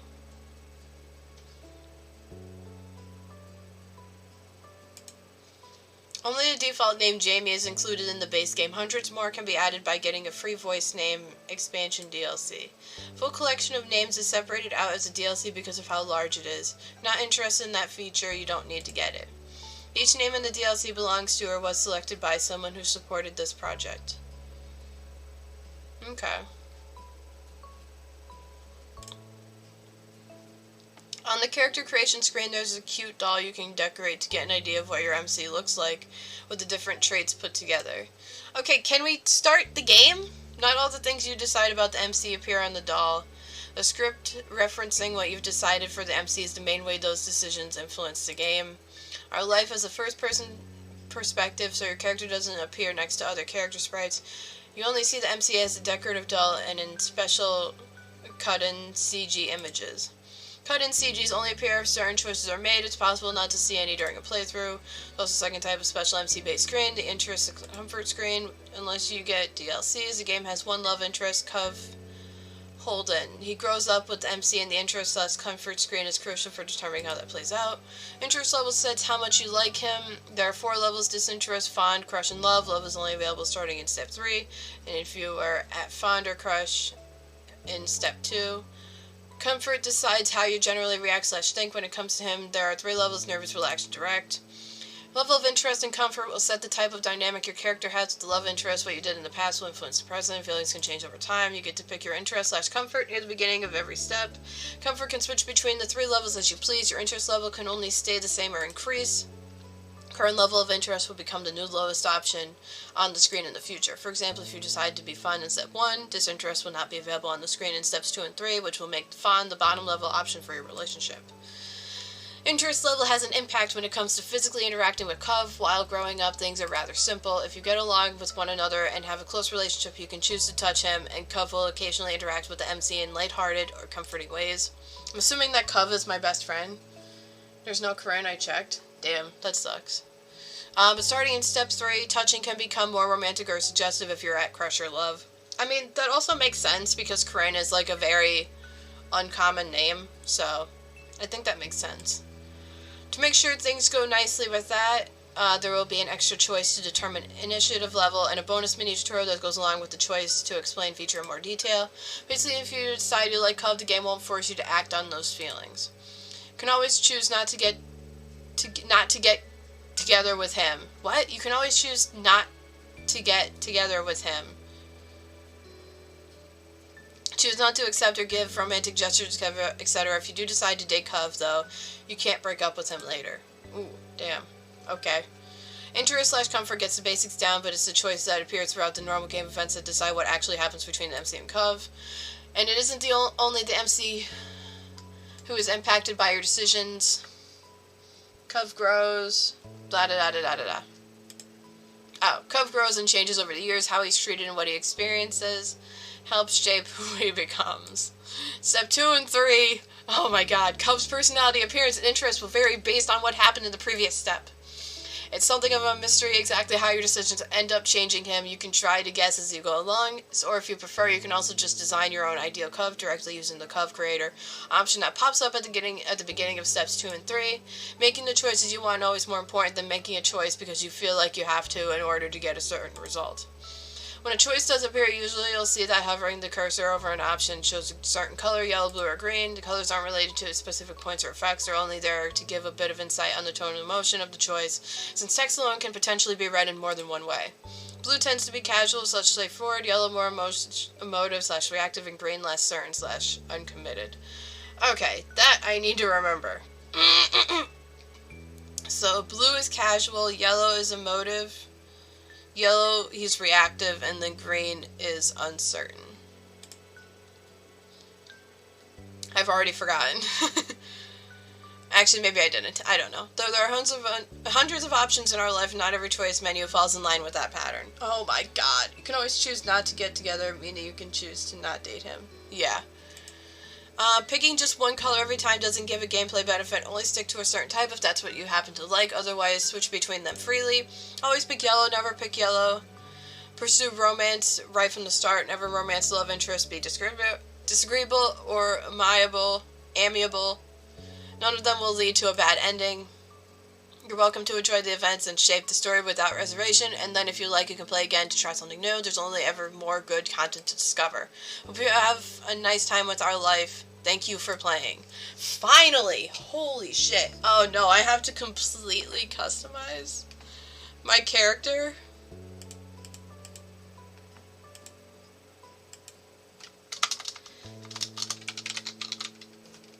I don't want to put in my real last name. What last name should I put in?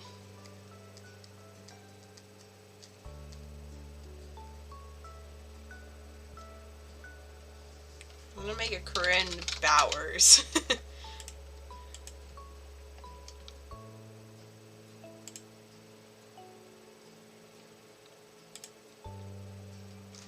Angel? Okay.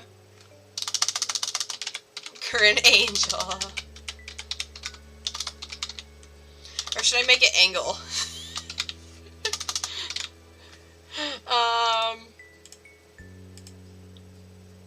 Ooh, that's cute. Okay, this is my character. Ooh.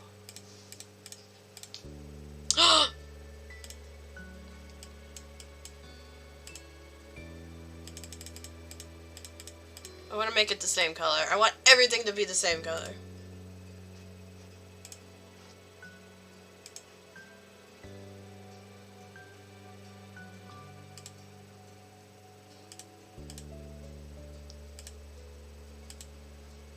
This one.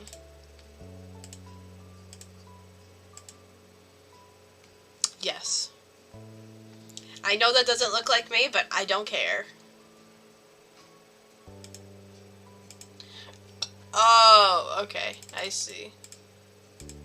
Yeah, we're gonna keep my hair short. Scroopy. Done. Summer in Sunset Bird was a special time of year. Your usually sleepy town began to bustle. Also, you guys will be able to see the achievements if I didn't have my my face cam where it is. It was a popular tourist destination with people coming from all over to enjoy the beach, the weather, and the relaxation that came with both. The smell of the ocean, crisp and salty, hung in the air, bringing 3 whole months of school-less vacation with it. During the summer, your moms didn't like you to wander too far outside of your neighborhood, so you knew the area pretty well. That included the people. Families came and went from Sunset Bird, but they mostly stayed and did what your mom called putting down roots. They built businesses, they got to know each other, and they definitely said hello to the nice young kids who waved when passing their stores. There's more options, girl. What? It's fine. I don't care. I just want to get into the game.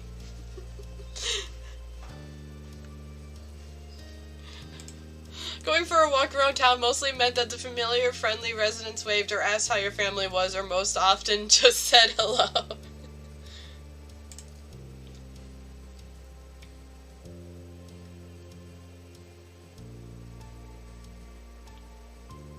I don't know why I'm not reading these out loud. You didn't really get why they always had to say hi. They saw you every day, but you nodded back at them anyway.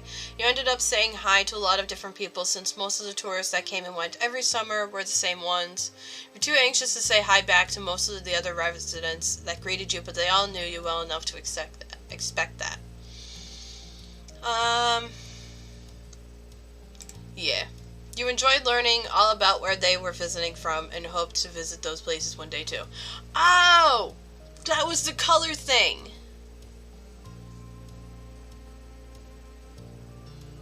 Whoops.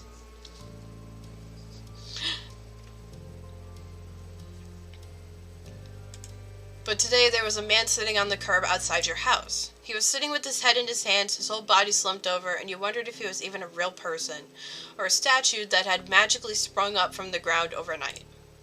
Whoever or whatever he was, you had never seen him before. One thing about knowing everyone in Sunset Bird was that people who you didn't recognize really stood out. Oh. It was rare for tourists to venture into the residential district, as your moms called it. Sorry. For some reason I thought that last sentence was wrong, but it wasn't. It's just me being an idiot. So for you, not knowing who a total stranger was set off a lot of red flags. I can't type. You can always go back by scrolling. I don't remember if it was up or down. Oh!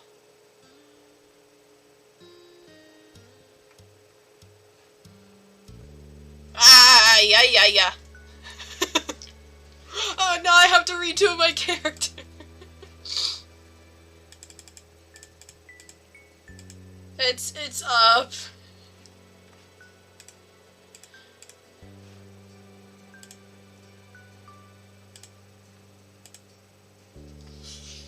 Change page. Thank you. Hand size? I can't see my hands. Ooh. Yes, I have a birthmark there in real life. I have one right here, right under my eye.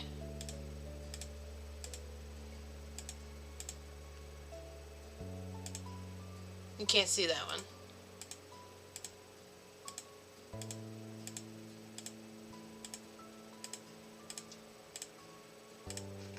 I don't have freckles in real life.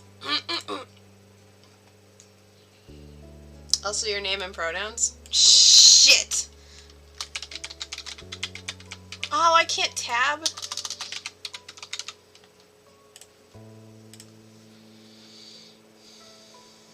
Pants, shirts. Not really much of a dress and skirt person.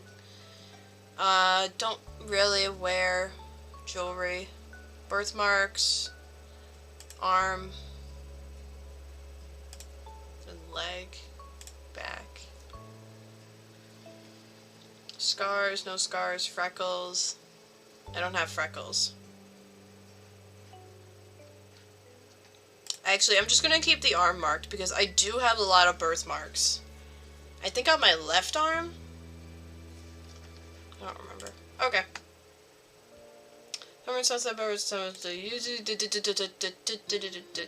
So wait, what was yellow again?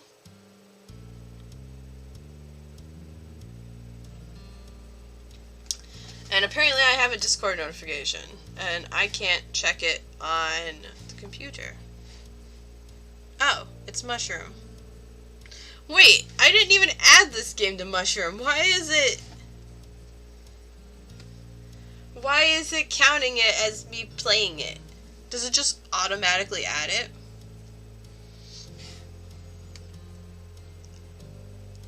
I mean, I've got no problem with that. Yellow is a motive or something, I don't know. I think yellow was like unsure. Blue was casual. Green was... Fuck. I should have wrote it down. We're gonna go back, screw it.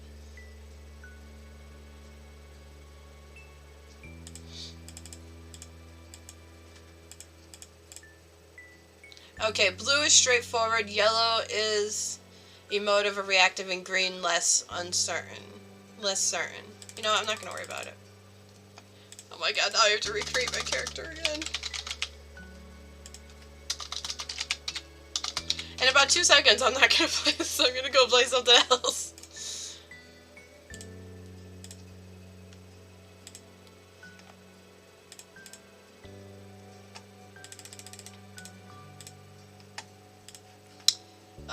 Birthmark. Under the eye. None of that. Hand size. This one. Birthmarks on the arms, pants, shirts. What if I just walked around naked? To redo your character name pronunciation. Shush! Yellow or motive or so button butt? Why?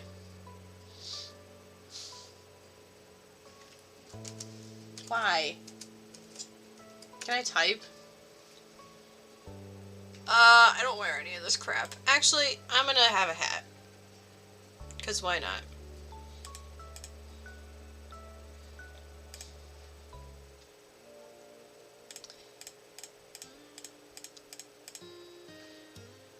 Okay, so blue, yellow, and green. I'm not gonna worry about what they mean. I'm just gonna go I'm just gonna go with whichever one I like the most. And I like this one the most. Trying learning all about where they're visiting, sitting with his head in his hands, whoever or whatever he was, you had never seen him before. One thing about knowing everyone in Sunset Bird was that people who you didn't recognize really, really stood out. Rare for tourist adventure and your mom's called it. So for you, not knowing who a total stranger was, set up. This is where we left off. Your mom's had a talk with you and your big sister Lizzie about this kind of situation before. Exactly, been listening at the time. You think it could be okay to talk to new people, and you mentioned some people aren't good to talk to, but other types of people can help you even if you don't know them. Run away if you feel uncomfortable. You don't have to worry about being polite then. I feel like both of these are valid.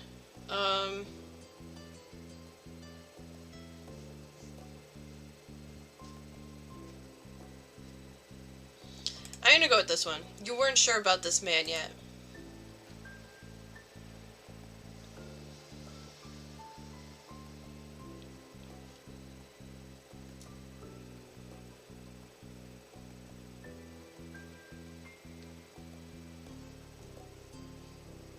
So wait, the game said that he was a kid, right? It says that he's a man there, but...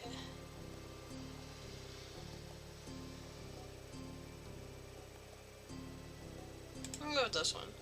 Slow down, your eyes remaining fixed on the man. There was a split second where your eyes met and you knew he was aware he wasn't alone on the street anymore. Hey, you raised your eyebrows at the shout. Did he want something? Is that why he was here?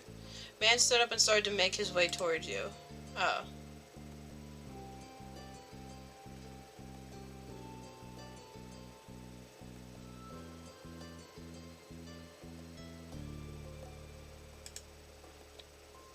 The man gives a grin of his own back. I don't trust this guy.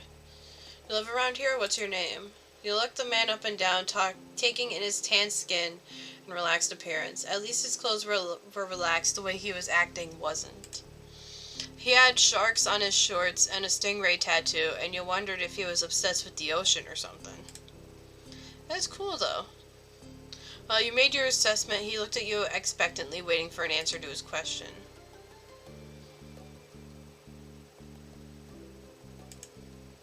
That's great. He looked happy to hear it, giving you a broad smile. He reached into his pocket and pulled out a clean $20 bill. It crinkled in his hand as he held it up to you. More confused than before, you looked back at him. Could you do me a favor?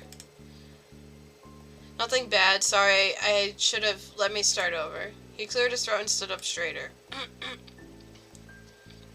Where you were standing, it just made him look creepier. I have a son, his name is Cove, who's about your age. Oh. Actual living person to you. You chewed on the inside of your cheek. This guy was definitely obsessed with water. You thought that was pretty cool. Yeah, I think I'm gonna go with this one. De- Definitely the kind of name someone like this guy would give their kid. We moved in across the street, see? Gestured toward the house that had been empty for a year, his watch catching the late afternoon sunlight and reflecting off the walls. You'll see why? Okay.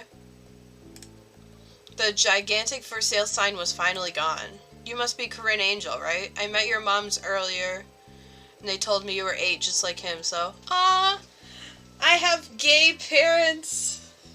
I love that.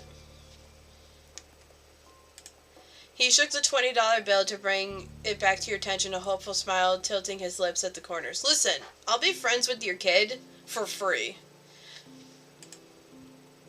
You try to be friends with the boy? Just give it a chance and you can keep this. He's a good kid. You'll like him. But you've got to keep it a secret too, okay? It wouldn't be friendly to say his dad sent you.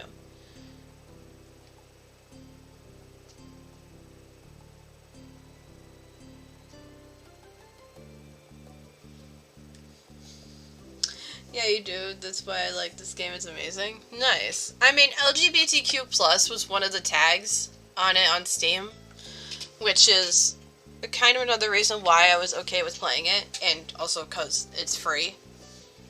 So, yeah. This definitely wasn't a normal way kids made friends. You knew that. What do you say? Want to make a deal? Yeah, I don't want the money. No thank you, sorry. Deflated enough to notice, but not completely. Are you sure it won't be so bad? Even if it's just for the summer, that'd be enough. I only made this sound more strange to you. Why does it lasting for the summer matter? When it was clear his initial strategy wasn't going to fly, he tucked the bill into a back pocket and changed the request. I get it, you don't have to. Would you be comfortable with he and I coming by for a normal visit? No money involved. Yeah.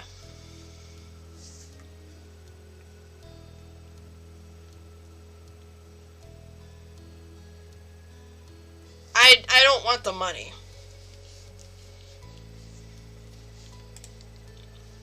Smile got bigger again, his eyes crinkled at the sides.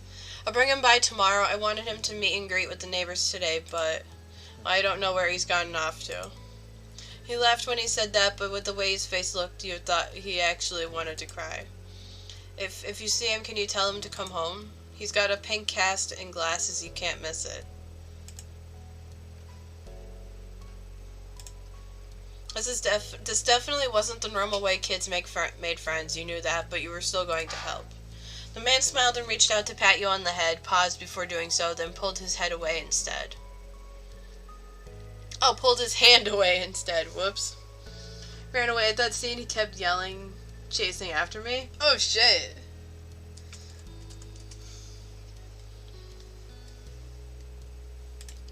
Your moms are already checking around for me, such a thoughtful group you are. Now I better go look too. Can't put everyone else to work while I keep sitting here. I thought he might come back and that's not what's important. I have to go. Thanks again, Corinne, so much. Jogged off down the street without another word. Decided to check the hills behind your house. Step 1, first sight. Okay. The chirping of crickets in the tall grass greeted you quiet and familiar. From the top of the hill you could see the ocean as you walked. Whoops. You listened to the crash of the waves on the shore and the seagulls squawking as they settled down for the night.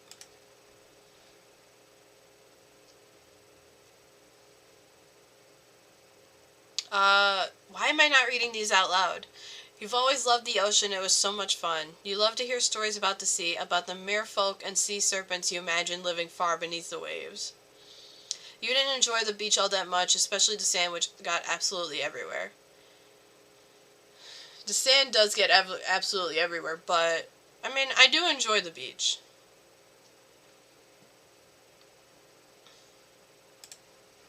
Sometimes Lizzie would join you, with the two of you splashing each other in the waves. Those were the best days. You took in a deep breath. You wanted to try to relax and couldn't. You weren't sure what, but something told you that you weren't alone, so you glanced around. There's a boy sitting at the top of one hill, almost completely hidden within the long grass and white flowers surrounding him. His head was buried in his knees, staring ahead by himself. For whatever reason, probably just that he wasn't paying attention, he hadn't noticed you yet. Why does he look so sad? They watched him a minute longer, feeling a little bit like you'd found a deer in the wild. Though deer didn't have...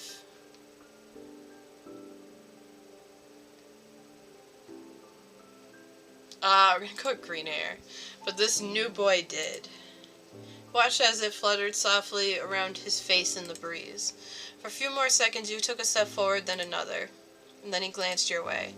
The aquamarine eyes reflected the light of the moon. You stopped, raising a hand to acknowledge him and show you weren't scary. At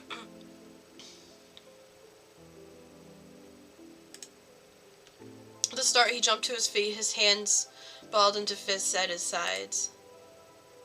He didn't say anything, just stared at you in a strange way. Why does he have, like, puffiness under his eyes? He'd been crying. There were traces of tears on his cheeks and his knees, soaking the hem of his shorts, and his eyes were still shining with a few more. You'd obviously caught him off guard. His pink cast seemed to glow in the twilight, though when he caught you staring at it, he hid his arm behind his back. Something the man earlier had said stuck out to you. Cove? Ah. Eyes wide, he studied you. How'd you know that? Oh. So, is this your hill? He gestured with his uninjured arm to the patch of grass surrounding you, his face falling at the prospect. I feel like you guys can't hear the game very well. Sorry, you guys are getting a little bit behind the scenes action here. There we go. He gestured with his uninjured arm to the patch of grass surrounding you, his face falling at the prospect. I can leave if it is. Wait, what? Oh. Oh, he asked me if it was my hill, but it's not. Doing so, you also picked out a strand of lint on your leg. What a weird question to ask someone. Oh. Sat back down with a thump resting his chin on his knees again. Curious about the strange new boy with the old dad, you sat on the patch of grass next to him. Pure white flowers that covered this hill rocked back and forth gently as the stars twinkled above. The way they dotted the sky made them seem like flowers too. Oh, you'll see why he's sad. He's got sort of depression? Okay.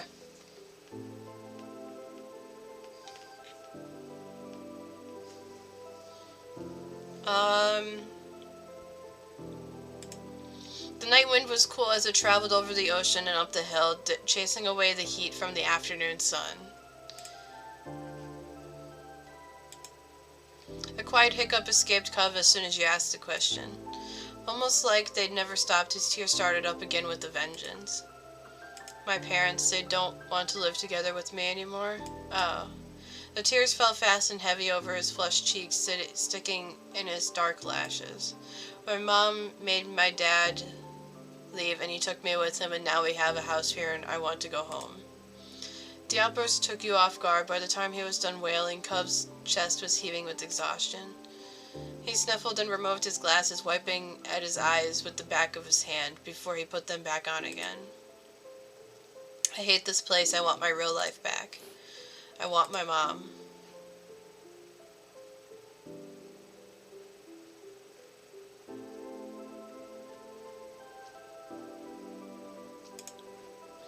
He slipped his hands underneath his glasses and pressed his fingers against his eyelids. Cove wound himself up again for another long crying fit. Felt bad for him being forced to come here with no choice. Couldn't imagine what it would feel like to live with only one of your moms, but it must be pretty hard. But from way off in the distance you heard your parents. Corinne, Cove, kids, where did you go? Cove looked at you, tears still clinging to his cheeks. Don't tell them we're here. I don't want to go back to that house. I want to go home.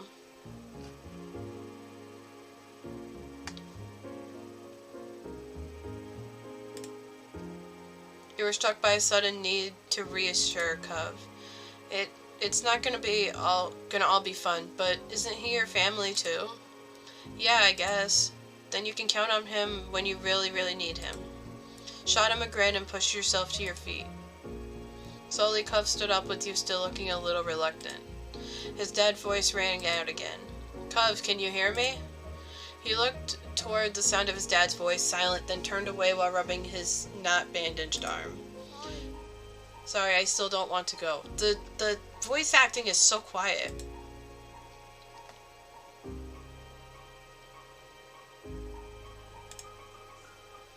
Yeah, I get it. You do? Before he could answer, you heard Cove's dad even closer than before. There you are, bud. A trio of parents appeared over the curve of the hill. Instantly, all their eyes landed on you and they rushed over. Ooh. Both of your moms were at your side in a split second, faces filled with worry. Corinne, you're here after all. Mom and Mommy. Well, who's who? We had been at the park to check for Cove and then heard what happened earlier when you met the new neighbor. I thought you might have gone off further away.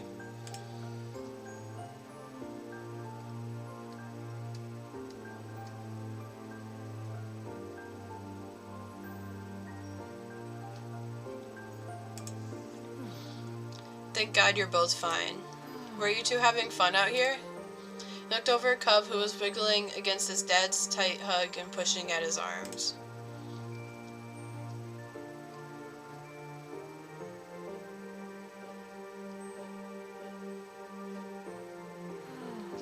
Two having fun out here.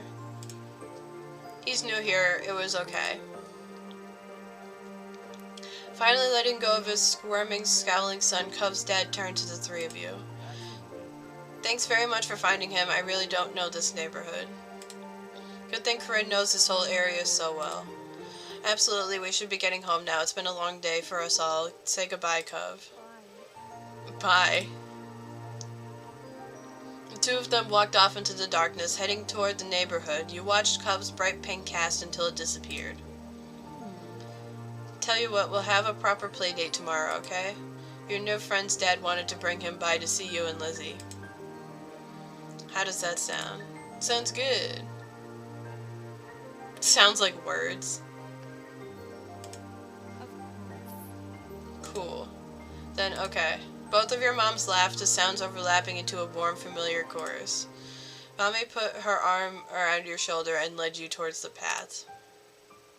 Satisfied and more than a little ready to go to bed after your long, exciting day, you followed them home. Choose your feelings for Cove. This is how you feel towards Cove for this step. It can change in later steps. I don't want to make him a crush. Make him fond and relaxed. I think. Sorry, Mommy. Oh, wait. Making me cry again. I love this game. Turn it up in config.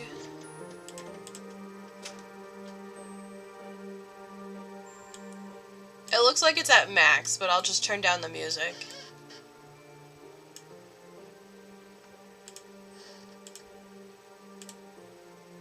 Ah, there we go.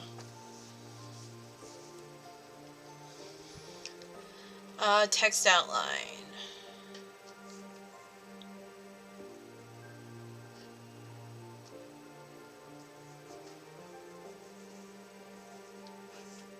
Okay.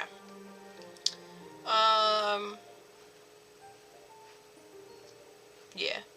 We'll leave it at that. You won't be able to change it again until step 2. Yeah, I'm okay with that. At the breakfast table the next morning, you finished your food faster than usual. Your sister Lizzie had run out early to go play, but you'd stay put. Today, just like your moms had promised, Cove was coming over to hang out. Excited to see your new friend again, Corinne? Yeah, I am. I'm so happy he moved in.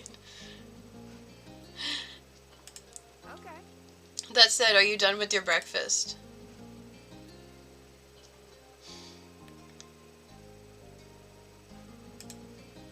With all the exasperation an 8-year-old can muster, you looked at your empty cereal bowl, then at Mom. Okay. Okay, attitude kid, we see. Good job, he should be here soon. Cleanup began, and then on cue there was a knock. It was hesitant, like the person wasn't sure they were in the right place. Still loud, though. We need to get a more obvious doorbell. I know. Corinne, could you get it? Wiggling out of your chair without really pushing it back, you made your way to the door. Hey, Angel family, thanks for having us. Mr. Holden, as your moms have called him, and his son were here. Cove looked different in the bright lighting of your living room, and when he wasn't crying. With his dad standing in front of him and Mom and Mommy behind you, you and Cove looked at each other. Pleased to see your new friend again, you smiled at Cove. He smiled back with some hesitation. Let's go play in my room. Okay. Take care. Okay. Take care. Let us know if you need anything, you two. Have fun, kids. See you later, son. Play nice. You led him to your room, puffing out your chest a little bit at the sight of your treasures. There were lots of stuffed animals, a cool bed, a window to look out. Oh, hell yeah. Just like my real room. It's literally halfway. You can turn up the voice. Oh. Listen. Oh, there we go. Don't judge me.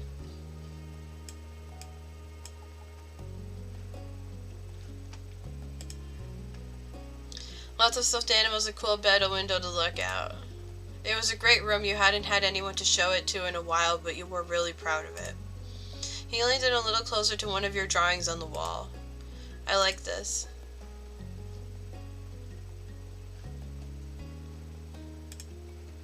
You're welcome. You smiled at him. You were proud of that particular piece of art, and you were glad he noticed it. Now he looks happy. He turned to look around the room a little more, studying the books on your desk and the pictures on the walls.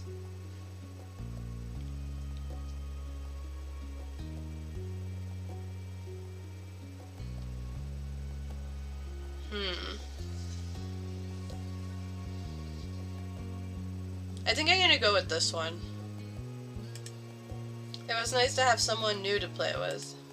Then his eyes landed on the tiny box of beach things you'd collected, tucked away by your door. He took a step towards it before hesitating and pointing at it instead. What's that? A hoard of stuff I found on the beach. Oh. Do you have any driftwood in there? Dragging the box into the middle of the room, you and Cub flopped down next to it. I think so. Yeah, see? Gestured to a piece at the bottom, still covered with specks of sand. Neat. This is a good collection. You got the sense from the tone of his voice that he wasn't just saying it to be nice, or to be like Shiloh. He actually meant it. Oh right, I almost forgot. Shiloh is gonna be here today. Shiloh? Lizzie's friend, or like her #1 fan, I guess? Do I have to see him? It should be okay. I mean, he's Lizzie's friend, not mine, but you know. You're not choosing the more asshole options? Listen, just because I'm an asshole doesn't mean I'm gonna be an asshole in a game.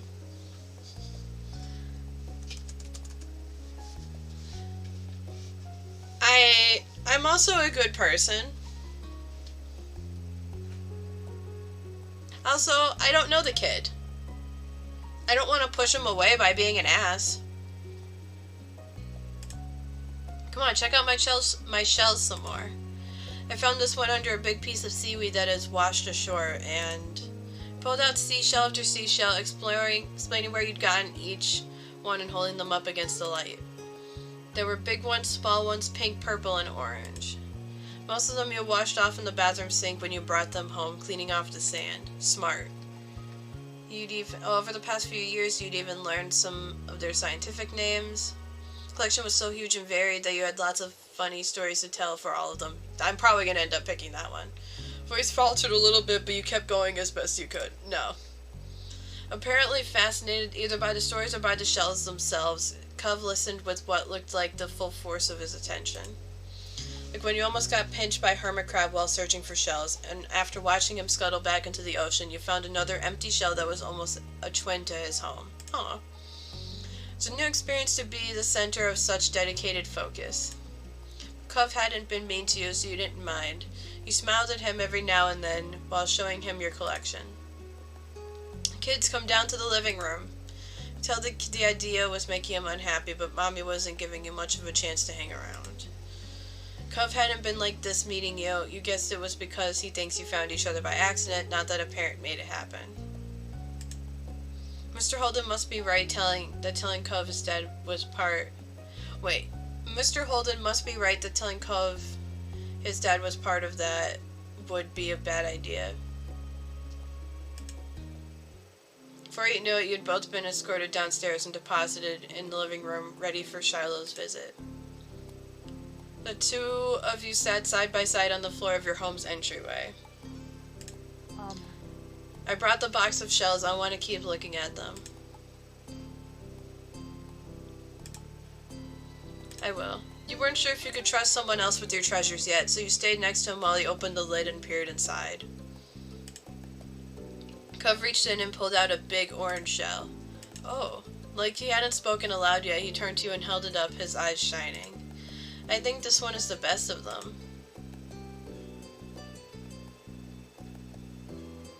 This is an orange one? See, I wish I could see what it looks like. But that's my favorite too, is blue. So, ooh. I'm gonna do this. Cove looked at you in surprise, his eyes going wide. Really? Sure, you like it a lot, right? Uh-huh, but I don't want to take it from you, it's okay. I got the impression he was hesitant to accept something because he didn't know you very well. No, it's okay, for you.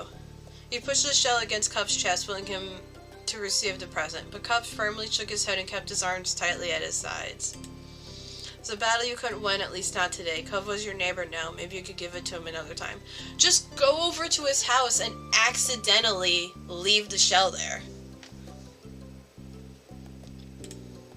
The two of you were still sitting on the floor, looking through your collection of beach findings when the doorbell finally rang.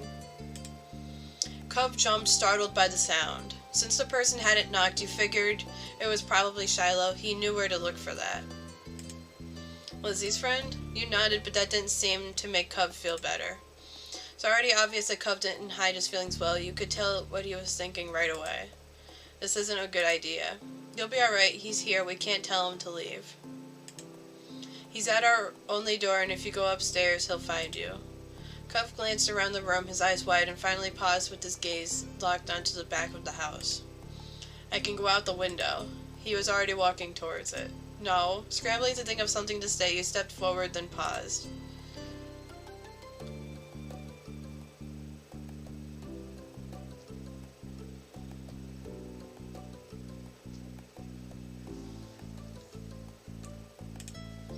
I'm worried. What if something happens? Distance from the first floor living room window wasn't far. You could tell it made Cove nervous anyway. He touched a cast on his arm. The wind had clearly released from his sails. I don't want to break any more bones. I don't think anyone wants to. Yeah. But I don't want to see him. I don't know him. It's okay if you're worried. Nobody warned you this was gonna happen. Thanks. Shiloh poked his head into the living room. It was impossible to know for sure if he'd heard what you'd been saying or not, but you guessed that he had. Hi. Hi, Corinne. And hi, Cove. Cove shot you an uneasy glance. Hi. Hi. I'm Shiloh. It's nice to meet you. Yeah. You have a lot of freckles. Right, I do. What are you guys doing? We're looking at shells. Can I do it too? I'm gonna let the game speak for me. Cove shrugged and looked back at your box of beach findings. What about that one? The plan for the afternoon, at least as far as you were concerned, was to sit and look at the beach thing some more. Wait, I thought he was Lizzie's friend. We weren't really in the mood to do much of anything else, especially if Cove was having fun. Hey, check out this scallop shell I found. Cool, right? It's a pretty color, kinda like my cast. A beautiful glittering pink did look a little bit like the wrap around his arm. Pink is a nice color. It is. Okay. Oh? Is it your favorite? Not really. What is? Maybe green or blue. It might be yellow. I like yellow too! Oh, those are all cool. Yeah. Yes. I guess.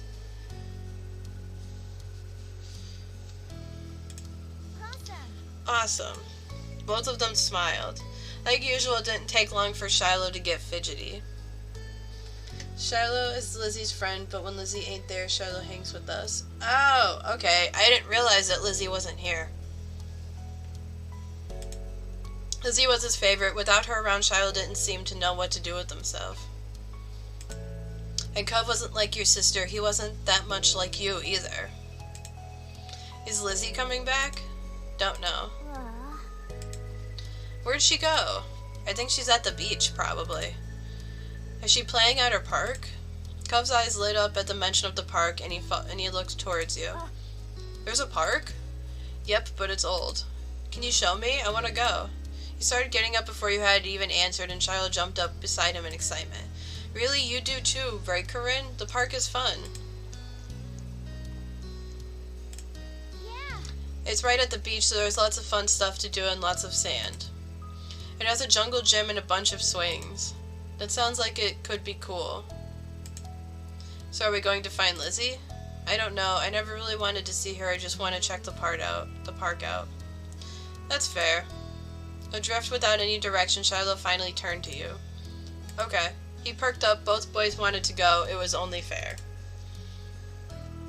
After getting permission from your moms, the three of you were ready to head out. It was a short walk to the park. Lizzie had convinced your moms that it was so short she should always be allowed to walk there by herself. When you found her, she was hanging on the jungle gym swinging back and forth. Hey, Lizzie. Her face lit up when she saw you, her big brown eyes going wide. Corinne, Shiloh. Hi.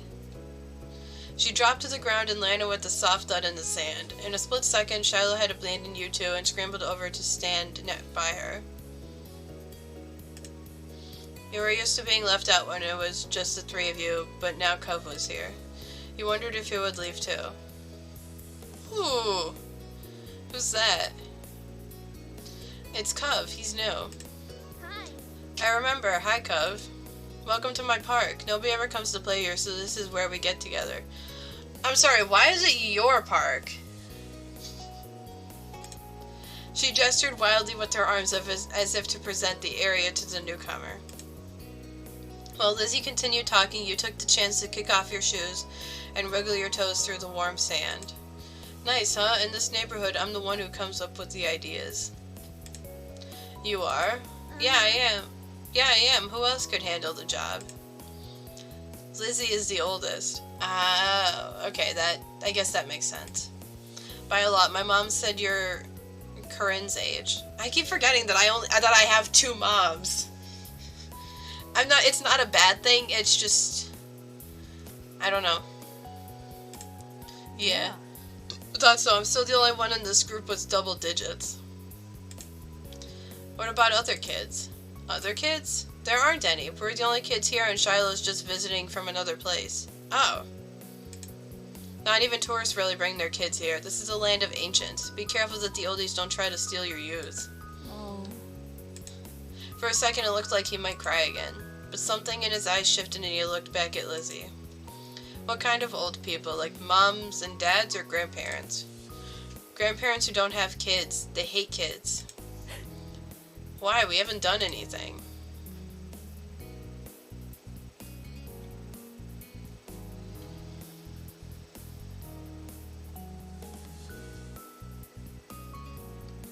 I don't know which one to pick. Even though my sister is a little bit rude.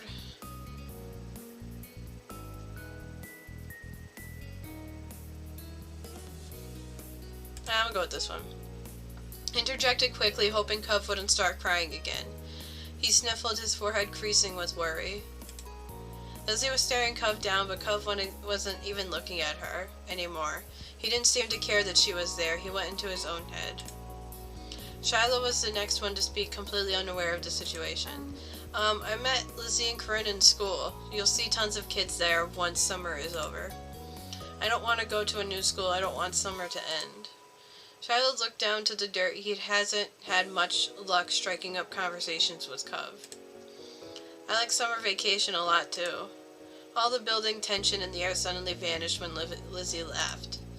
At Shiloh's discomfort at how weird she thought Cub was, at something else entirely you didn't really know, but she laughed, face scrunching up.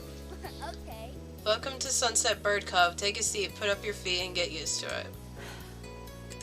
You offered him a small smile, and that at least looked to reassure him some. Yay! Rest of the summer, Cove was always there. You saw him more often than Shiloh, and on some days when she was in a bad mood or busy, you even saw him more than Lizzie.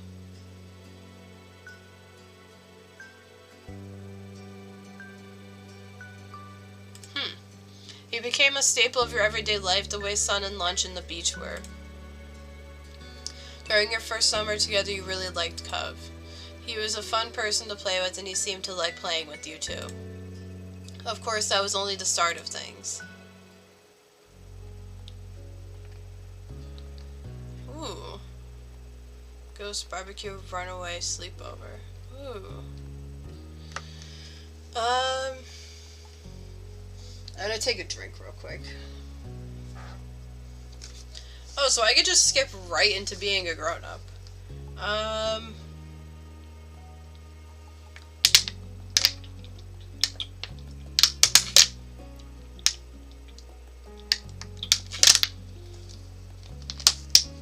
then summer ended. I think we're gonna do fireflies. Alright, tonight we're going to catch fireflies. At this blunt declaration from your sister, you looked up from your macaroni and cheese dinner. Fireflies were a familiar sight over summer, coming out on warm nights to dance through the sky. Different things there tell more about the story of each character. Okay, I kind of figured. Tonight was particularly balmy. You knew there were bound to be a ton of them around. Oh, you are you?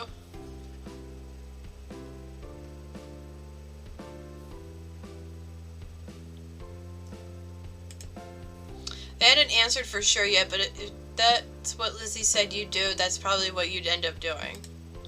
Lizzie was an expert at getting her way, having mastered the art of it by the time she could talk. That's a good idea, Lizzie. Can we, Mrs. Angel?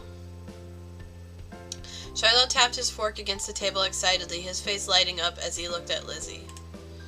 It was unusual for Shiloh to still be here. Like always, his mom had to bring him over really early in the morning before her job started. There was one, I can't remember which one, that made me cry. Aw. Do you remember if it was like early in the game, later in the game, middle of the game?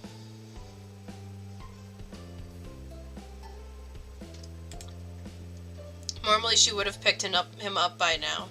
She called before dinner to let your moms know she'd be late. You didn't hear why, probably more work things. Think it was a bit later in the game? Okay. How much money do I have?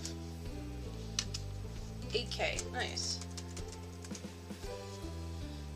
I didn't want to do that. You know what? It's fine.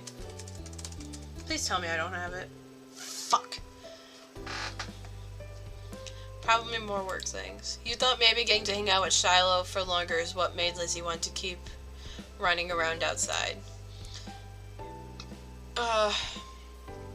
Staying at home and watching TV was never an option for her with guests over. That's why you were pretty sure she'd get your moms to agree. Well, it's already so dark out there. Lizzie gave Mom the best puppy dog eyes she could, slowly spooning mac and cheese into her mouth while you waited there for their response. Let them go. Nights like this don't happen every day. Your parents exchanged a look, then Mom eventually sighed and nodded back. Yes. Fine. Just make sure you stay on the hill behind our house with all the poppies, okay? Duh, Mom. That's where most of them are. The idea had only just been planted in your head, but already you could just picture all the glowing lights spread out in front of you, like the fairies from the bedtime stories Mommy read sometimes. Can't speak. Lizzie and Shiloh started digging into their food, and it soon became a race to see who could finish their dinner first. Isn't that great? Aren't you excited to go outside and play, Corinne? Gave a non-committal shrug. Corinne is just mad because I always catch the most. Okay, thank God I didn't catch it. Lizzie boasted proudly, her mouth full of food, and Mom gave her a stern look. I had to stretch real quick. Ugh. Elizabeth? A knock on the door interrupted Mom before she could no doubt scold your sister. I'll get it. It's probably Cove. Your big sister jumped out of her seat and ran over to the door, pulling it open without even looking out the window to see who it was. Huh? Shifted in your seat to try and get a glimpse of the unexpected guest. Hi. Good evening, Cove. Your mommy had already walked to the door by the time you managed to see past Shiloh's flappy hat. Oh, Cove, hi, you're here. Cove smiled at your enthusiastic greeting and hoped Mommy would ask him to stay. Didn't matter why he was there, it meant he could join you all in catching fireflies. Then for a few seconds, Cove said nothing. He only stood there and looked up at your mommy with a face almost like he was considering turning around and leaving. My dad told me to drop this off because I guess he borrowed it from you. Cove took a familiar screwdriver from out of his large side pocket, eyes now dropped to the floor. Left ours back home when we moved. Great, thanks, bye. Thank you. Thank you. Here, why don't you come inside for a bit? Lizzie crossed her arms and lifted her chin. Cove shrugged, and Mom stood from the table, too. I'll give your dad a call to let him know you got here all right. Cove shuffled fully inside, eyes remaining on the ground. Mommy closed the door behind him. Hi. Hi, Cove. Shiloh gave Cove a friendly smile while waving by holding up his hand and opening and closing his fingers. Cove nodded in response.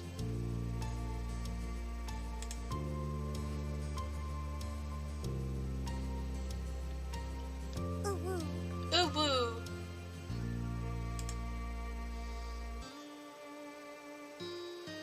From the corner of your eye, you could see Lizzie glaring at you for mentioning the excursion to an outsider. Trying not to meet her gaze, you looked at Cove. Whatever Lizzie thought of him, he wasn't exactly a stranger anymore. We're gonna catch fireflies on the hill out back. You said that with a smile, hoping Cove would want to come. Yeah. I can do that. I've never caught one before.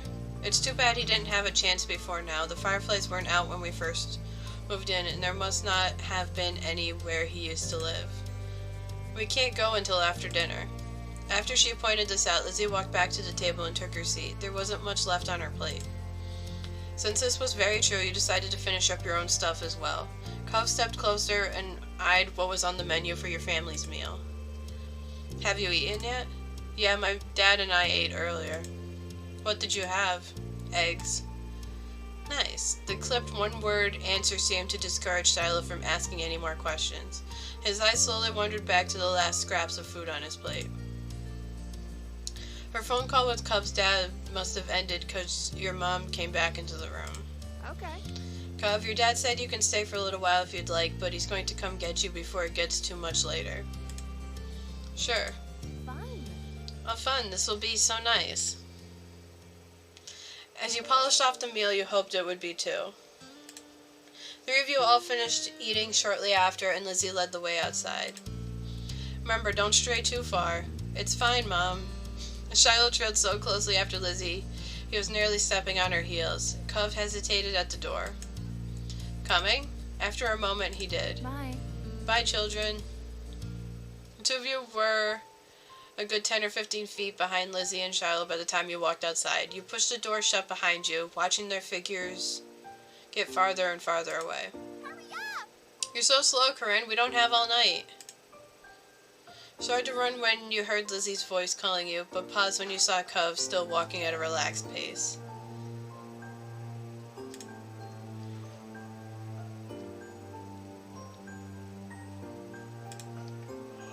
You fell behind, sidling up next to him and matching his stride. He noticed right away. It's okay. You can go ahead if you want. You smile and shake your head. I don't. After a short while, the two of you reached the hill behind the house. Fireflies were out in full force, floating on the breeze, their gentle glow winking in and out and creating an almost magical effect. Lizzie had already climbed to the top. Shiloh was spinning in circles somewhere around the middle. Wow. Shiloh took a moment to come over and welcome the both of you to the hill. Hi guys, it's really great out, huh? See how many there are?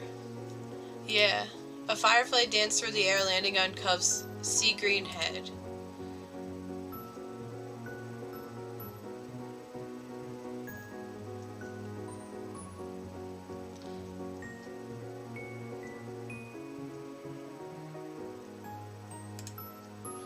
Covering your mouth with a hand, the sound escaped you and Cove looked at you in confusion.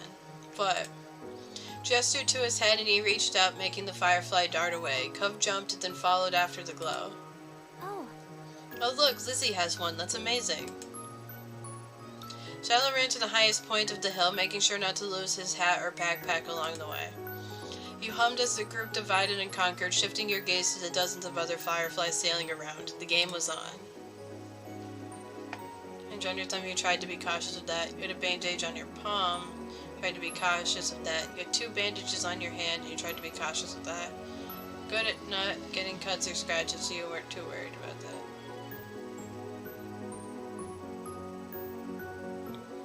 Why do I have bandages on me?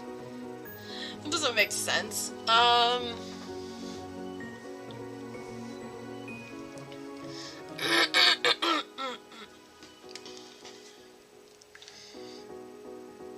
Do I have to be cautious of the one on my thumb, though? That's the question. I'm gonna do that one.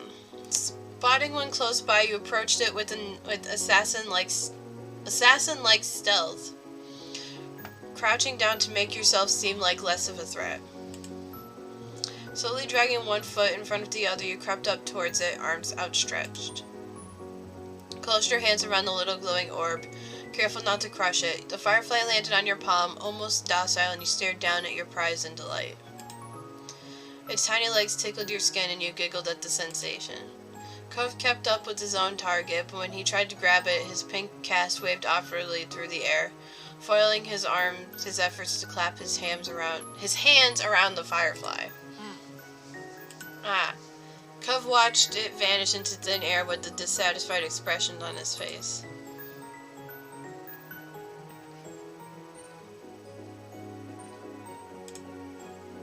You'll get the next one. Did you catch one? You nodded and Cove gave up for his hunt for the moment, coming closer and peering at the insect still crawling across your palm. You held out your hand and he leaned closer, eyes widening a tad behind his glasses. Cove remained hypnotized by the little bug as he inched his hand closer to yours. Ultimately, he settled his fingers lightly over top of the ones you were holding open. It tingled. The last thing you wanted was to accidentally scare the shiny treasure off. Hey, Firefly noticed a new connection, crawled up onto Cove's hand. He quietly gasped. It worked. Yeah, you got one. Cove's lips turned up into a slow smile and his eyes shined brighter than the bug. Thanks, Corinne. With a laugh, he gave the palm of your hand a friendly smack before performing an awkward low 5. Startled by the extreme movement, the tiny light disappeared before you could even blink. Your firefly was gone. sorry. Oops, sorry. That's okay, I couldn't keep it forever. You're right. Bugs have to stay outside. Let's get another.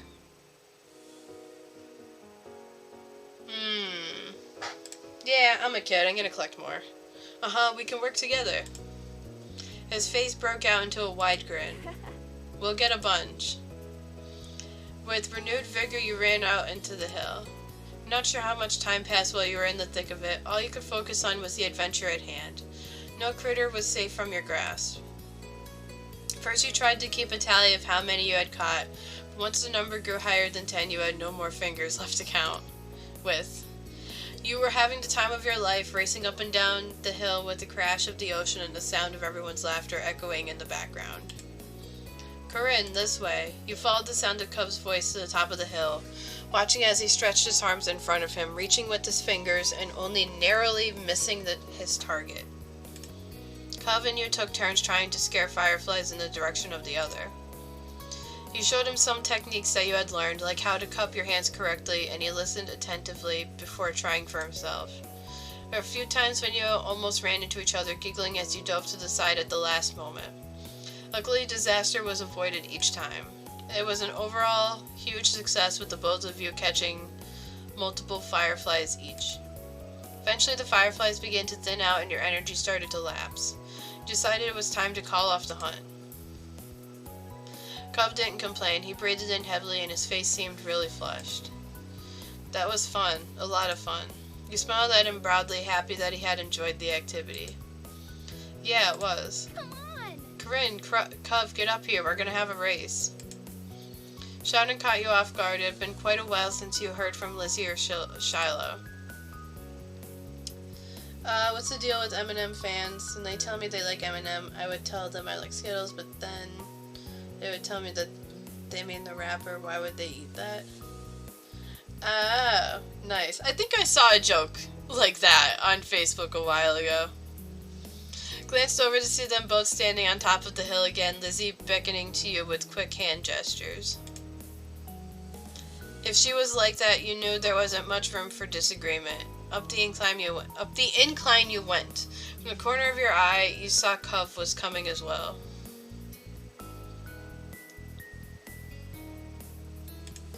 He didn't care for Lizzie a lot, so you thought he might be intrigued just by the idea of a race. Hi.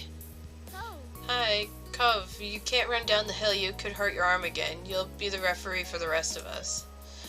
As Lizzie pointed this out, Cove froze in place. Oh, it was that kind of race. He frowned down at his cast. That was the second time it got in the way tonight. What? What? Yeah, you'll watch and see who gets to the bottom first. That's important. Got it? I guess. The cast was sturdy. If he was careful, he could have done it. Lizzie might have just been looking for a reason to make someone else the referee, but it was already decided. Really? Really? Why? You don't have to. It's okay. I want to watch. You moved beside him on the top of the hill, even though Lizzie eyed you and made a face. It's not how races work. We only need one referee. Shrugging your shoulders, you refused to budge, and Lizzie let out a huff before throwing her hands in the air. Fine, I'll be the winner whether you join or not. Lizzie moved to lay down, and Shiloh did the same. Cove stood slightly to the side to get a better vantage point, and you stood next to him. Countdown. Cove stood up a little straighter. It seemed like he was taking his newfound referee duties seriously. 3, 2, 1, go. Lizzie and Shiloh took off, letting gravity do the work, and rolling at high speed towards the bottom of the hill. You and Cove leaned forward to watch them go, eyes peeled for which of the two would reach the bottom first. They were both neck and neck until about halfway down the hill, Lizzie started to veer off to the side, giving Shiloh a huge advantage. She obviously hadn't noticed a thing, and as soon as Shiloh reached the bottom of the hill, he jumped up excitedly and threw his hands in the air. Marie.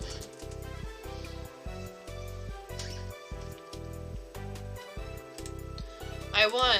Almost immediately he fell back onto the grass, still dizzy from his roll down the hill. Lizzie stomped out of the bush she had ended up in, and spluttering, angry, and brushing the leaves from the front of her dress. Not bad, you got lucky. Let's do it again and see who wins for real. Kids, it's time to come in. No! You snickered, feeling grateful you hadn't been a part of the mini debacle. Debacle? You caught Cove's eyes and saw that he was doing the same. It had gotten late and was beginning to feel just a bit chilly as you made your way out of the hills, but the cold in the air hadn't dampened anyone's spirits. The four of you walked back home together side by side down your neighborhood street, discussing the evening, with each person trying to prove that they were the one who caught the most fireflies. You knew that whoever really did catch the most didn't matter much anyway. All that mattered was that you all had a good time, which, judging by the smiles on everyone's faces, you did. Yay! Oh, I can do all of them! Ooh, let's do shopping.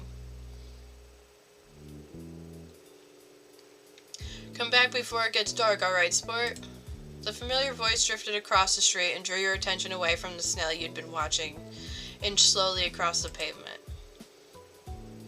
Cove waited in front of his dad, pushing his green hair back off his face from where the breeze was blowing it over his glasses.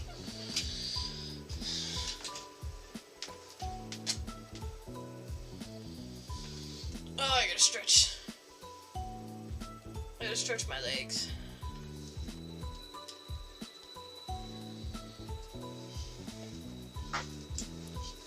I'm kind of tired of sitting all day.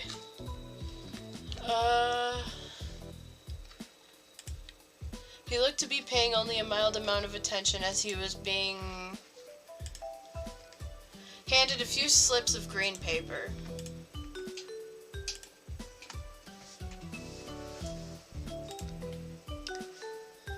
Shit.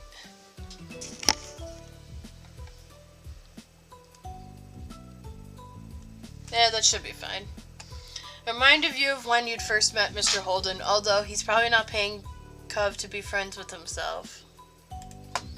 Cov's dad seemed to feel your gaze somehow, or maybe you made a noise, because a second later his eyes were on you.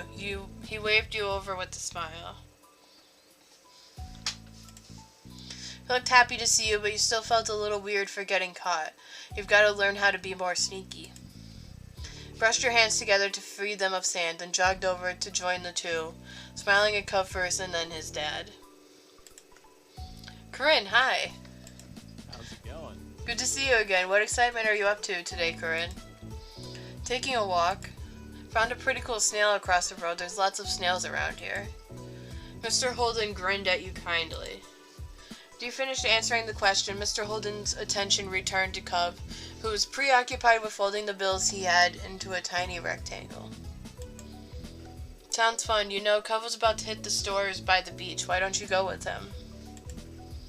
You gave a ready nod, turning to squint in the direction of the stores like you could see the goods they had to offer all the way from where you stood. Oh, is that okay? I don't mind. Great, I'm sure you guys will have loads of fun. Mr. Holden reached into his pocket and pulled out a leather wallet filled with money. You found it odd since your moms only ever seemed to have cards in theirs. Here. He leaned in to pass a crisp 10 to Cove, giving him a wink and a whisper. Get something for your friend too. Sure. Good. That's my boy. Cove's dad ruffled his son's hair as he was straightening back up, the bill in his hand still held out towards the green-haired boy. Take care. Cove accepted the bill after a second and slipped it into his pocket. Then with one last nod to his dad, he turned and started walking. Followed after him, intrigued at the possibilities this outing might bring. Cove strayed towards the gentle tide creeping up the sand, and he fell into place beside him. It was a nice day, the sun was shining, and there weren't many clouds in the sky, though the wind coming off the ocean kept it from being too hot. Took in a deep breath, enjoying the scent of salt and ocean air. When you looked at Cove, he was dragging his feet through the sand a little, and you slowed down to wait for him. His eyes searched the ground intently. Cove is so sweet, like I just want to give the poor boy a hug. Yeah, he does seem nice. Looking for snails, you're looking for shells. What is it? You didn't feel the need to ask why. Wait, what's he doing? Oh. Cove startled a little at the sound of your voice and mumbled a sort of.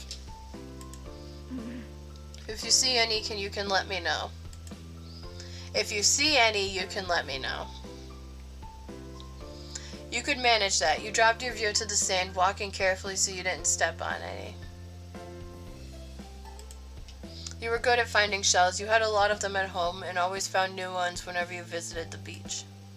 The comforting sound of the waves filled the silence with pleasant white noise, and you played a little game with yourself as you walked along, getting as close to the water as possible without getting wet. It resulted in you having to run up the sand quickly when a wave rushed in more than a few times, and although Cove threw a few glances your way, he didn't say a word.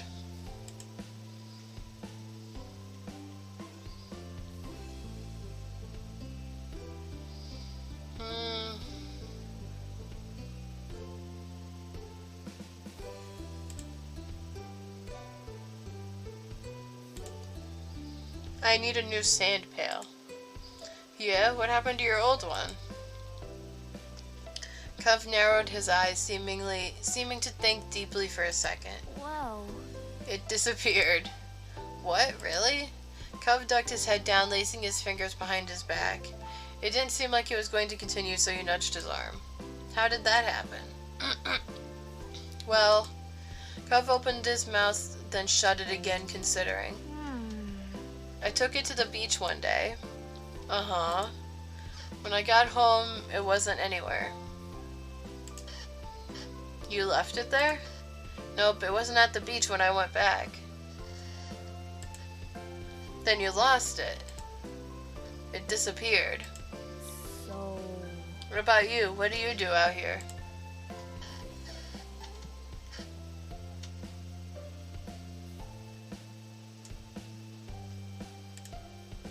Last summer, Lizzie and I built one that was as tall as me. And sometimes they have sandcastle building competitions down by the boardwalk. Ooh. Cool, I bet you could win. Smiled at Cove. Maybe the two of you would build one together one day. Oh, hell yeah, because that's an option. Once you reached the shopping area, the noise level grew exponentially. No longer just waves and footsteps, but the chatter of people enjoying the lovely summer day, the call of birds trying to find bits of food left behind, lots of salespeople trying to get attention. Sniffed the air as you walked beside Cove. You could still smell the ocean, but there were other scents now too. Pizza, pretzels, hot donuts.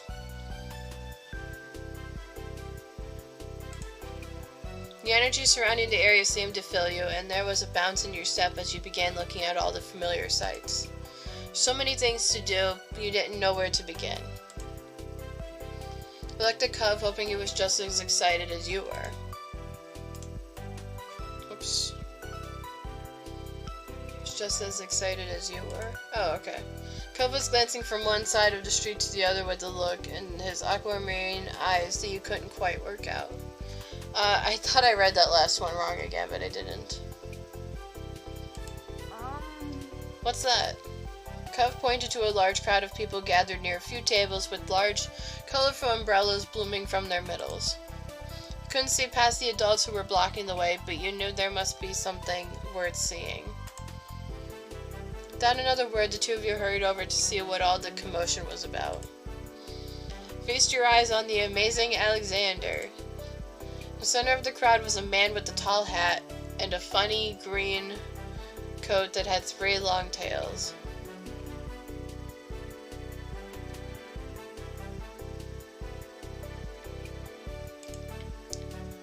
There was a little table next to him with a cloth hanging over it that read "The Amazing Alexander" in glittery golden script. Why tell people his name if it's already on a sign? Cove hummed with understanding, then turned to walk away just as the amazing Alexander began shuffling a deck of cards. Maybe we could stay and watch? Cove glanced back at the man. He then briefly lifted his arms up off his sides before returning them to place. You grinned, waving for him to follow you as you raced back to the stand in the crowd. Wait.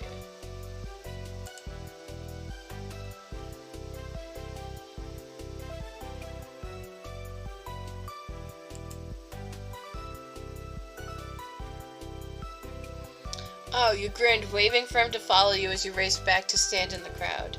With that, it began. The magic man pulled one card out of the decks, showing it to the curious onlookers. It was a 4 of diamonds. Watch closely.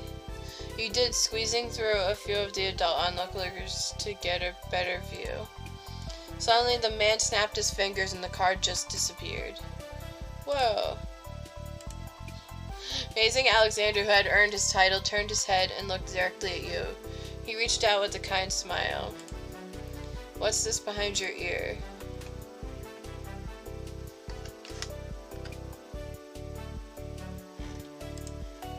It was true, you didn't keep anything there. He smelled like popcorn and candy when he stepped closer, and you wrinkled your nose in confusion as you watched him. Felt a tug, and then he pulled the 4 of diamonds out from behind your ear. But you knew that it couldn't really have come from your ear, but you still didn't get how he'd done it. Slight applause from the crowd, and the man gave a deep bow. This is for you. The magic plucked a pair of balloons from a clump of them tied down to his table. Both were in the shape of a dolphin instead of being a normal circle. Yay! One for your friend, too. Thank you for being my assistant. Wow. Now you are really grateful he chose you. After that, he went to someone else in the crowd. Pick a card, any card. My uncle does that every time he visits. Not the balloons, the stuff with cards. Cub spoke plainly while reaching over to take the dolphin that had been designated for him.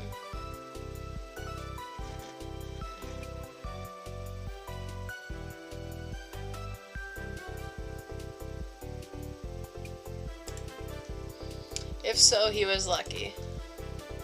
The crowd started to clear some, and you noticed to the side there was a whole rack of brightly colored kaleidoscopes on display. Also, I'm sorry that I'm not reading the options that it's giving me. I will try and get better at that, but yeah. There was a whole rack of brightly colored kaleidoscopes on display.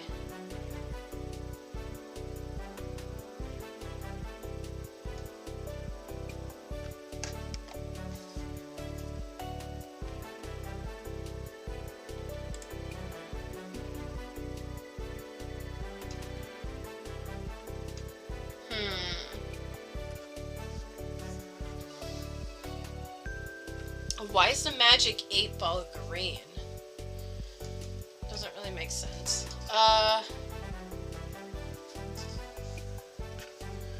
Guess we'll do this one. Ooh, these are cool. Shifted your balloon string to the other hand so you could bring the mysterious tunnel to your eye. A whole palette of colors appeared right in front of you, spinning into all kinds of different shapes as you twisted the end of the tube. Cub picked one up and looked through, twisting the tube at the end. After a second, he set it back on the rack, moving to the other side of the stall. He went under the awning, careful of his own floating dolphin, and you joined him.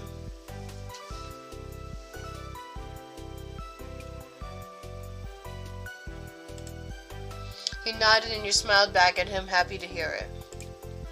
When Cuff moved towards some stalls nearby, you followed beside him. Ooh. While Cuff looked at sand pails, you were drawn to a table with colorful keychains laid out on it. They were soon in the shape of sea creatures, and there was a plaque that read "Handmade," standing proudly in front. With lots of different types, you saw a dolphin, a shark, a crab, a turtle. Dolphin! Your hand stopped on the dolphin, so similar to your balloon animal. It was made of a bright material that caught the sunlight when you picked it up. Remembered once seeing a pod of dolphins swimming out in the distance at the beach, jumping out of the water and splashing as they dived back in again. That was a great day. You were instantly enamored. Checking the price though, your heart fell. $6. You didn't know much about money, but you thought that was a lot to spend on one thing. You barely had more than a $5 bill to your name. Is that what you want? Huh? Oh, it's $6. I didn't bring any money. Alright. It's fine.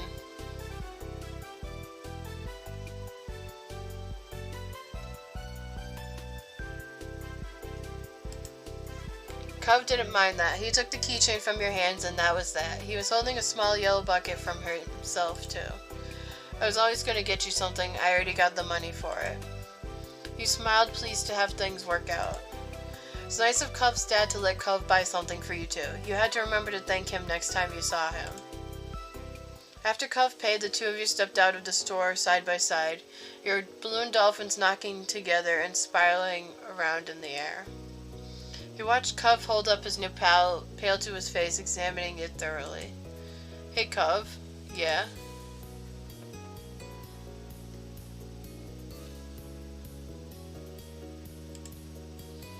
Thank you.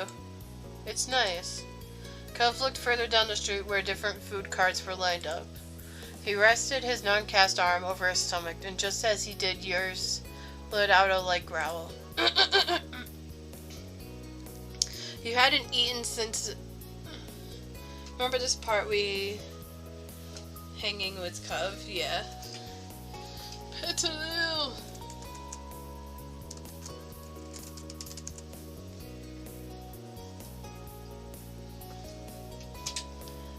You hadn't eaten since breakfast, and after all of this wandering around, you were definitely ready for some lunch. Let's get some food. Yeah. You two wandered around a short while looking at all the delicacies that were available. Everything looked delicious and has this different smells, both sweet and salty, wafted over to you. Your stomach growled even louder. Just realized you can't see me.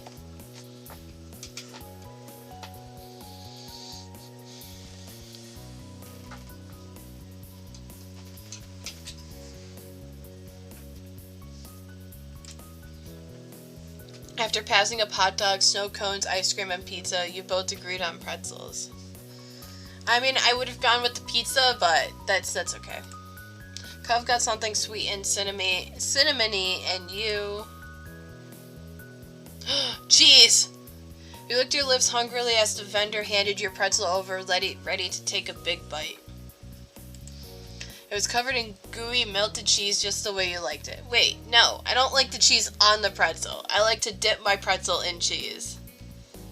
Oh well. It seemed odd to get a dessert pretzel before eating normal food. Who cares? Found an empty table close enough to the beach that the grit of the sand made terrible noises when you dragged the chairs out to sit down. These balloons are going to make it hard to eat. Cove placed his bucket on the table as he stared at his still balled-up hand that was wrapped around a string. Open your mouth to agree before an idea hit you. I know.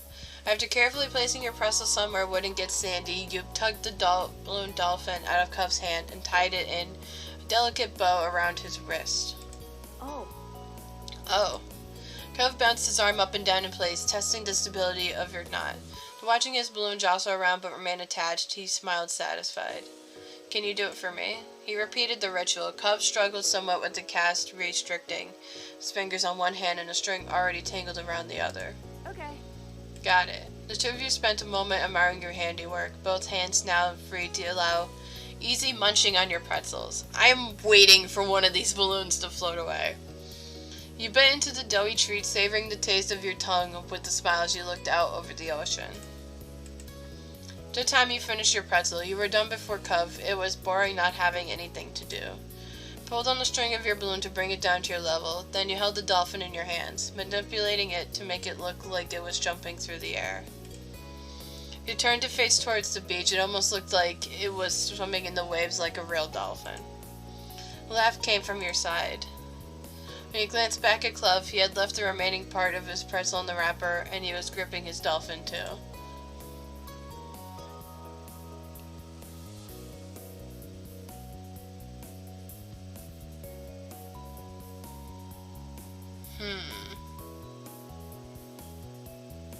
She's actually an alien. That's funny. Did I miss anything? No. Also, thank you, Nightbot, for spamming chat.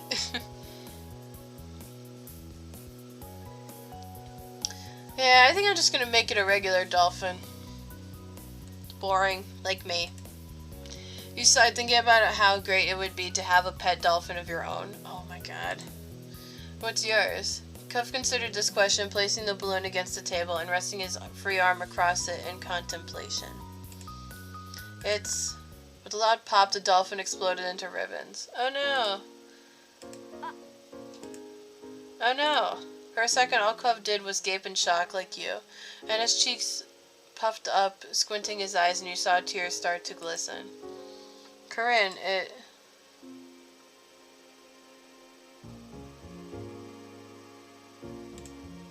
You looked at Cove, then up to your balloon, bobbing gently in the air above you. You can have mine. That was better than letting him cry more. Cove sniffled, glancing up at the balloon, then back at you. No, it's yours. I don't want to take it from you. It's okay, really. Cove shook his head. Even though it wasn't your fault, you felt bad. Still, the offer seemed to lift Cove's spirits, and that was good. The passing of Cove's balloon was the last major event of your adventure. In the end, the two of you headed back late that afternoon. Separated on the beach, and while Cove went straight home with his brand new sand pail in hand, you decided to sit for a while. You watched the waves and the sunset, fiddling with your new keychain. Another summer day was drawing to a close. It had been a good one except for the sad final note. Sandcastle. Cub wasn't able to do many things that summer. When you, him, and Shiloh sat out on the shoreline one bright morning, you could tell he wanted to be in the water. There's no way he'd be swimming anytime soon, not with his cast. The waves washed a single shell to shore, glittering in blue, another reminder of the places he couldn't go. From what you'd heard about Cub's old life so far, in tiny pieces and fragments, you could tell that he'd do anything to be able to get the cast off. Like make a pact with the witch or something, just to get it off his arm. Thought about how his summer last year must have been totally different from this, with his old home and his mom and dad. But now he was here with you and Shiloh and Lizzie and everyone else, and he couldn't even go in the sea. This town wasn't bad, it had all your favorite things in it, but sitting there on the same beach you'd grown up on, you could understand that not everybody else felt the same way about Sunset Bird as you did. Watching from the corner of your eye quietly, and he finally said aloud what you had been pondering. I wish I could go in. The water? Yeah. Oh, I'm sorry, you're gonna be able to do it soon. Cub only sighed in response. Apparently soon wasn't soon enough. It's so pretty, the ocean. And huge. There could be anything out there, like mermaids.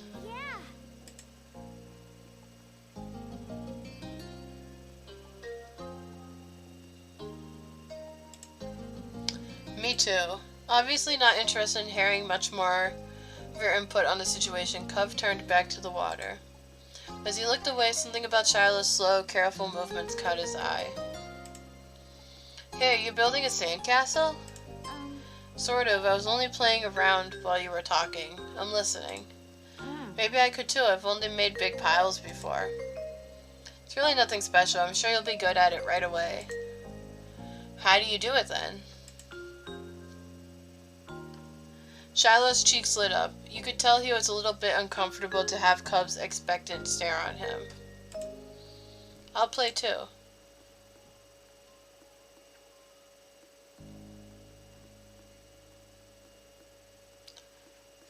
I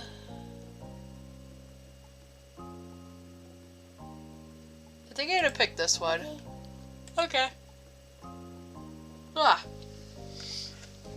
He put his hands back to his seashells and sand and nodded. I don't do a lot. Here's how I like to get a house started. Shiloh, focusing more intently than you'd ever seen him, guided the two of you through his process. Didn't take long for the three of you to each have humble structures prepared. That's all, kind of. You can do anything now. Like, make it bigger, add some seashells, carve a pretty pattern. I bet you'll have great ideas. I'm gonna make it bigger. Mine is gonna be a real castle. Cool, this is gonna be a house. Looking at the base of your sandcastle, you decided to make... Ooh, can you imagine making a mansion out of sand?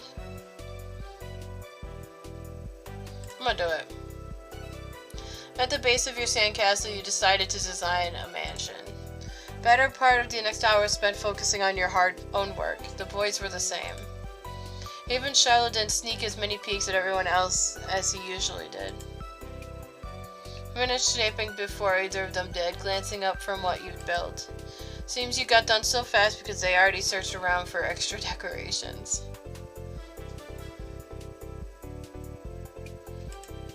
Shiloh had grabbed most of the really interesting stuff, and Cub had a lot of the shells, but there were still options. First thing you reached for was this one. Best fit for your mansion, you decided. Blue color of it still reminded you of the clear water. Put it in a funny place where it'd take a second look to see it. Pleased with your result, you finally took a proper look around that wasn't focused on the sand itself. Both Cub and Shiloh seemed super immersed still. You knew you could probably sneak a peek at either one's work. The castle Cub had built looked surprisingly tidy, especially for someone in a cast. He must have worked really hard. He wasn't even finished digging the huge gaping moat in front, but it was already enormous. Got the sense from the enthusiasm he was digging with that the doctor was probably going to find a bunch of sand when he finally removed the pink plaster. Silence was then broken. What's on the top of yours, Shiloh? Peeked closer and discovered something shiny sticking out of Shiloh's sand chimney. Oh, it's just a gum wrapper. It looks like smoke. Neat. It's good. That's smart.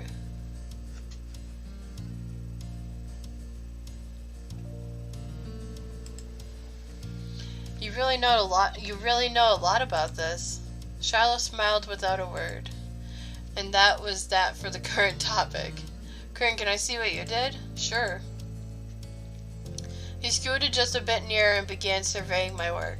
All I really knew about mansions was that they were supposed to be big, so you'd gone really big. It was the size of the country club that Lizzie played golf at, compared to Cove and Shiloh's buildings, probably even bigger. Shiloh quickly decided to jump in the new conversation. Ah! Hey Corinne, what did you do? This is my mansion. It looks great, your house is so big.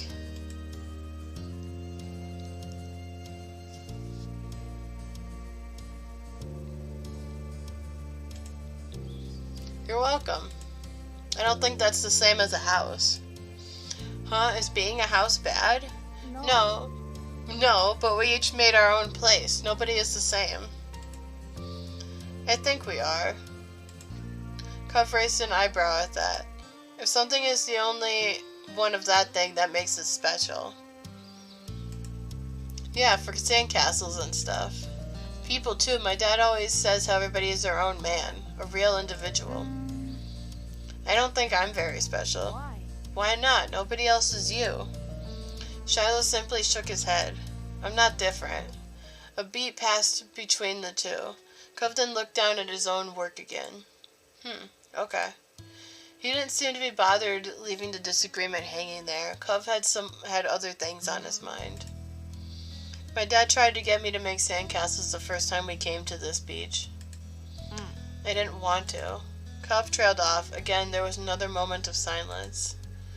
Shiloh shifted and opened his mouth to say something, but Cove spoke up before he could. You didn't think he noticed that Shiloh was going to talk. Do you know what happened when your moms met my dad, Corinne? You waited to see if Shiloh would say what he wanted to. When he didn't, you answered Cove's question. I wasn't there. They didn't tell me. I just remember what happened when I met your dad. Mr. Holden had been a weird stranger then. Well, he was still kind of strange. No other person acted like him, but you knew him better at this point. Now that you thought about it, it made a lot of sense that Cub's dad talked to him about people being unique. Enjoying the game? A little bit, yeah. It's not bad.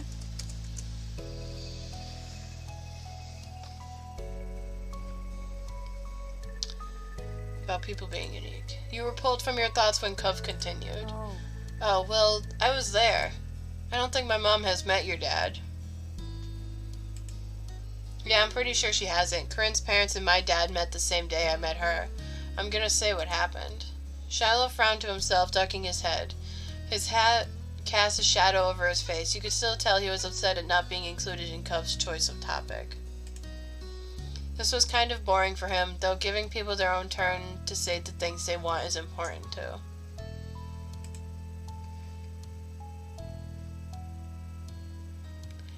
Oh, fuck you, game. Why you gotta make me choose like this?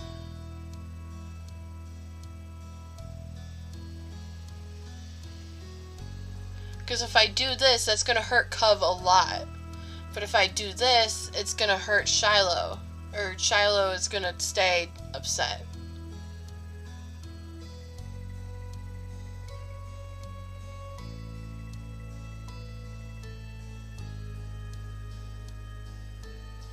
God damn it. How much money do I have? I'm probably gonna end up picking the first one. 8,800.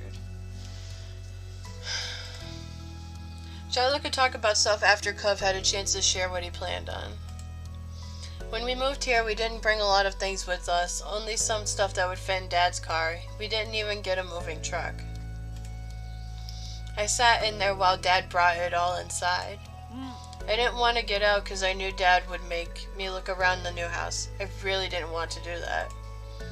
His lips twisted into a frown as he recalled that. And I saw your moms, they were in a car too and stopped at your house. I guess they were coming back from somewhere or something. My dad noticed. He waved his hand and they went over to the front of your house where he started talking to them. I don't know what they said. I couldn't hear it. But he couldn't see me anymore since he was looking the other way. Opened the car door and left. I wanted to get away and went behind the houses. I found those hills there, the ones where we met for the first time. Cove nodded then stared at you. You stared back. He didn't go on to say anything more. Aren't you going to finish your story?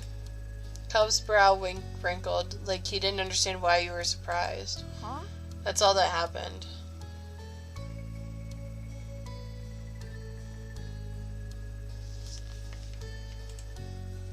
You're welcome. Even if not much happened, you weren't going to complain about knowing the story. Shiloh's mouth twisted into a scowl of disbelief, but he said nothing. Why'd you bring that up anyway? Slight shrug of Cove's shoulders. Wow. Thinking about it because of the sand castle, it made me remember when I moved to here. Dad showed me the beach first, before we went back to the car to unpack. Really excited about it for some reason. Cove's brows furrowed a little more as he quietly raked his hands through the sand. I get it. You thought maybe Mr. Holden wasn't that excited about the beach and was instead hoping Cove might be. The line of conversation had come to its end. Even Cove was done with it. Some other topic had popped into his head. Shiloh fidgeting uncomfortably in the sand had made Cove aware of his presence again. Looked at each other and you could only wonder what this might be about. Hey Shiloh. Yeah? Why are you always turning so red, even when nothing is happening? Clearly startled, he jerked back. Neither you or Shiloh had expected that to be how he got included in the conversation again. I don't know, I guess. Okay, it's kind of weird. Shiloh's eyes were wide with embarrassment and his lips twitched, and he was blushing even harder than before. Maybe it wasn't only this, perhaps it was simply the last straw, but it was a big deal to Shiloh, a huge deal. He didn't just look sad, he seemed almost panicked. You weren't sure if he was about to cry or run away or what, but you soon got an answer. Why do you wear glasses? Most kids don't wear glasses, and nobody is named Cove. Who asked you to come? It was probably just your dad bugging Corinne's family some more because you don't have anyone else who will ever play with you. Cove blinked. Tension on the beach was suddenly uncomfortable in a way you didn't know how to laugh off. Didn't seem like the kind of thing he'd get upset about, though you hadn't ever known what kind of thing would bother Shiloh. I'm sorry. Me too, I was just wondering.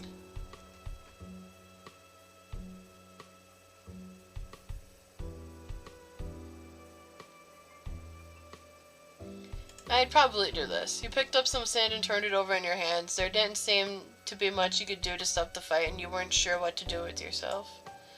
Cove looked over at what you were doing and started building his own set of walls. Shiloh took a breath before kneeling back down to his own patch of sand. It seemed they both decided to try playing again. You were glad for that. You all went back to making more sand buildings, but the whole mood had changed. Shiloh's cheeriness was clearly gone, and Cove looked as confused as ever about why the other boy had blown up. The air stayed uncomfortable the rest of the afternoon, right up to the moment that Shiloh's mom appeared at the beach to take him home. Cove and Shiloh had mostly followed your lead and barely said a word. His mom standing behind him, even Shiloh's goodbye had been quiet. Friendly, cheerful, but noticeably quiet. But with Shiloh gone and the sun going down, you knew it was time for you and Cove to head to your own houses. Two of you trailed out of the park together toward the neighborhood. The walk home was quiet. You passed by familiar landmarks, shoes thumping against the sidewalk in near-perfect unison. Cub was clearly caught up in thinking about something.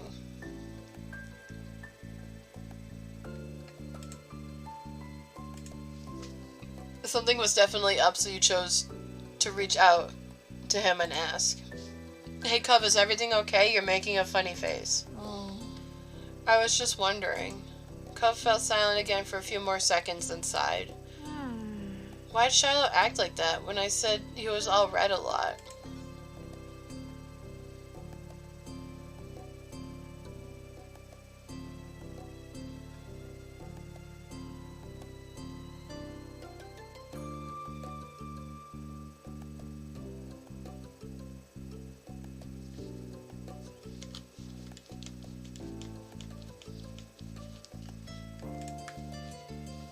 Wasn't really much you had to say about Shiloh. He was Lizzie's friend. I guess I can get it, why he would do that. Sometimes I get really mad too. Despite seemingly coming to a conclusion, Cub's mood was still sour. Hey Corinne, was Shiloh telling the truth? Huh? His gaze left yours as he dug the sole of his shoe into the ground. He looked oddly vulnerable for a second.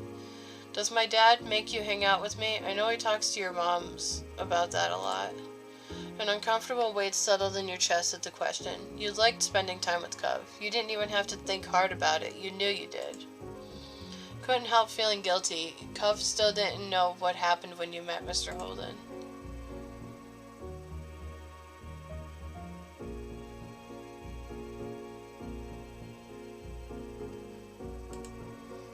Cub's shoulders relaxed. You hadn't even noticed that he had tensed up. Yeah, that's what I thought too. Anyway, I didn't think you were pretending. I just wanted to make sure it was okay, is all. Thanks. Thanks for telling me. His throat tightened. It was hard to meet Cub's earnest gaze again. Keeping secrets was hard. You're welcome. It's not... Oh wait, no. The game didn't say that you were lying. Okay. Ugh, crap. By now, the two of you were on the sidewalk near your houses. It was time to part ways.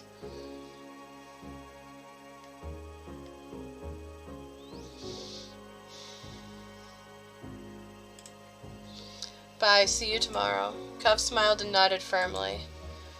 Bye, Corinne. You made your way to your house, crossing the driveway to get to the front door. Looked back, you saw Cub making his way back home too. As if he felt your eyes on him, he turned around. He waved. You did too. You still felt a little unsure with what you were supposed to do about the deal Cub's dad had offered. You didn't want to say something bad or something you shouldn't. You had no idea how Cub would take it either. It would be terrible if it made him feel bad. What if he didn't want to play with you anymore? Might change your mind sometime. There was always tomorrow after all, but for now it was definitely something that you'd keep to yourself. Final look, you went inside your house. Alright, I am going to run out and pee real quick. And then we might switch games, but we'll see. But I'll be right back. I told him at that part. I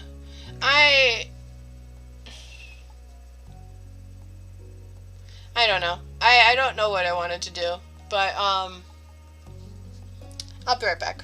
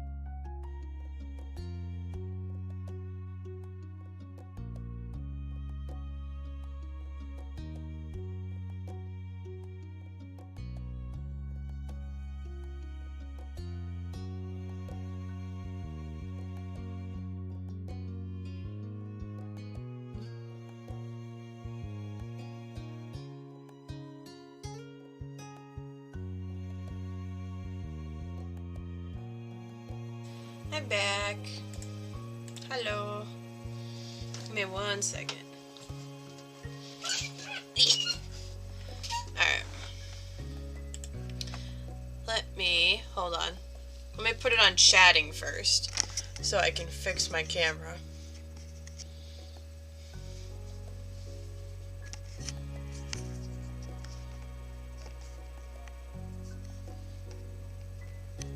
I think that's about where I usually have it. And then get back into the game. Actually, I think I might switch games. Yeah, because we've been playing this for, what, an hour and a half now? Hey, stay healthy, bot. 6 hours. Yeah, we're gonna switch games. That was a pretty good game, though. I'm liking it so far.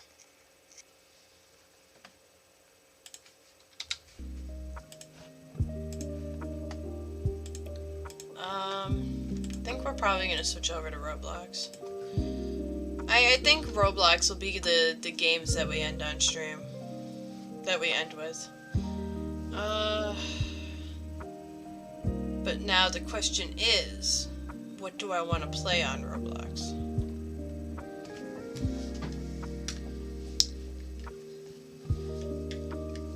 That's the question. You like the game? Yeah, I do. I'm enjoying it.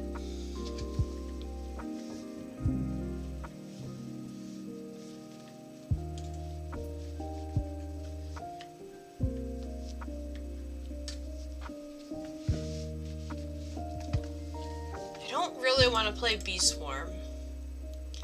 And Gumball Factory, I don't really want to play it either.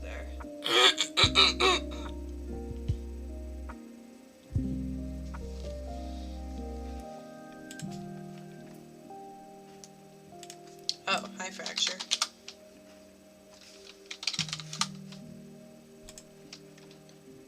Let me switch it over to just chatting while I figure out which Roblox game we're gonna play.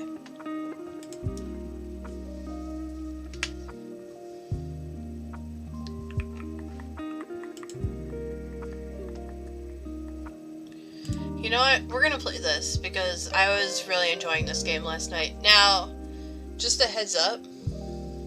Woof. Meow.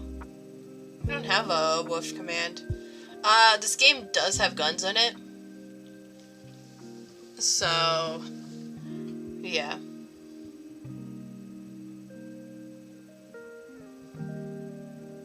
Which is super weird for a Roblox game, but we're gonna switch to it. What am I doing? I'm lost. Roblox.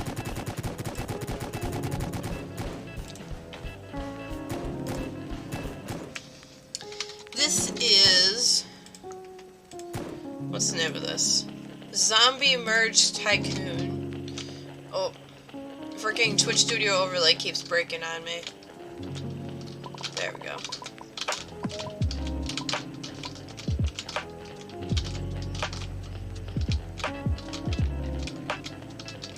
I don't know. I started playing this game last night and I was really enjoying it, so...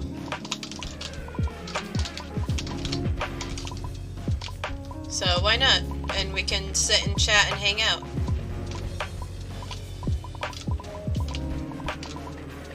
Also, I have a feeling that I am super close to the end of Sable. I didn't want to do that! God damn it. I fucking hit the fucking merge button.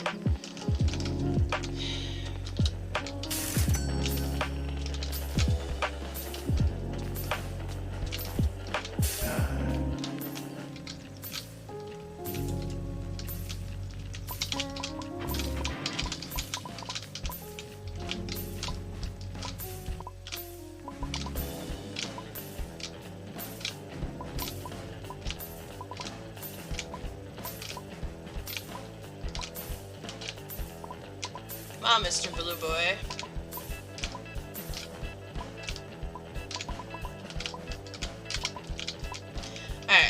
that fill up? I think I'm gonna go out and kill some zombies. Some zambies. And now I'm at purple.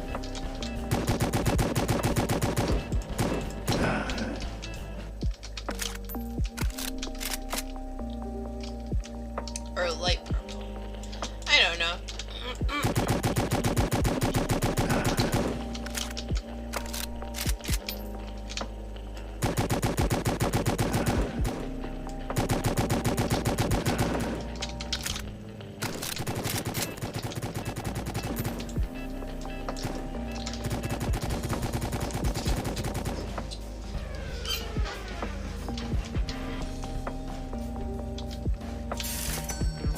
Oh, what's that? New record? Nice.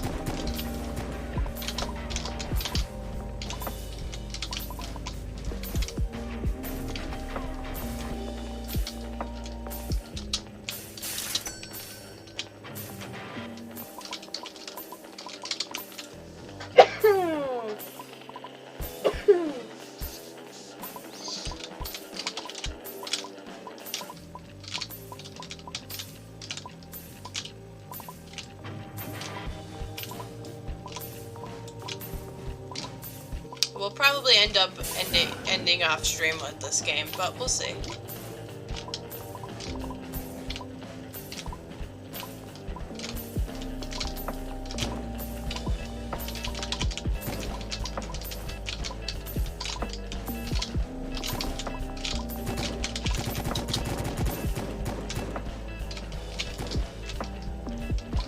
I'm already close to getting more. See, what I usually try and do when I play this game, I was playing this game for a little bit last night. I usually try and do the plus 30 zombie. So I'm probably going to try and go for that again.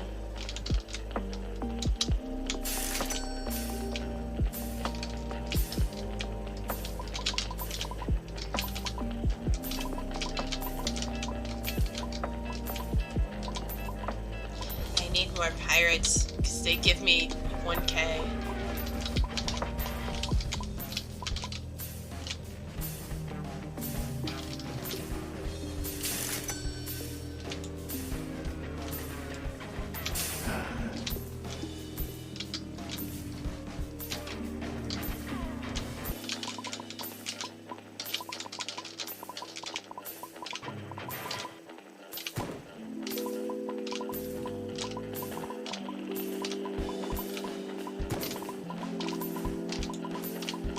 I should probably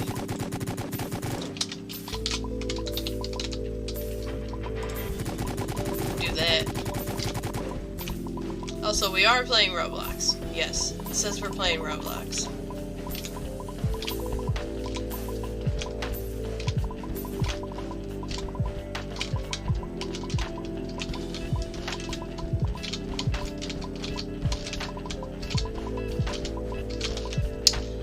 Let that fill up, because usually it fills up pretty fast.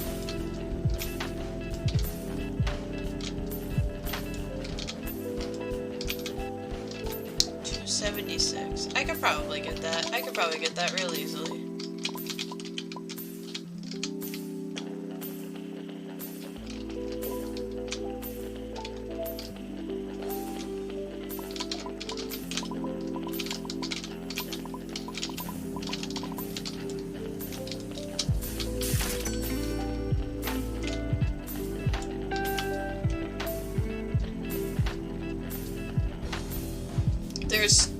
There's 2 slots left in this server.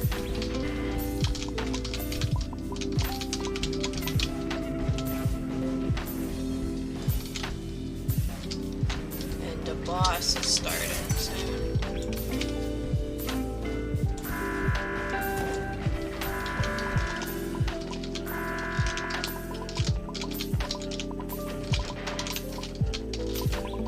Oh wait, I just realized that this game has music in it, so I don't need to have the YouTube music on.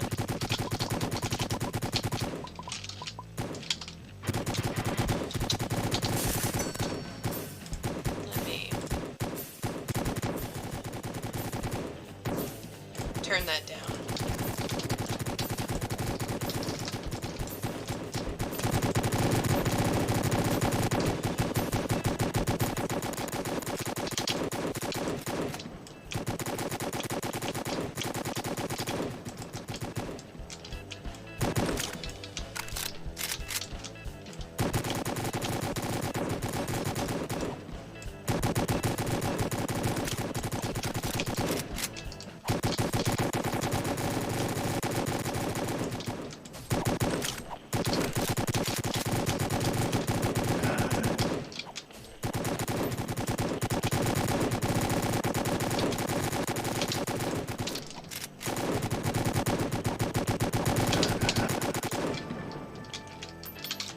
Hey, I got some money off of that.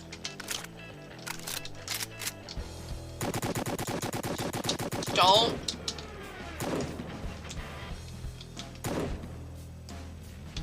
Guy was trying to shoot me.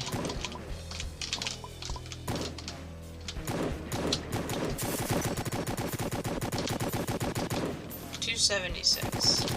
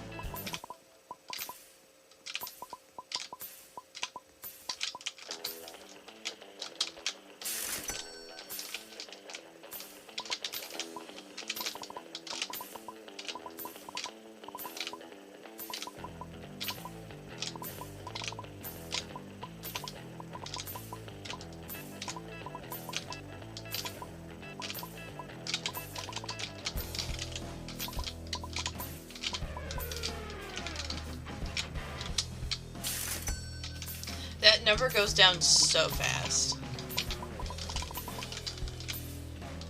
It's not a bad thing, it's just... I don't know. God damn.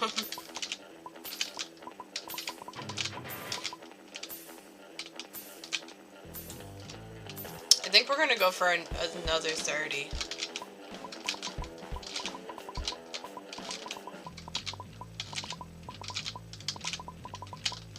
Why? 'Cause why not?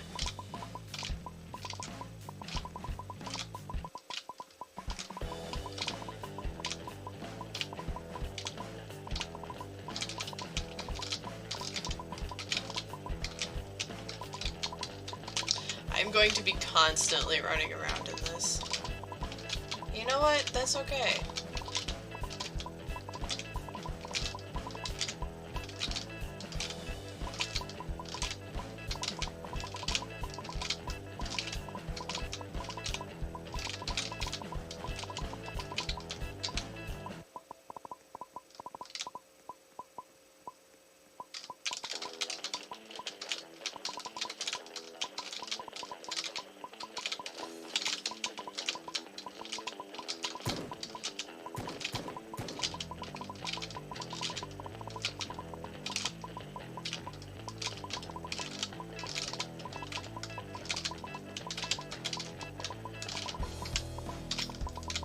What if I just stand here and don't move? I'm getting money pretty fast that way. Alright, mushroom, go away.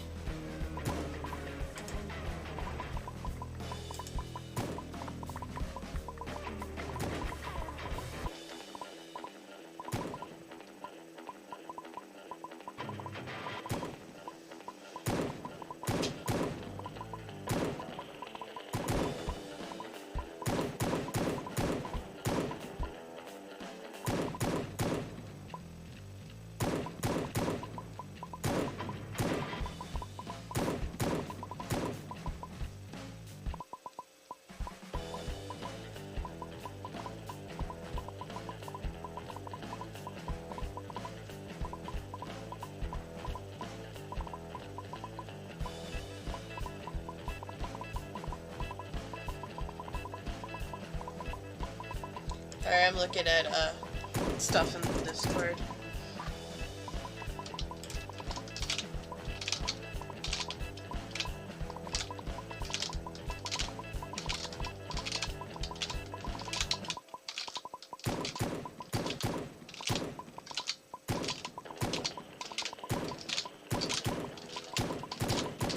I'm gonna stand here and just let it collect.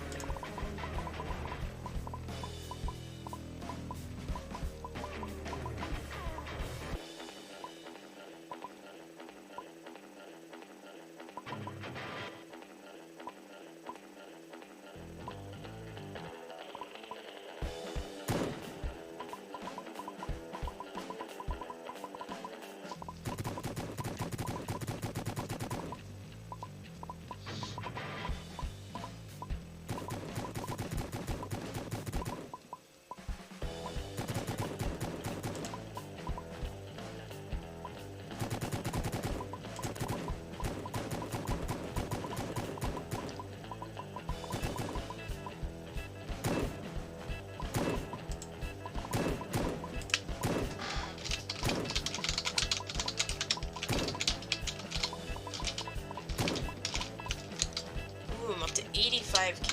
Let's see. It's not gonna be enough to get me the 30 zombies. But if I keep collecting, it will be. How are we doing in chat? How is chat doing? Ugh. As long as I'm not really talkative, I mean, there's not really much to talk about while I'm playing Roblox, so... Also, I'm almost at 10k, hell yeah.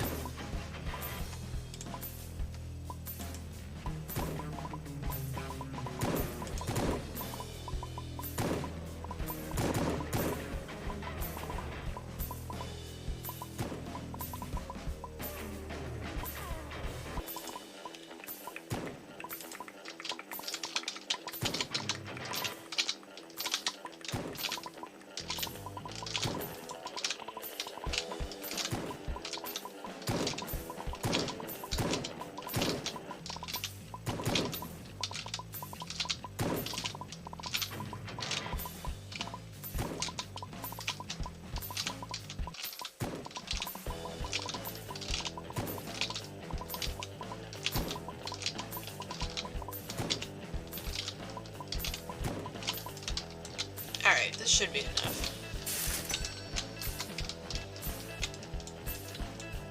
Where is he? There he is. Oh god, he's in someone's place.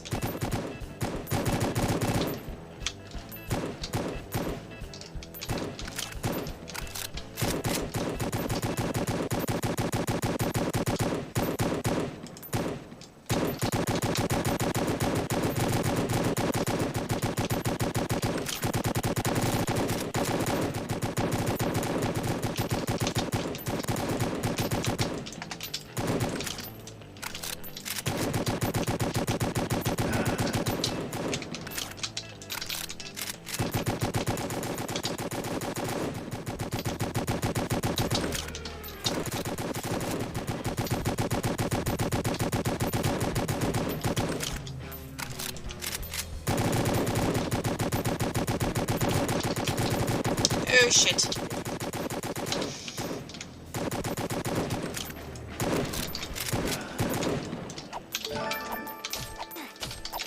Ow!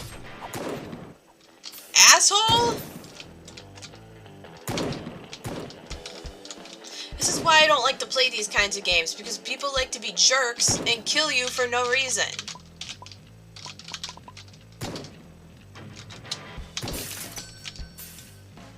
And I don't think I've ever talked about that on stream, but... Wait, what happened to all my zombies? Did they just merge on their own?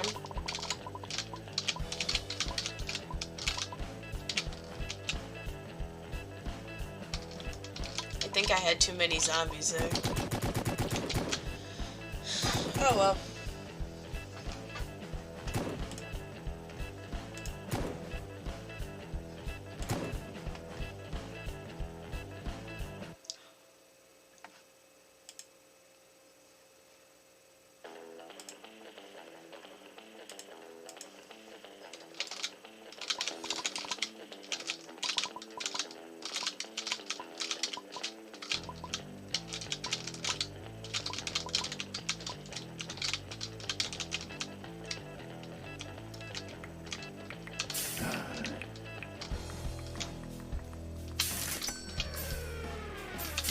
Add one more to make the rows even. Because I counted it last night, there's 10 in each row. So, yeah. Just to make it even.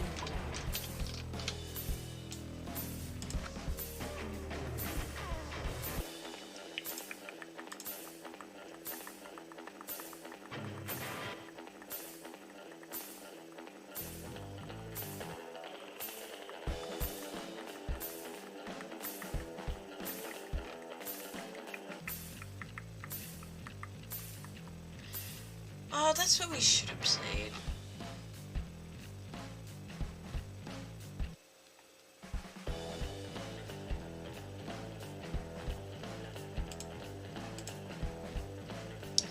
We should have played, whatchamacallit?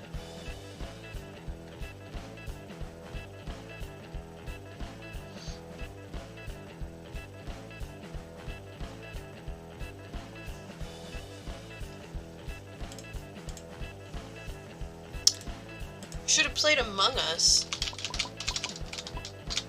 The hide and seek mode.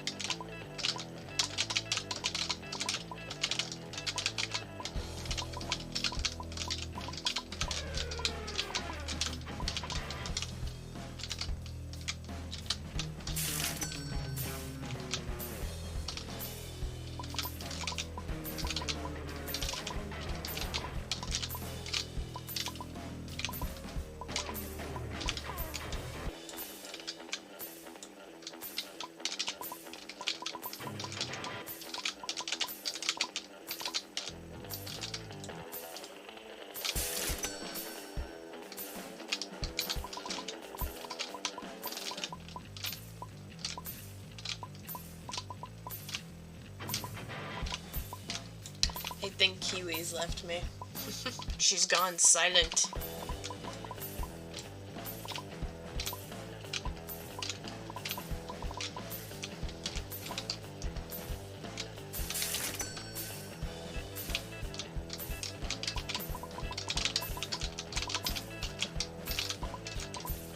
Alright, I'm gonna let that load up on balls.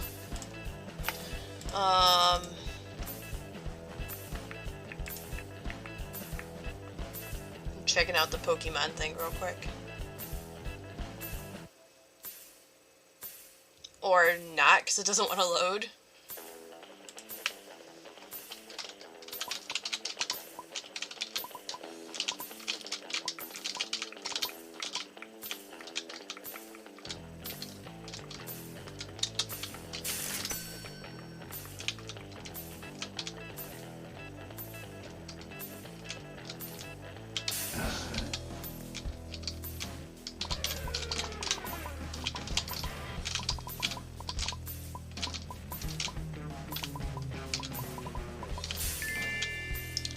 I got a soldier. How much does a soldier give me? 4K. Hell yeah.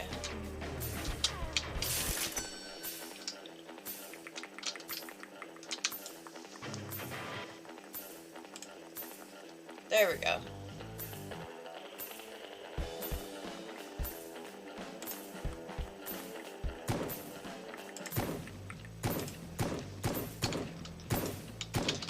Also, where did he get a sword from? Or is he just using the crowbar?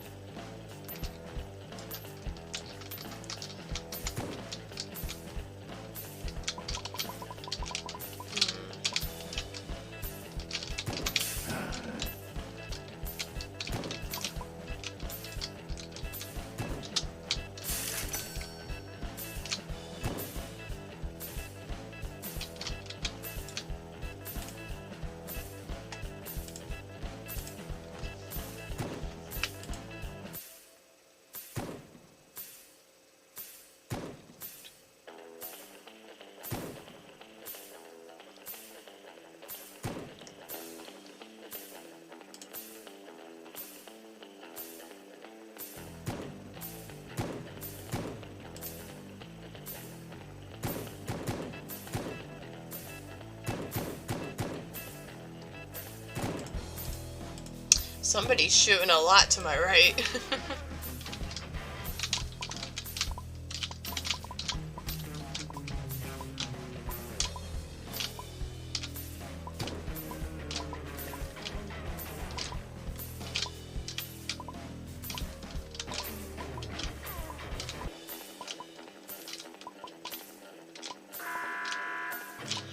Another frozen zombie? Why is there so many frozen zombies?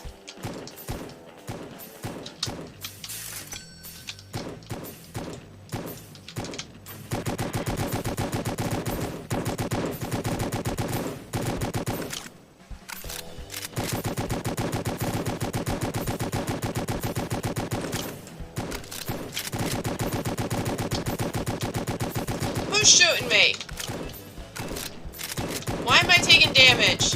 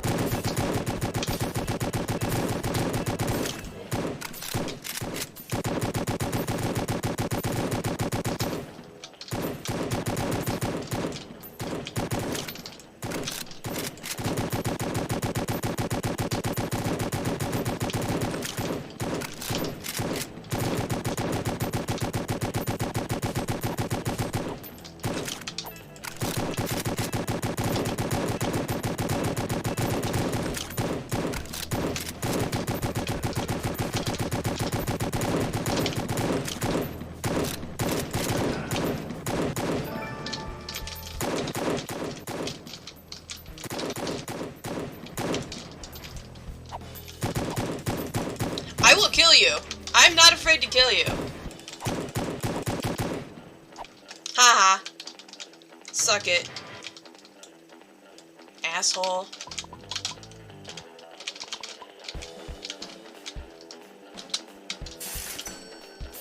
I took your money and your life. That sounds so wrong. Oh my god.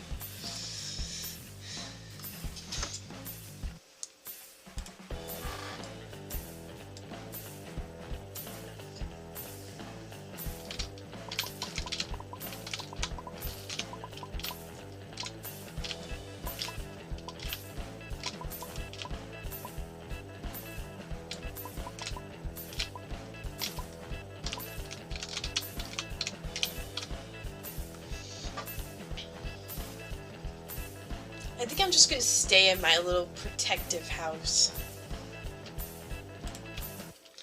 Also, that guy should have expected that was gonna happen. Running into the barrier, into my barrier like that. Snubble.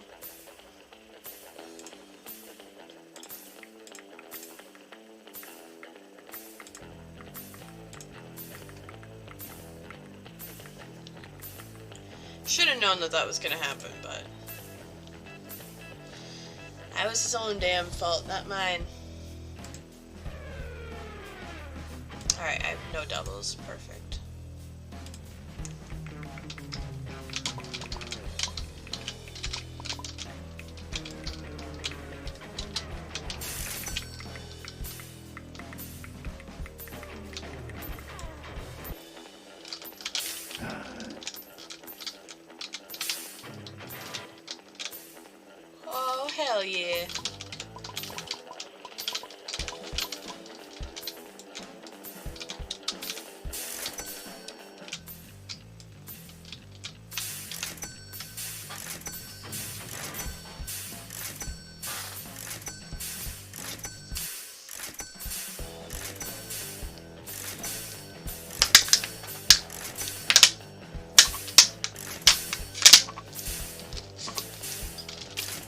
Alright, hang on.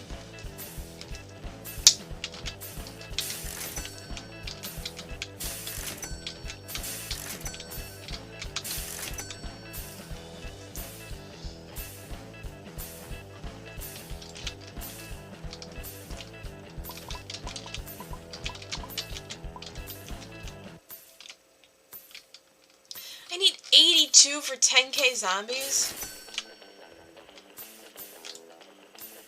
Oh, I just went down to 1 viewer. Everyone just left. I went from 4 to 3 to 1. That's okay. I don't mind. Hi, Sandy. I was actually just thinking about popping into your stream. I saw you were streaming.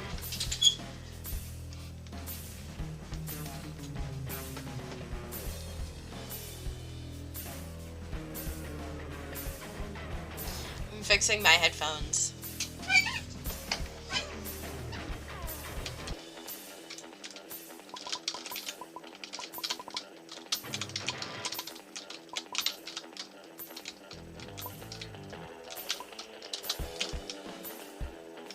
But how are ya?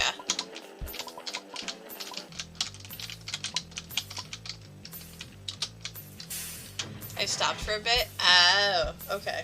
Cool. Well, I'm probably gonna be ending here in a bit soon. Cause it's late. And I usually end around this time anyways, so.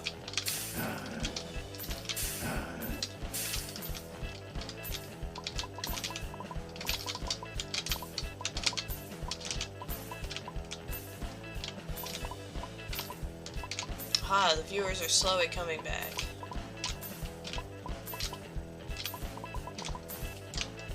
Taking a rest because I'm not feeling well all week. You're still not feeling good? Well, I hope you feel better soon.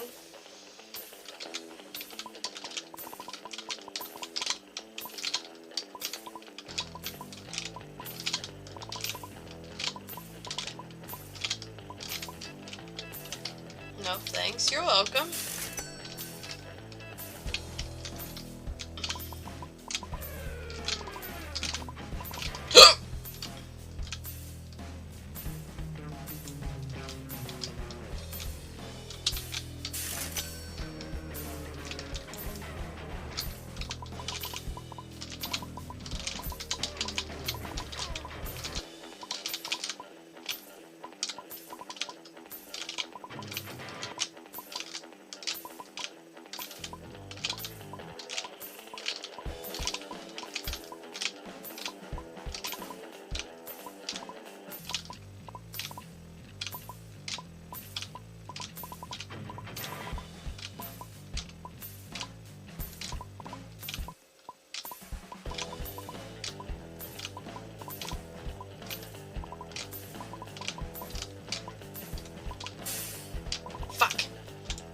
I didn't want to do that.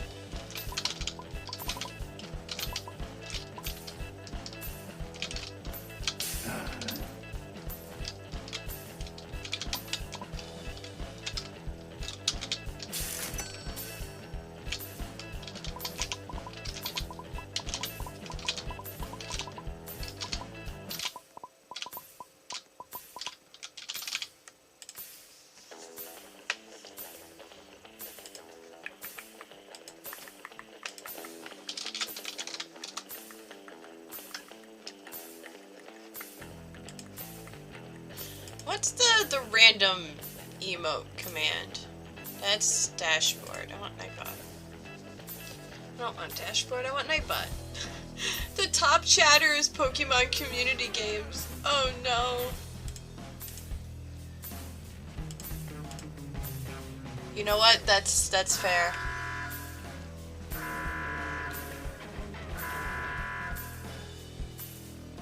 Random emote. Of course it would just literally be random emote.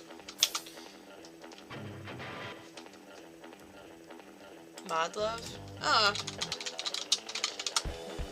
Also, Buttspot disappeared. Buttspot? There he is.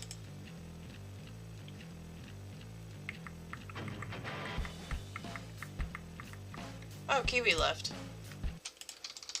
That's fine. Hey, nobody wants to kill the frozen zombie.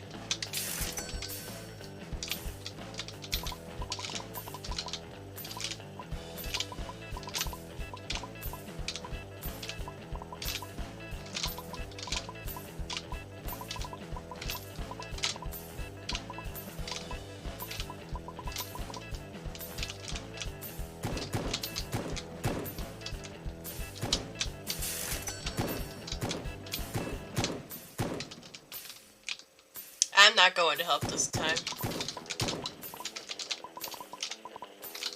I probably don't lose anything from dying, except for, like, my weapons, but I'm still not going to go out and deal with the guy that's killing people.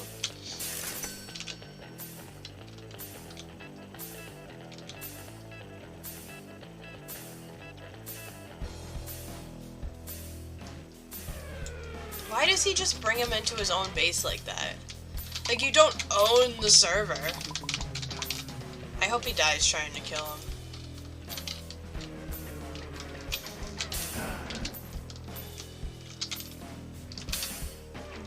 I'm such an ass. But you know what? That's fine.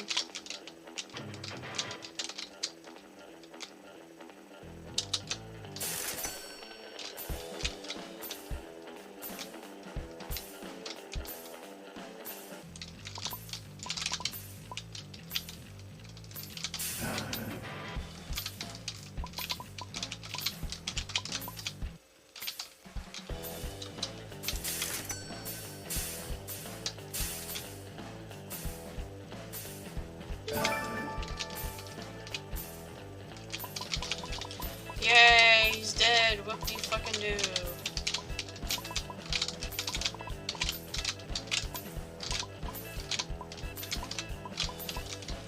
There's not even a way to get a sword in this game. Oh, from up here.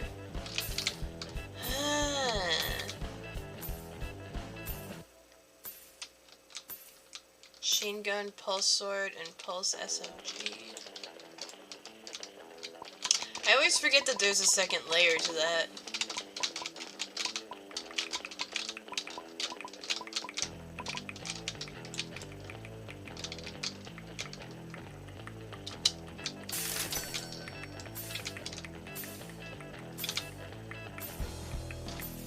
Not gonna worry about it. It's not important right now.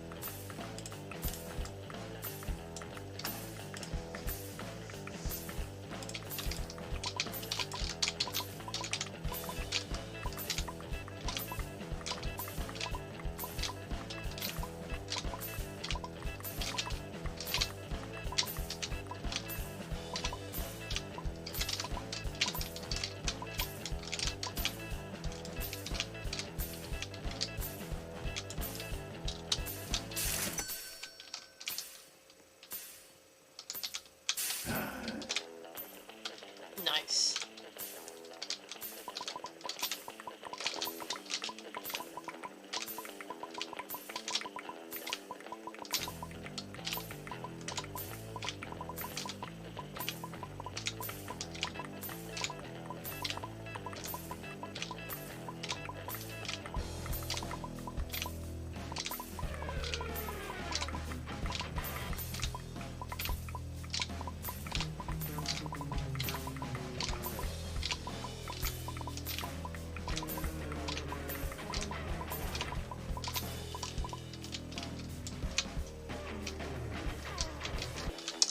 I need 1 million for 100 zombies. Should I try and go for it? I mean, it's probably gonna take a while, but maybe I can give it a try. I'm just gonna have my dude stand right in the middle.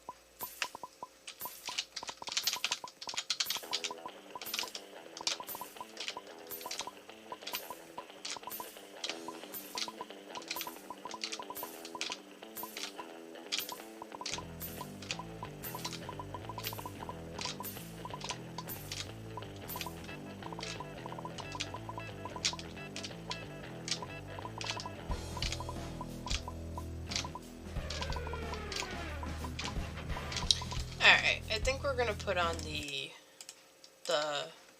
YouTube music. I think that music gets kind of boring when it's just repetitive like that.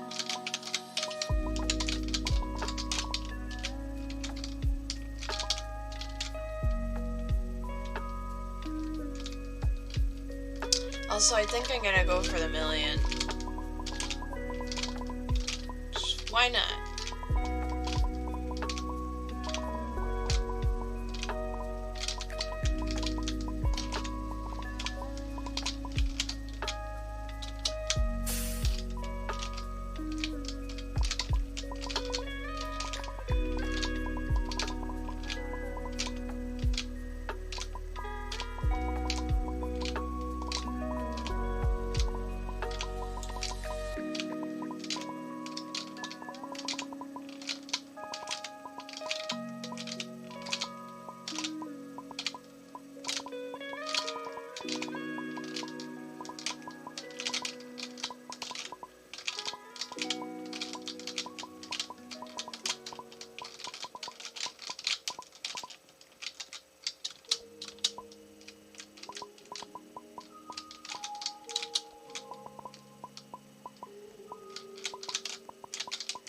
Also, I kind of like how there's like an invisible wall, so that way the balls can't like get out of this.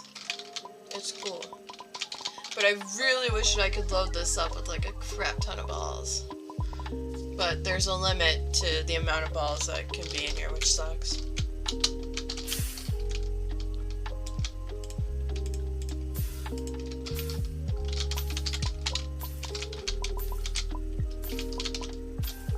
Just gonna keep the sound effects on so that way I know when I'm making money and when I'm not.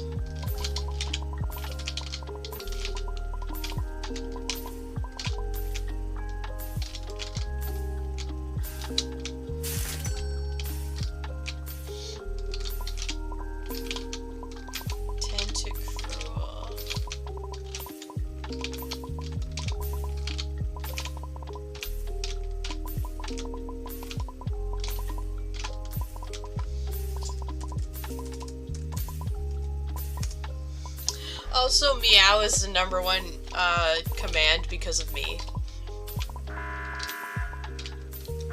Demon zombie.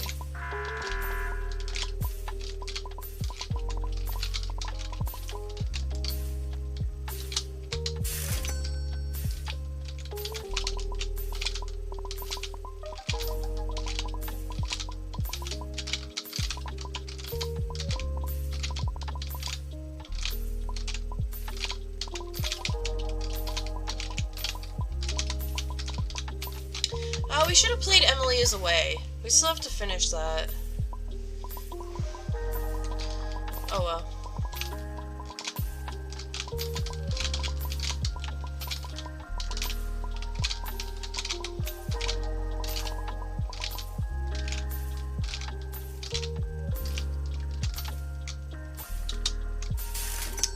Did that person leave? They may have left.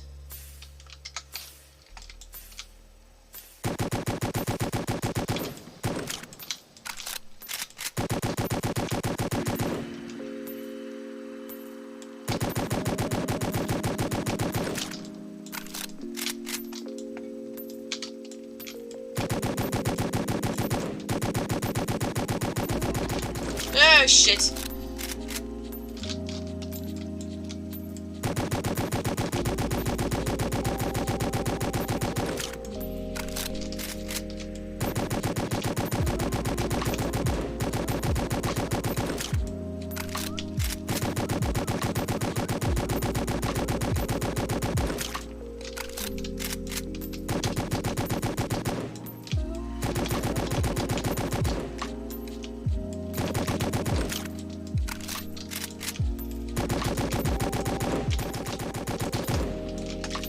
Fuck. Go away!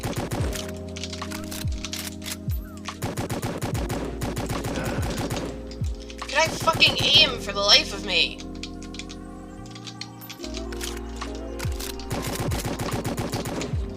What am I doing? Where is he?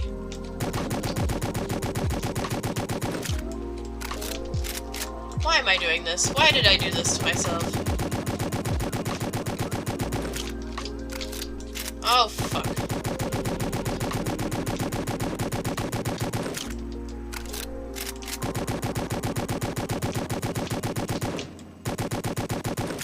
Could I fucking aim?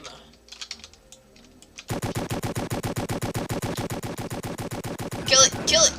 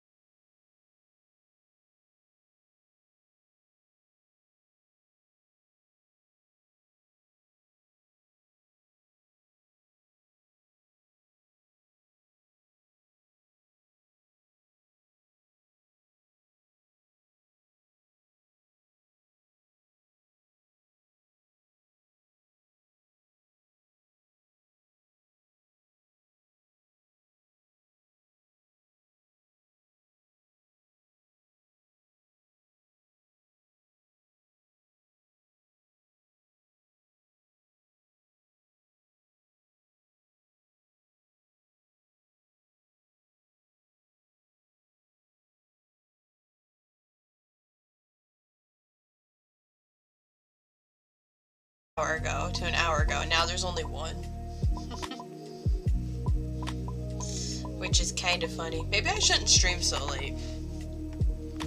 Like I do. Shush. I got an inch. Shit, I have my hood up.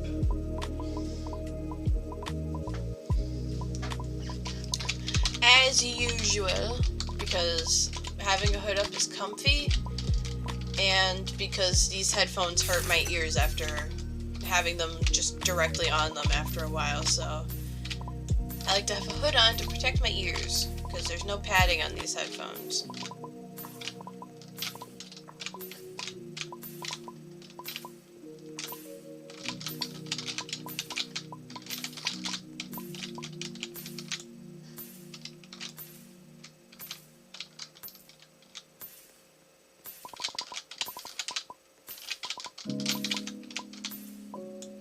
Just gonna let my dude sit in here. Demon zombie. He's probably not gonna die.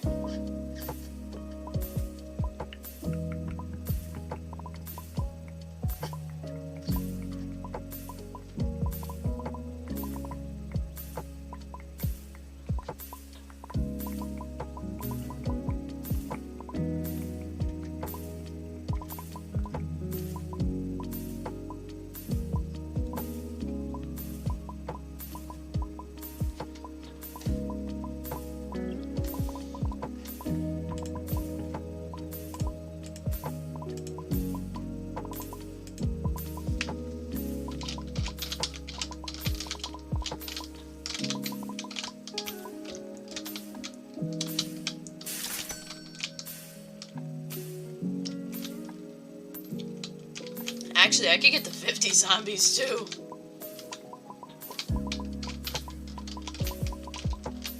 I just have to wait for this to get done.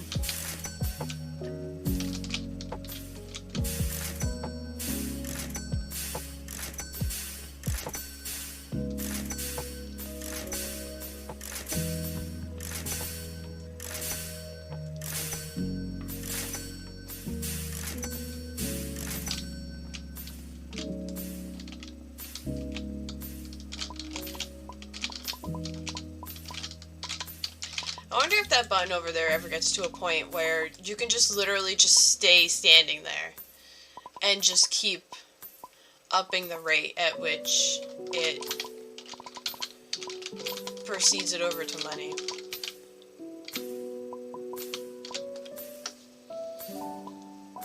I'm just gonna stay here. Also, that's the symbol that's on the balls. That's the symbol. Pokemon! Get out of here.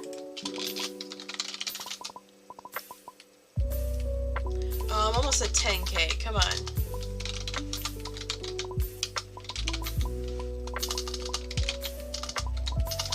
That's not...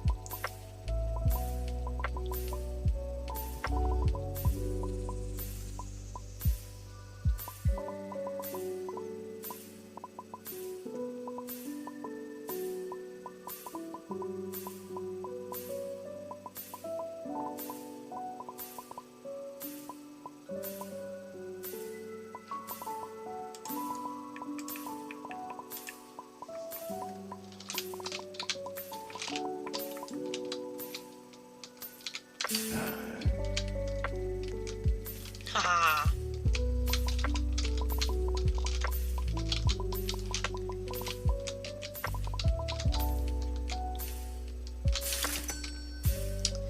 Alright, I think I'm gonna end stream a little bit early because no one's here. And I'm probably going to continue playing this off stream. So, yeah. I'll leave the game up, because I'm probably going to play it off stream. Hey, Pokemon's back. But yeah, thank you all for watching. Oh, crap. I just realized I wanted to start promoting the channel on, like, I have a Pentatonics fan account on on Instagram. And I wanted to try and start promoting my stream on there as well. But thank you all for watching. I'm gonna end it here. I'm probably not gonna actually catch him. Did I get up to 10k? Oh, come on. Guarantee I'll be up to 10k by the end of next stream.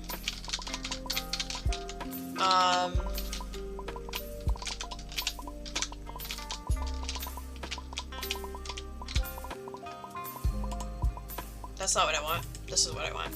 I was playing around in Roblox a little bit. But yeah, thank you all for watching. Thank you to anyone who's currently watching. Thank you to anyone who watched it all tonight or today. I've been live for basically 7 hours. Well, I have been live for 7 hours. I almost ended it. Almost at exactly 7 hours. That's crazy. Okay, there's like a 3-second stream delay on from my laptop, which is good. But I'm going to end it here. Thank you to anyone who's currently watching. Thank you to anyone who watched it all today and tonight. And thank you to anyone watching this afterwards. I appreciate you. I appreciate all of you.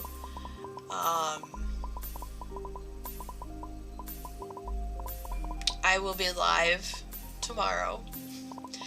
I think we're almost done with Sable. Because I'm gonna go back and rewatch when I first started playing Sable. But I'm almost positive that that place that I found is where my family went to. So we might be able to finish Sable this week, which will be good. I mean, maybe it's not good because I also really want to go around and get everything else done. Actually, you know what? I'm gonna exit out of this game. I'll open it back up when I come back upstairs because I'm gonna make food. Or maybe I'll order food. I don't know. We'll see. I have to see how much money I have in my bank account because I'm ordering food tomorrow night as well. I'm getting my pizza for the weekend.